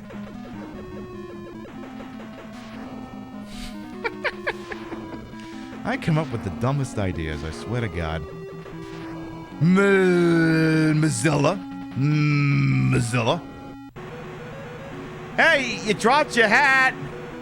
Hedora and a fedora. New VTuber just dropped. Hell yes. Alright, Varen, get your ass up here. I'll kick your ass next. Now, the one thing, though, is King Ghidorah will not move off his spot. So even if we clear all the traffic in front of him, he's not going anywhere. Now, I haven't elaborated on this in a while. Some of you may be asking, oh yeah, so you said you've been doing death warps with, Mothra, but you haven't really been explaining why, because, you know, maybe you got here late and you missed the explanation. So you may have realized at this point that in order to progress, I kind of have to occupy enemy headquarters, and then we advance to the next planet. The game sort of operates on a rule of last one out turns out the lights. So if I send Godzilla first, and then Mothra dies, it's actually a game over. But if Mothra dies first, and then Godzilla goes over, it's fine. Whoever's last one out has to succeed. That's the only way it works. Looks like Baragon's moving up. I should have gone after him. Tell you what, my turn next, I'll move Godzilla up one. Go kick Baragon's ass. We'll do that. So you're gonna sit your ass down. I'm gonna actually do a friggin' stage. We'll do that. You're gonna go ahead and sneeze on things. You're just gonna... Wow, that thing barely even phases me anymore. I mean, again, still respect Frankie over there.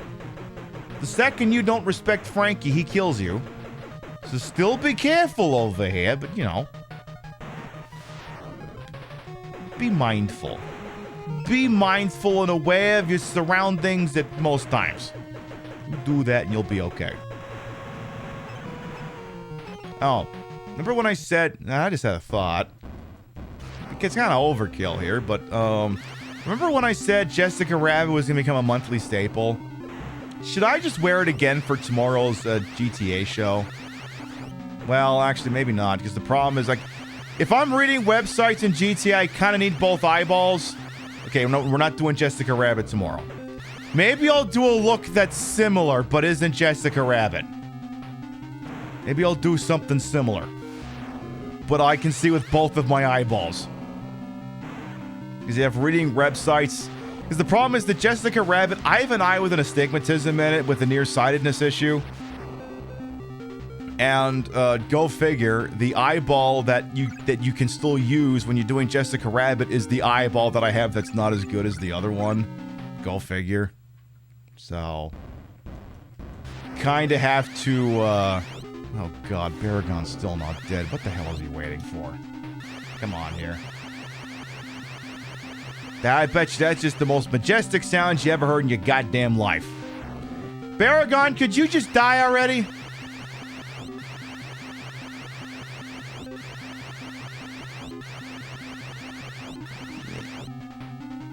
Dynamite dropping it with King Monster, giving you the big lore. Jumping gonna be here for the GTA streams, more like church on a Sunday? Yeah. I mean, you know, the website stuff is lit. Oh my god, Baragon, Baragon, Baragon, Baragon, Baragon, I could kill you. God damn it! Alright, finish him now. Get him out of here, seriously. Oh god, he got like 4 health bars back. Would you just die already? I'm just gonna sneeze you to death. That sound good? Oh my god, he's still not dead yet. Would you just... Thank you! Exactly. Finish him! Alright, who's next?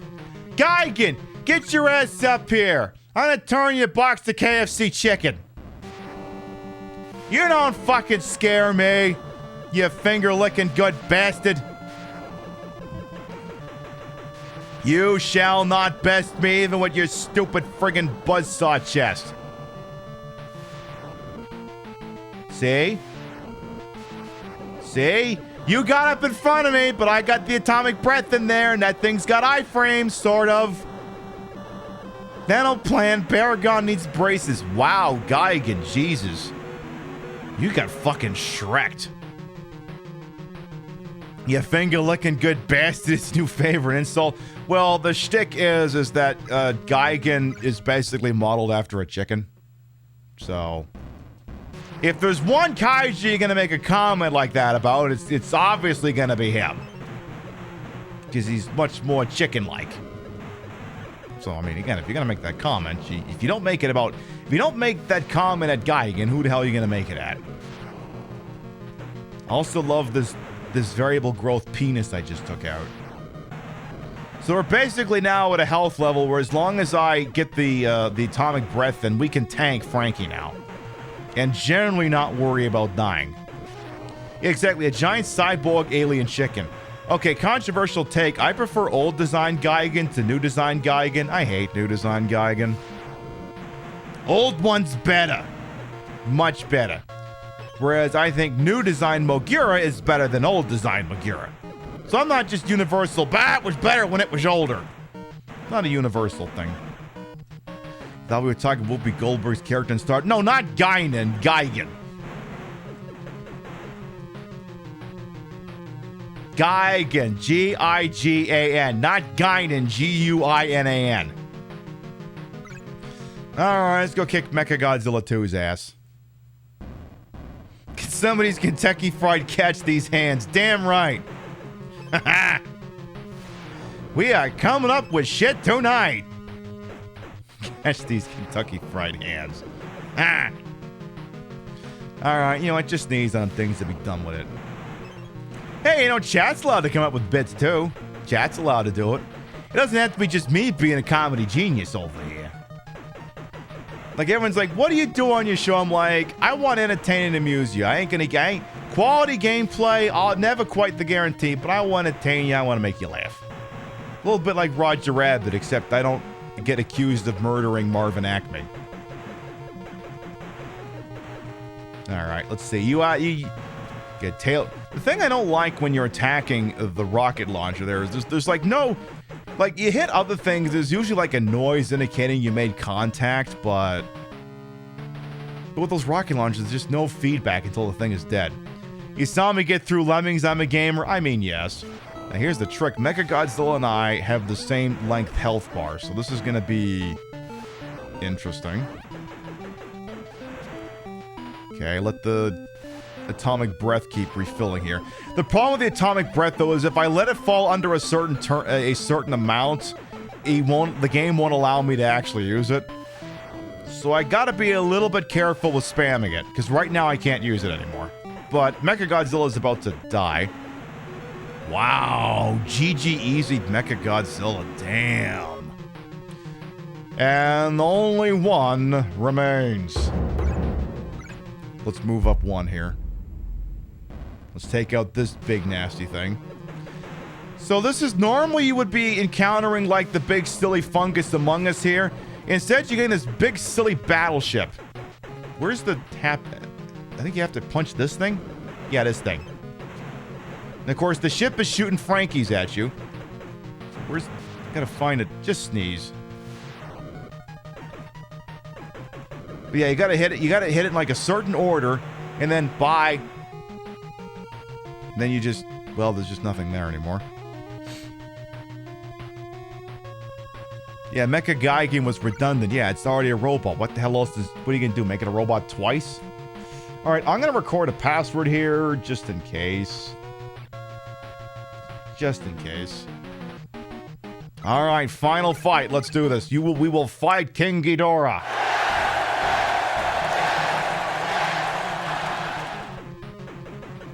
Now, unfortunately, it's not Mecha King Ghidorah.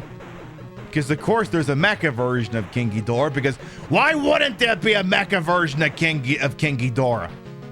All right, here we go, chat. Time for some regicide.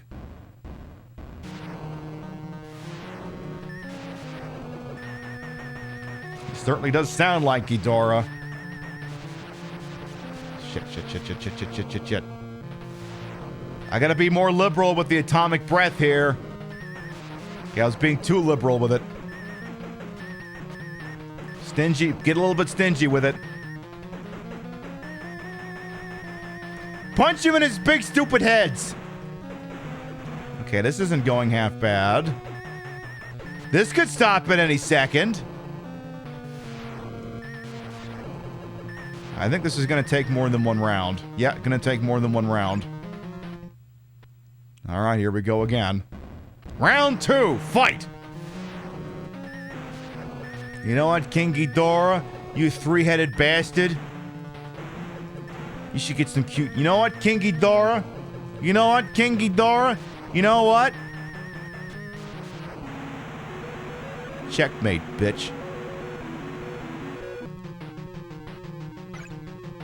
Let's take headquarters. Actually, wait. Ah, damn it. I wish I'd thought of this earlier, because the problem is you beat King Ghidorah. You know, it's good. Then you kind of needed to do... You kind of had to play this afterwards.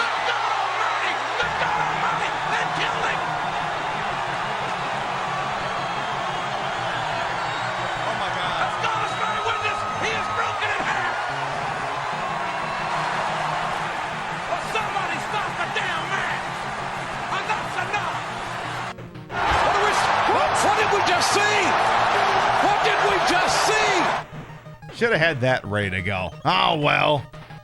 To say three heads are better, I'd say, yeah. See, the way it usually works is one head functions as the head, and the other two basically just function as arms. And then when he wants to grab something, he just bites it. So, I mean, at this point, the game is basically won, unless... See, I don't know if this is a situation where... like the game ends even if Godzilla takes the headquarters. What I might do is I might drop a save real quick, just for scientific purposes here.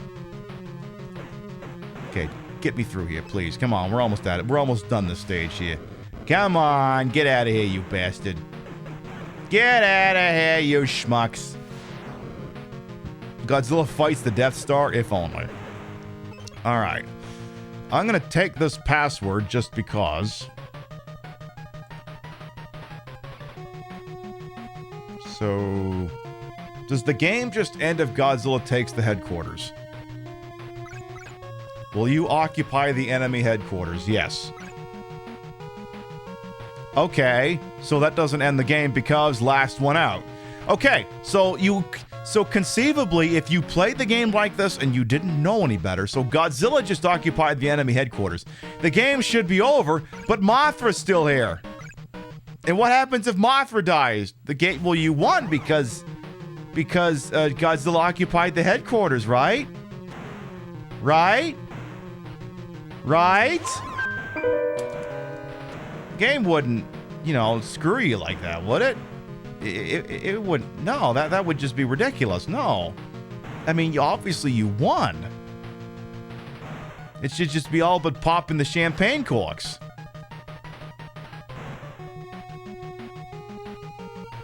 You can see the swerve coming from a mile away, right, chat?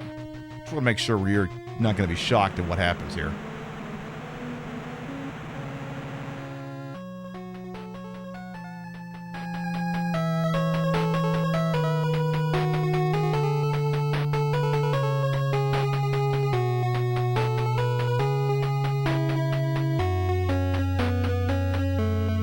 They played us like a damn fiddle!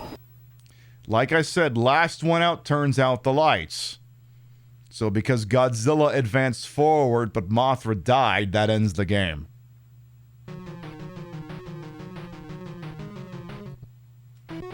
And that is why we recorded the password. So PGERK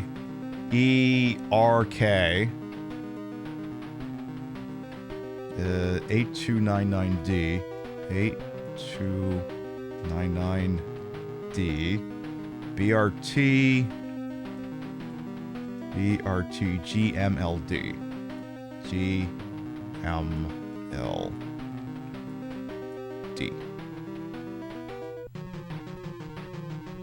So now, Mothra, we're gonna send you to a very nice bug farm upstate. You're gonna love it there. It's gonna be very nice. All your lava gonna be there.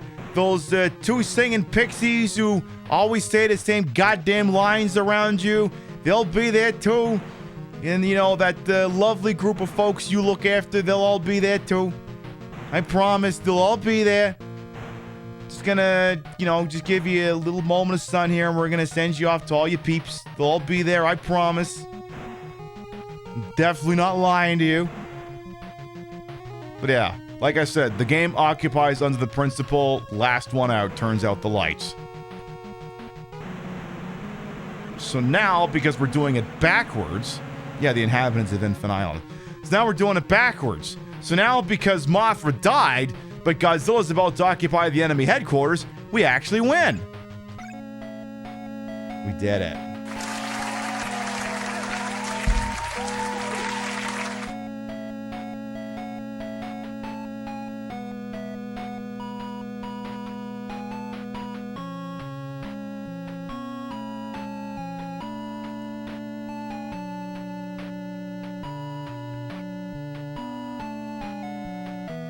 War is over!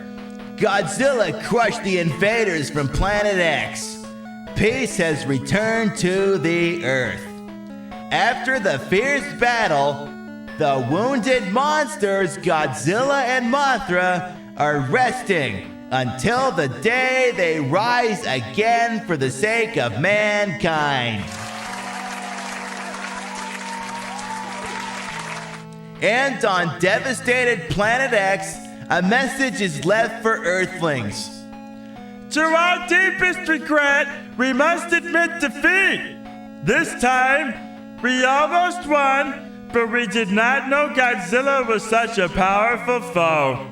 Gone is our legion of monsters, the strongest force in the universe.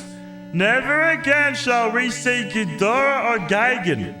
Having lost our base, we now embark on a journey to nowhere in the universe.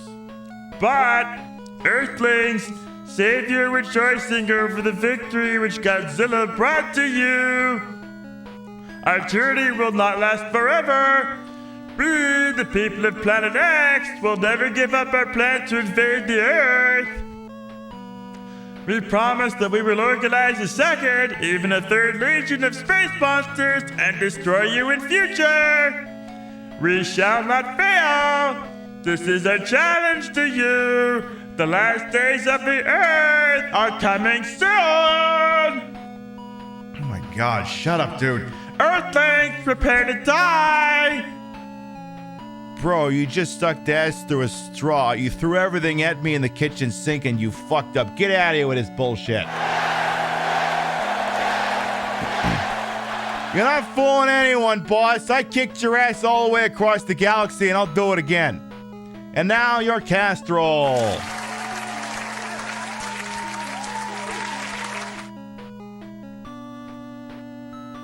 There's Gazora.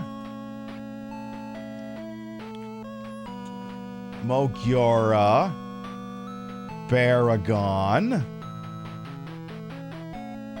Varen. Fedora. Love that. Gigan, you bastard. Mechagodzilla 2. King Ghidorah. Mothra. And of course, the kaiju of the hour, God freaking Zilla.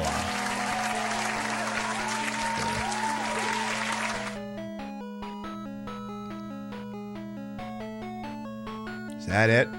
Oh, here we go. Sinnesfeld Soft Library presents the end. And that's the last, that's it. Total Cinephile Soft Library presents the end. That's it.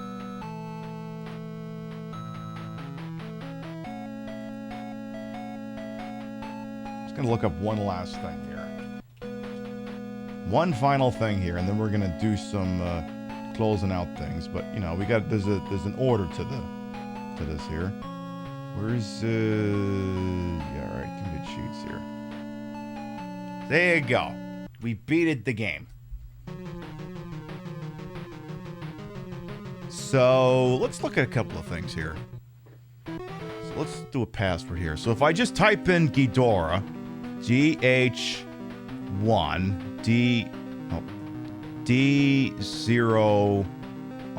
If I just type in Ghidorah,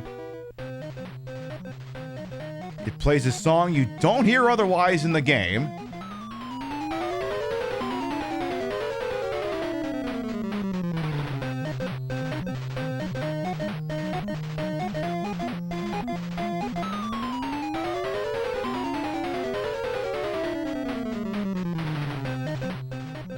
And then it's basically just a debug stage. As you can see, there's literally nothing here. And I think if I try to get a password, the game just realizes... The game will go, oh, there's no kaiju here. You must have game overed. Or maybe? Like, I feel like at some point it's supposed to figure that out. Because I don't freaking see anything here.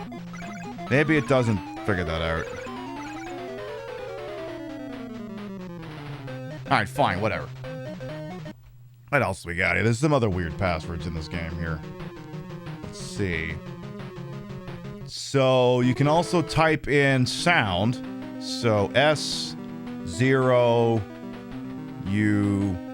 Like, if you thought the soundtrack was awesome and you just wanted to listen to that, here's your sound test mode.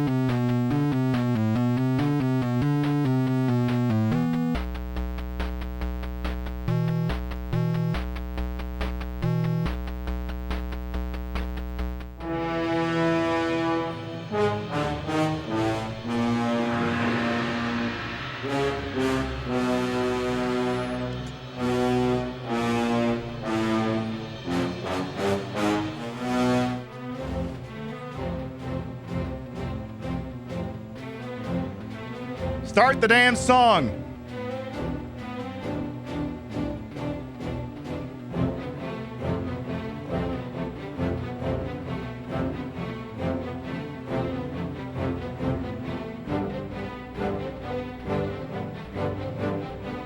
So you can see where this one particular track is going.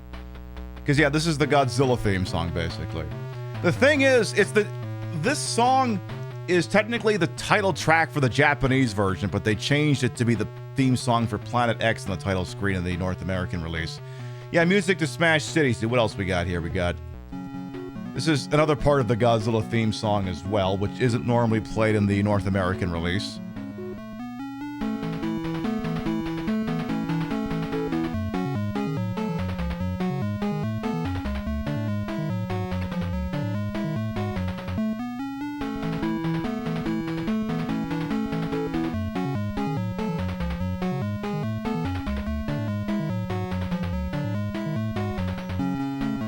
Get the idea.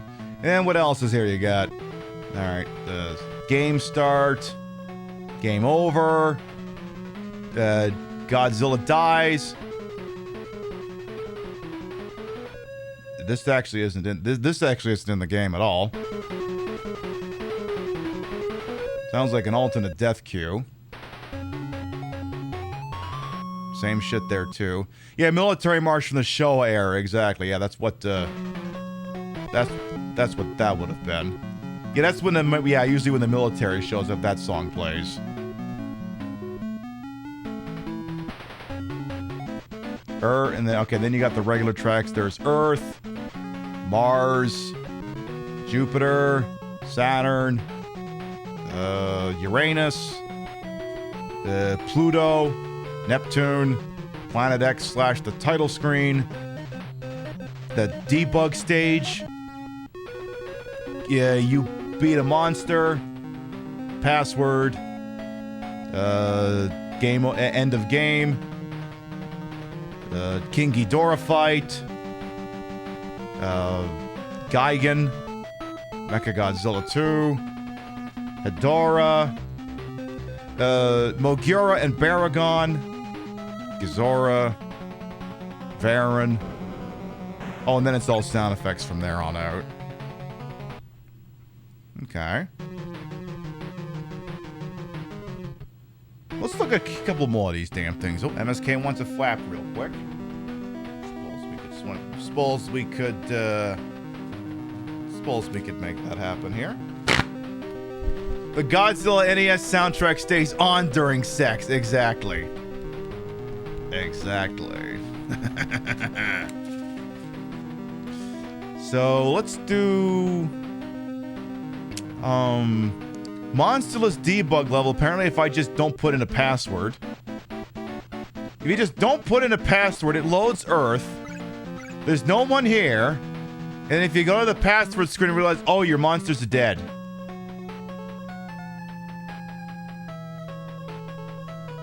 So, I like that.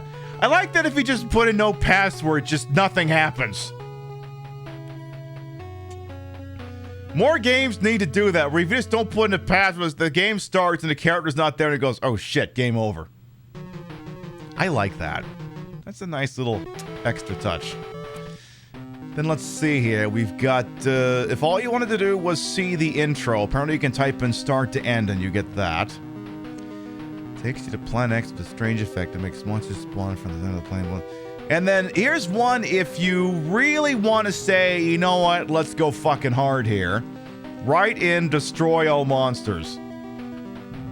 Destroy. Oh, nope. Destroy all monsters.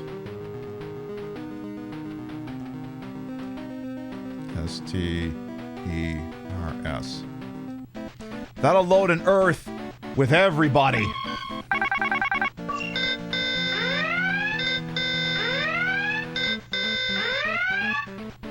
What level is Gigan at? Oh.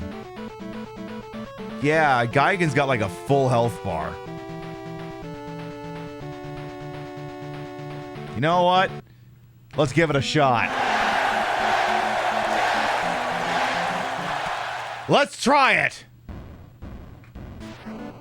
Let's see what happens here. Let's see if we can take them all out. Oh, I'm at level 8. Okay, so I'm not that Oh.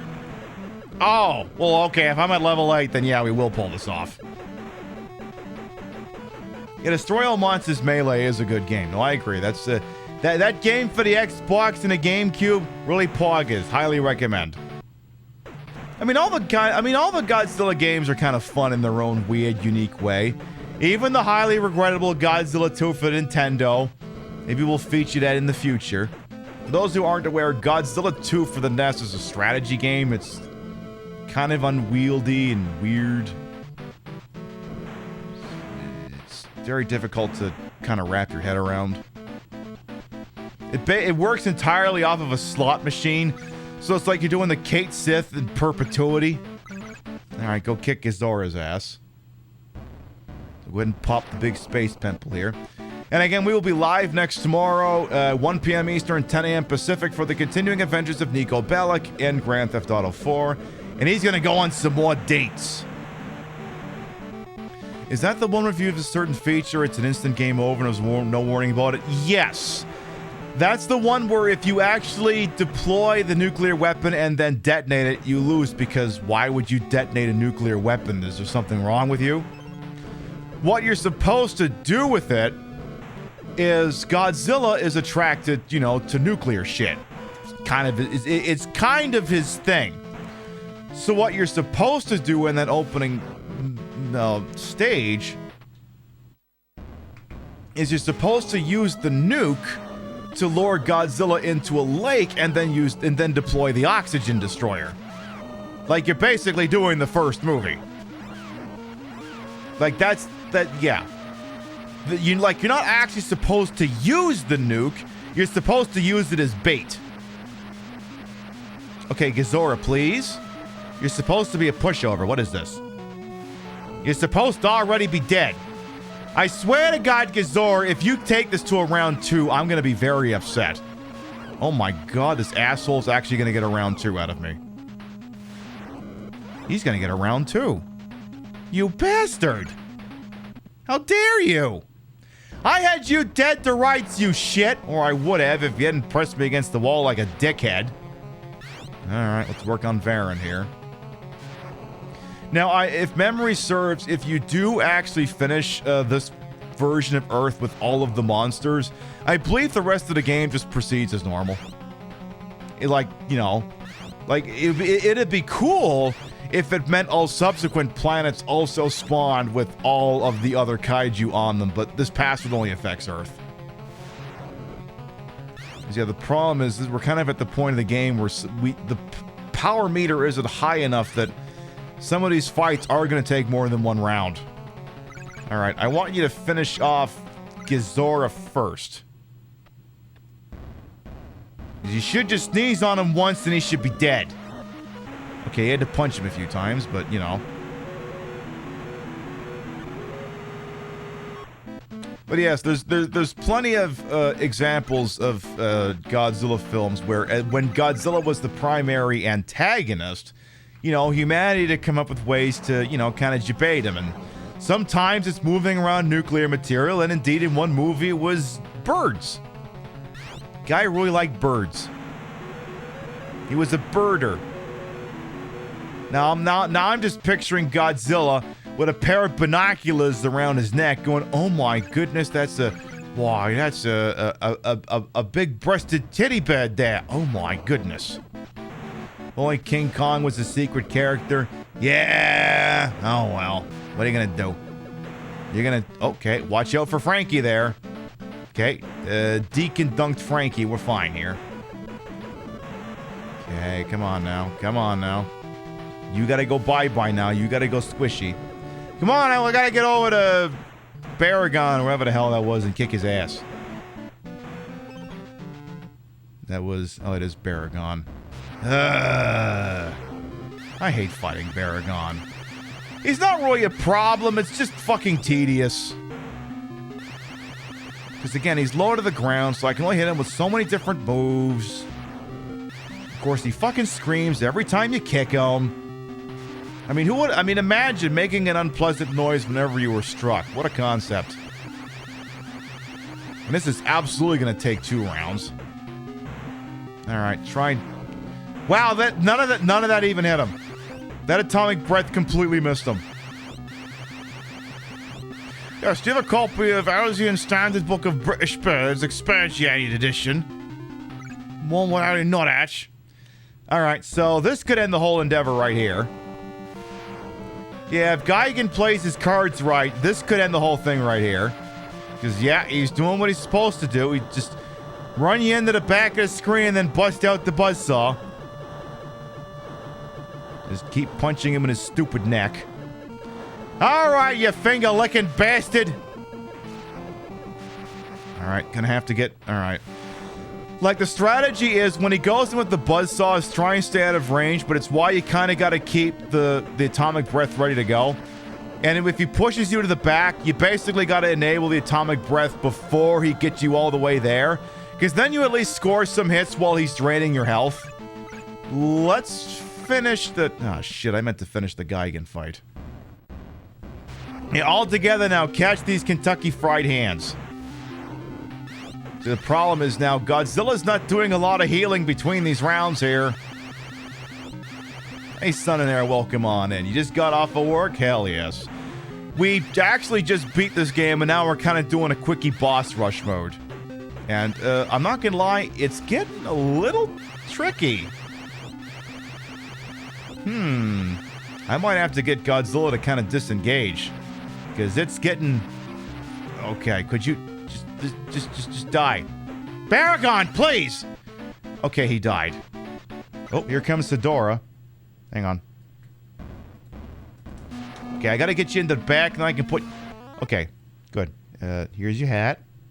You know, you've heard of Elf on a Shelf. Now here's Hedorah and a fedora.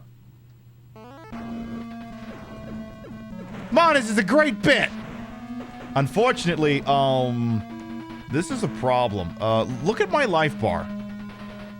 Look at my life bar. We may want to go defensive here. So the problem with Hedorah's little projectiles is if you hit them, you take damage. I don't think if you atomic breath him, he takes damage, but you gotta be careful with that shit. So what we might have to do here is we gotta wait this one out, and then I might need Godzilla to retreat. Because the problem is he needs to do a regular stage in order to get some of his health back. So I'm gonna have you take a big step back here. And hopefully you don't get killed 3 seconds into this. Well...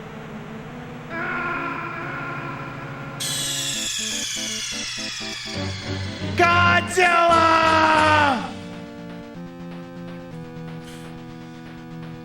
You know what? What's the worst that could happen? Go kick Fedorah's ass. Go take a shot at it. What the hell do I care? Alright, Martha, this is your time to shine. Hey, you're level 8. You're higher level than I usually let you get to. Just get your ass over there and kick Fedorah's ass. We'll consider the whole venture a dub if you can pull that off. That might... See, the trick is... Remember when I said if you touch any of Hedorah's projectiles, you take damage? I believe that also counts if Mothra hits any of the projectiles with her projectiles. I think. I mean, we'll have confirmation in about 10 seconds here. Okay. Here we go. Okay, here, have your hat back. Yeah, if I hit any of the projectiles, I basically get stun locked. Also like how, because his projectiles are all kind of screwed up. Yeah, Mothra can sludge, might be able to push him back here, but it's not really working out too well. So yeah, I mean, we could just do this, but problem is there's a limited range on Mothra's projectile. And unfortunately, I can't get close enough to do my dive bomb attack. So... Oh. Alright, Mothra's getting miladied over here. Love that for her. Alright, you know what? Fuck it. This is the last part of tonight's show anyway. Can you at least defeat one fucking person? I mean, I'm pretty sure... Okay, I think he might have killed Baragon earlier. I think Mothra might have done that. But can you at least take out Fedorah here? If you can take out Fedorah, we'll crown you champion all years. Can the argument be made that Metal Gear is a kaiju? Yes. Why wouldn't they? The big silly things with legs and stuff, yes. Yes, the moth is mothing. This is somehow actually working.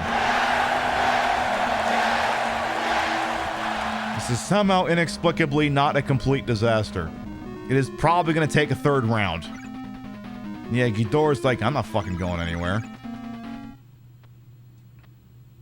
Okay, this is probably actually going to work. Get back to your hat. Go back to your hat. Go back to your hat! There you go, and embrace the hat.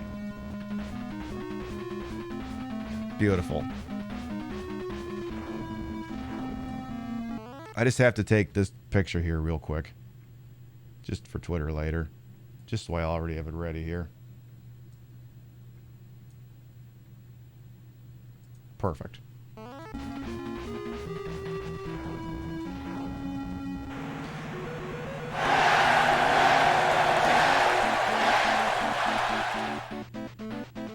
Can you go for 2? Can you go for 2? Okay, let's get Fedora out of here. Can you kill someone else, Mothra? Well, let's see here. Problem is we kind of got to find a spot where you won't get hit with a projectile. Oh, that wasn't it. Oh, but you're still doing okay. Seems like you can kind of stun lock. Hey, Nirani, lurk away. Probably only be live for a little while longer here anyway. This bit's not gonna last forever. Come on, come on. Okay, like, I basically have to keep going with the projectile because the projectile is the only thing that's stunning him. And even then, it's not a permanent stun lock. Alright, keep the fight going here. Come on, Mothra, you can, surely you can go 2 for 2 here. Careful. Okay, get back in position, get back in position, get back in position. Come on. Get him into the back. Okay, keep going. Come on, you can do this. You can do this, Mothra! We believe in you! For once.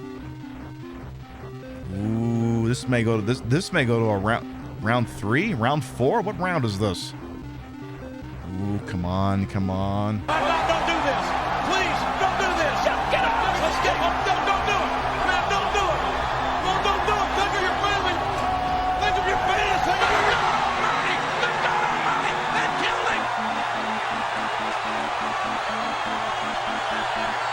Oh my God!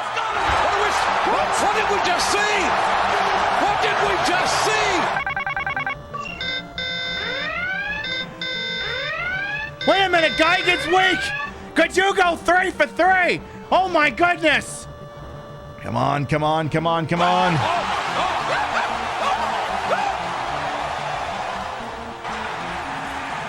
Somebody stop the damn man! Enough's enough! Rampage! This is not sustainable. But let's see. Let's fucking see. Yes, I was teabagging. This is queen behavior. Okay. All right. Oh, careful for Frankie there. Careful for Frankie. Careful for Frankie. Are we going to go 4 for 4? I don't know. Mechagodzilla, I think, is a full health bar. Let's not get too excited here. Mechagodzilla's playing with a full deck of cards over here. Well, but my understanding is if Mothra finds just the right height, Mechagodzilla can't hit her. We'll see. I mean, Mothra has lasted far longer than she ever should have. She should have been dead ages ago, but she's still here. Like again, we're playing with house money. All right, here we go. So supposedly, if I find the right angle, this might be it. Oh, no, not quite. Ooh, okay, ooh, not quite.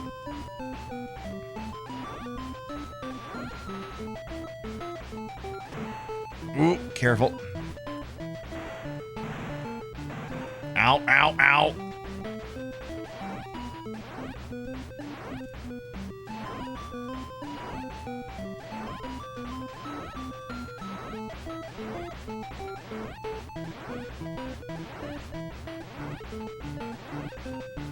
No, don't do this! Enough is enough! So it's like right at like arm level. Ooh.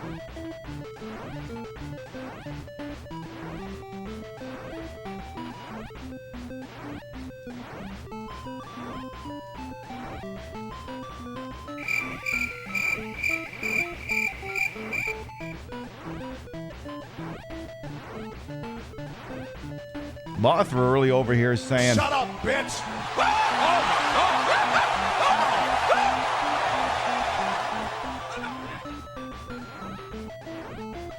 5 minutes later, pretty much. I mean, this is working. So you kind of got to keep Mothra, like, right at just slightly above Mechagodzilla's arms. And then spam. Okay. Again, this could stop at any second.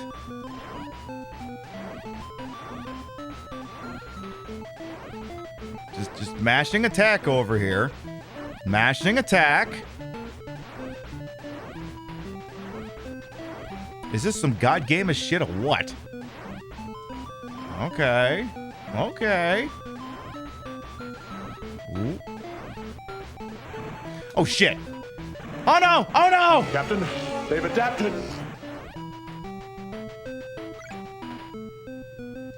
Fucking wise ass over here. Alright, here we go again. Just slightly above arm level here. Ooh, too high, too high, too high. Don't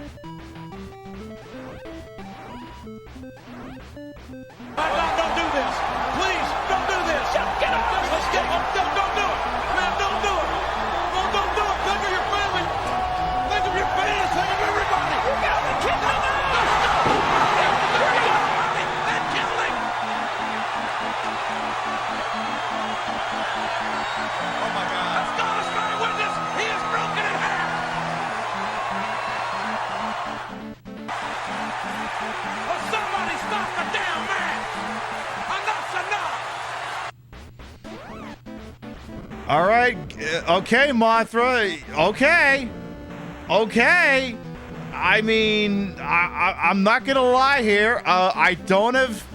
I cannot reasonably envision a scenario in which Mothra defeats King Ghidorah, but fuck it, we'll let her try.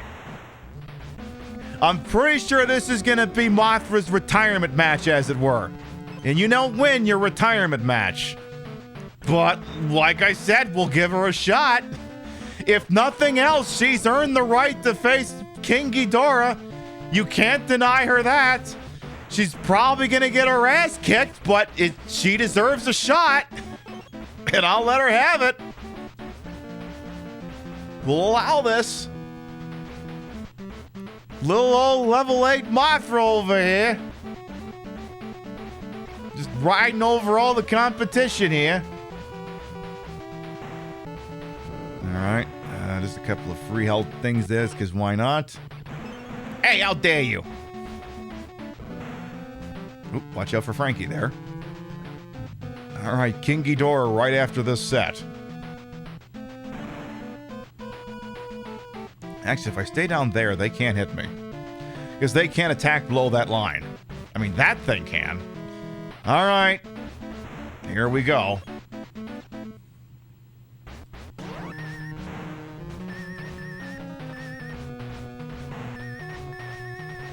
Problem is, I don't know with King Ghidorah if there is a happy spot. Especially because they can just do that.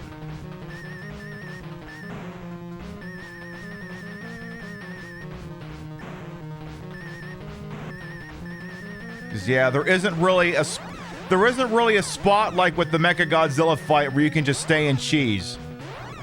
Unfortunately, I also can't really get an angle on the bomb attack. Yeah, most things have a happy spot. Ghidorah, I don't think so. Oof. Of course, now we're going for round 2. I mean, there might be a way we can do this, but Mothra's gonna have to survive this round in order to have a chance. Because I have an idea. I mean, it's kind of a shitty idea, but if Mothra dies here, it won't even matter.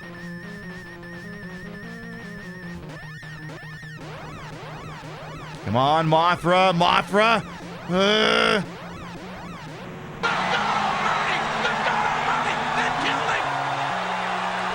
Oh, wow. Oh my God. Let's go. Let's try to win this. He is broken in half. No, don't do this. Enough is enough.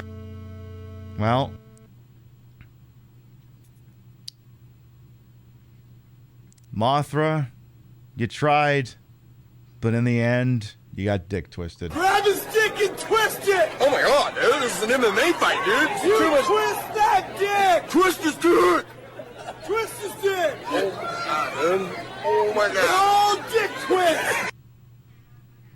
An attempt was made, and you know what? Like I said, Mothra, you lasted far longer than I think any of us reasonably expected you to. And you fought the good fight. But at the end of the day, I'm sorry, only Godzilla can beat King Ghidorah. Alright, here's what we're going to do. We've been live for 5 hours. I got a show in 13 hours as it happened. Actually, no. Yeah, 13 hours. 12 plus 1's 13. So what we are going to do is we're going to start to wind down for the evening. Alright, well that was an evening at the office. We lived some of our best Godzilla lives. We talked about Godzilla, and you know, we did some other things too, as we had known to do here on the Queen Pib Show. Talked about Hollywood, talked about capitalism, talked about a lot of dumb fucking things. But you know, that's what you get when you hang out with me. So occasionally riveting gameplay, fantastically fat, gigantic breasts, and also maybe insight into things that aren't exactly related to video games. Alright, before we figure out where we're going, let's read off the list of gravitas. Your biddies, raid, subs, and tips to this channel, while never required, are always appreciated. And I'd love to shout you out the end of the show. On the tippy side of things, we had QSMB TV, Arthak, and Faceball Special. Thank you very much for those tippies. You cut Twitch out of the equation. Thank you. Who else did we have here? We had Mike from Canmore, thank you for the resub. Trinetta, thank you for that raid and for sticking around. The Bomb Ball, thank you for the gift sub. Stasia, thank you for the resub. Oddnon, thank you for the raid. Weather the Weather for the resub. Odd Spectre for the prime. Faceball Special for the gift sub. Jeff Kill for the biddy. Megalucario for the resub. Marcos for the raid. Victor Victim for the gift sub. Graphics for the biddies. Peebus for the resub. Understated Diva for the resub. Thank you, thank you, thank you.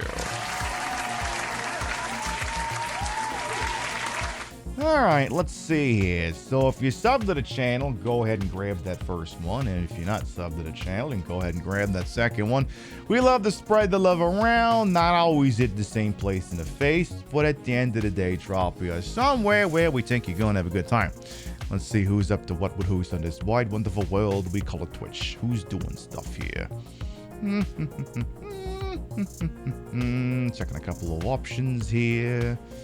Let's see. I'm gonna check one spot. I'm gonna check another spot. I'm gonna check another spot. Okay, I'm checking a couple of spots here. Let's see. Gonna narrow it down to 2 contestants here. Ooh, okay, that's cute. That's a cosplay. And then what do we got here? We got Alright, here's what we're gonna do.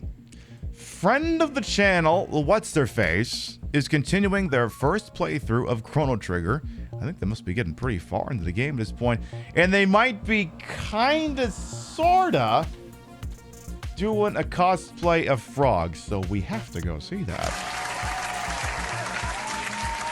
We'll go say hello to What's Her Face. You know, she's talking to a chat for now, but you know, it's kind of the same thing here. We talk to the chat for a bit, and then we go gung-ho into the freaking video game, which of course will be more Chrono Trigger, a game that we do need to feature on the Queen Pib Show again sometime. On a long enough timeline, I'm sure it will happen again. In any event, as I stated, our next scheduled broadcast will be tomorrow, 1 p.m. Eastern, 10 a.m. Pacific. More Grand Theft Auto 4. You want to see more Miko get into more trouble? Go on some dates, reach some websites, you pop in tomorrow? Maybe that's the thing you see. Also will be the thing you see. Thank you very much to everyone who followed, biddied, rated, subbed, lurked for a bit, put up with my bullshit here the entire time. You all continue to contribute to the ongoing success of this shit show we call the Pib Show. Thank you very much for stopping by, and we'll see you next time. Mwah. Good night, everyone. I was really fucking hoping that Mothra would have pulled that one out, though. I mean, I knew it wasn't gonna happen, but oh god, it would have been beautiful if it had. Oh well, I'll just have to have Mothra kick Ghidorah's ass and like destroy all monsters melee or something. See you later, folks. Mwah.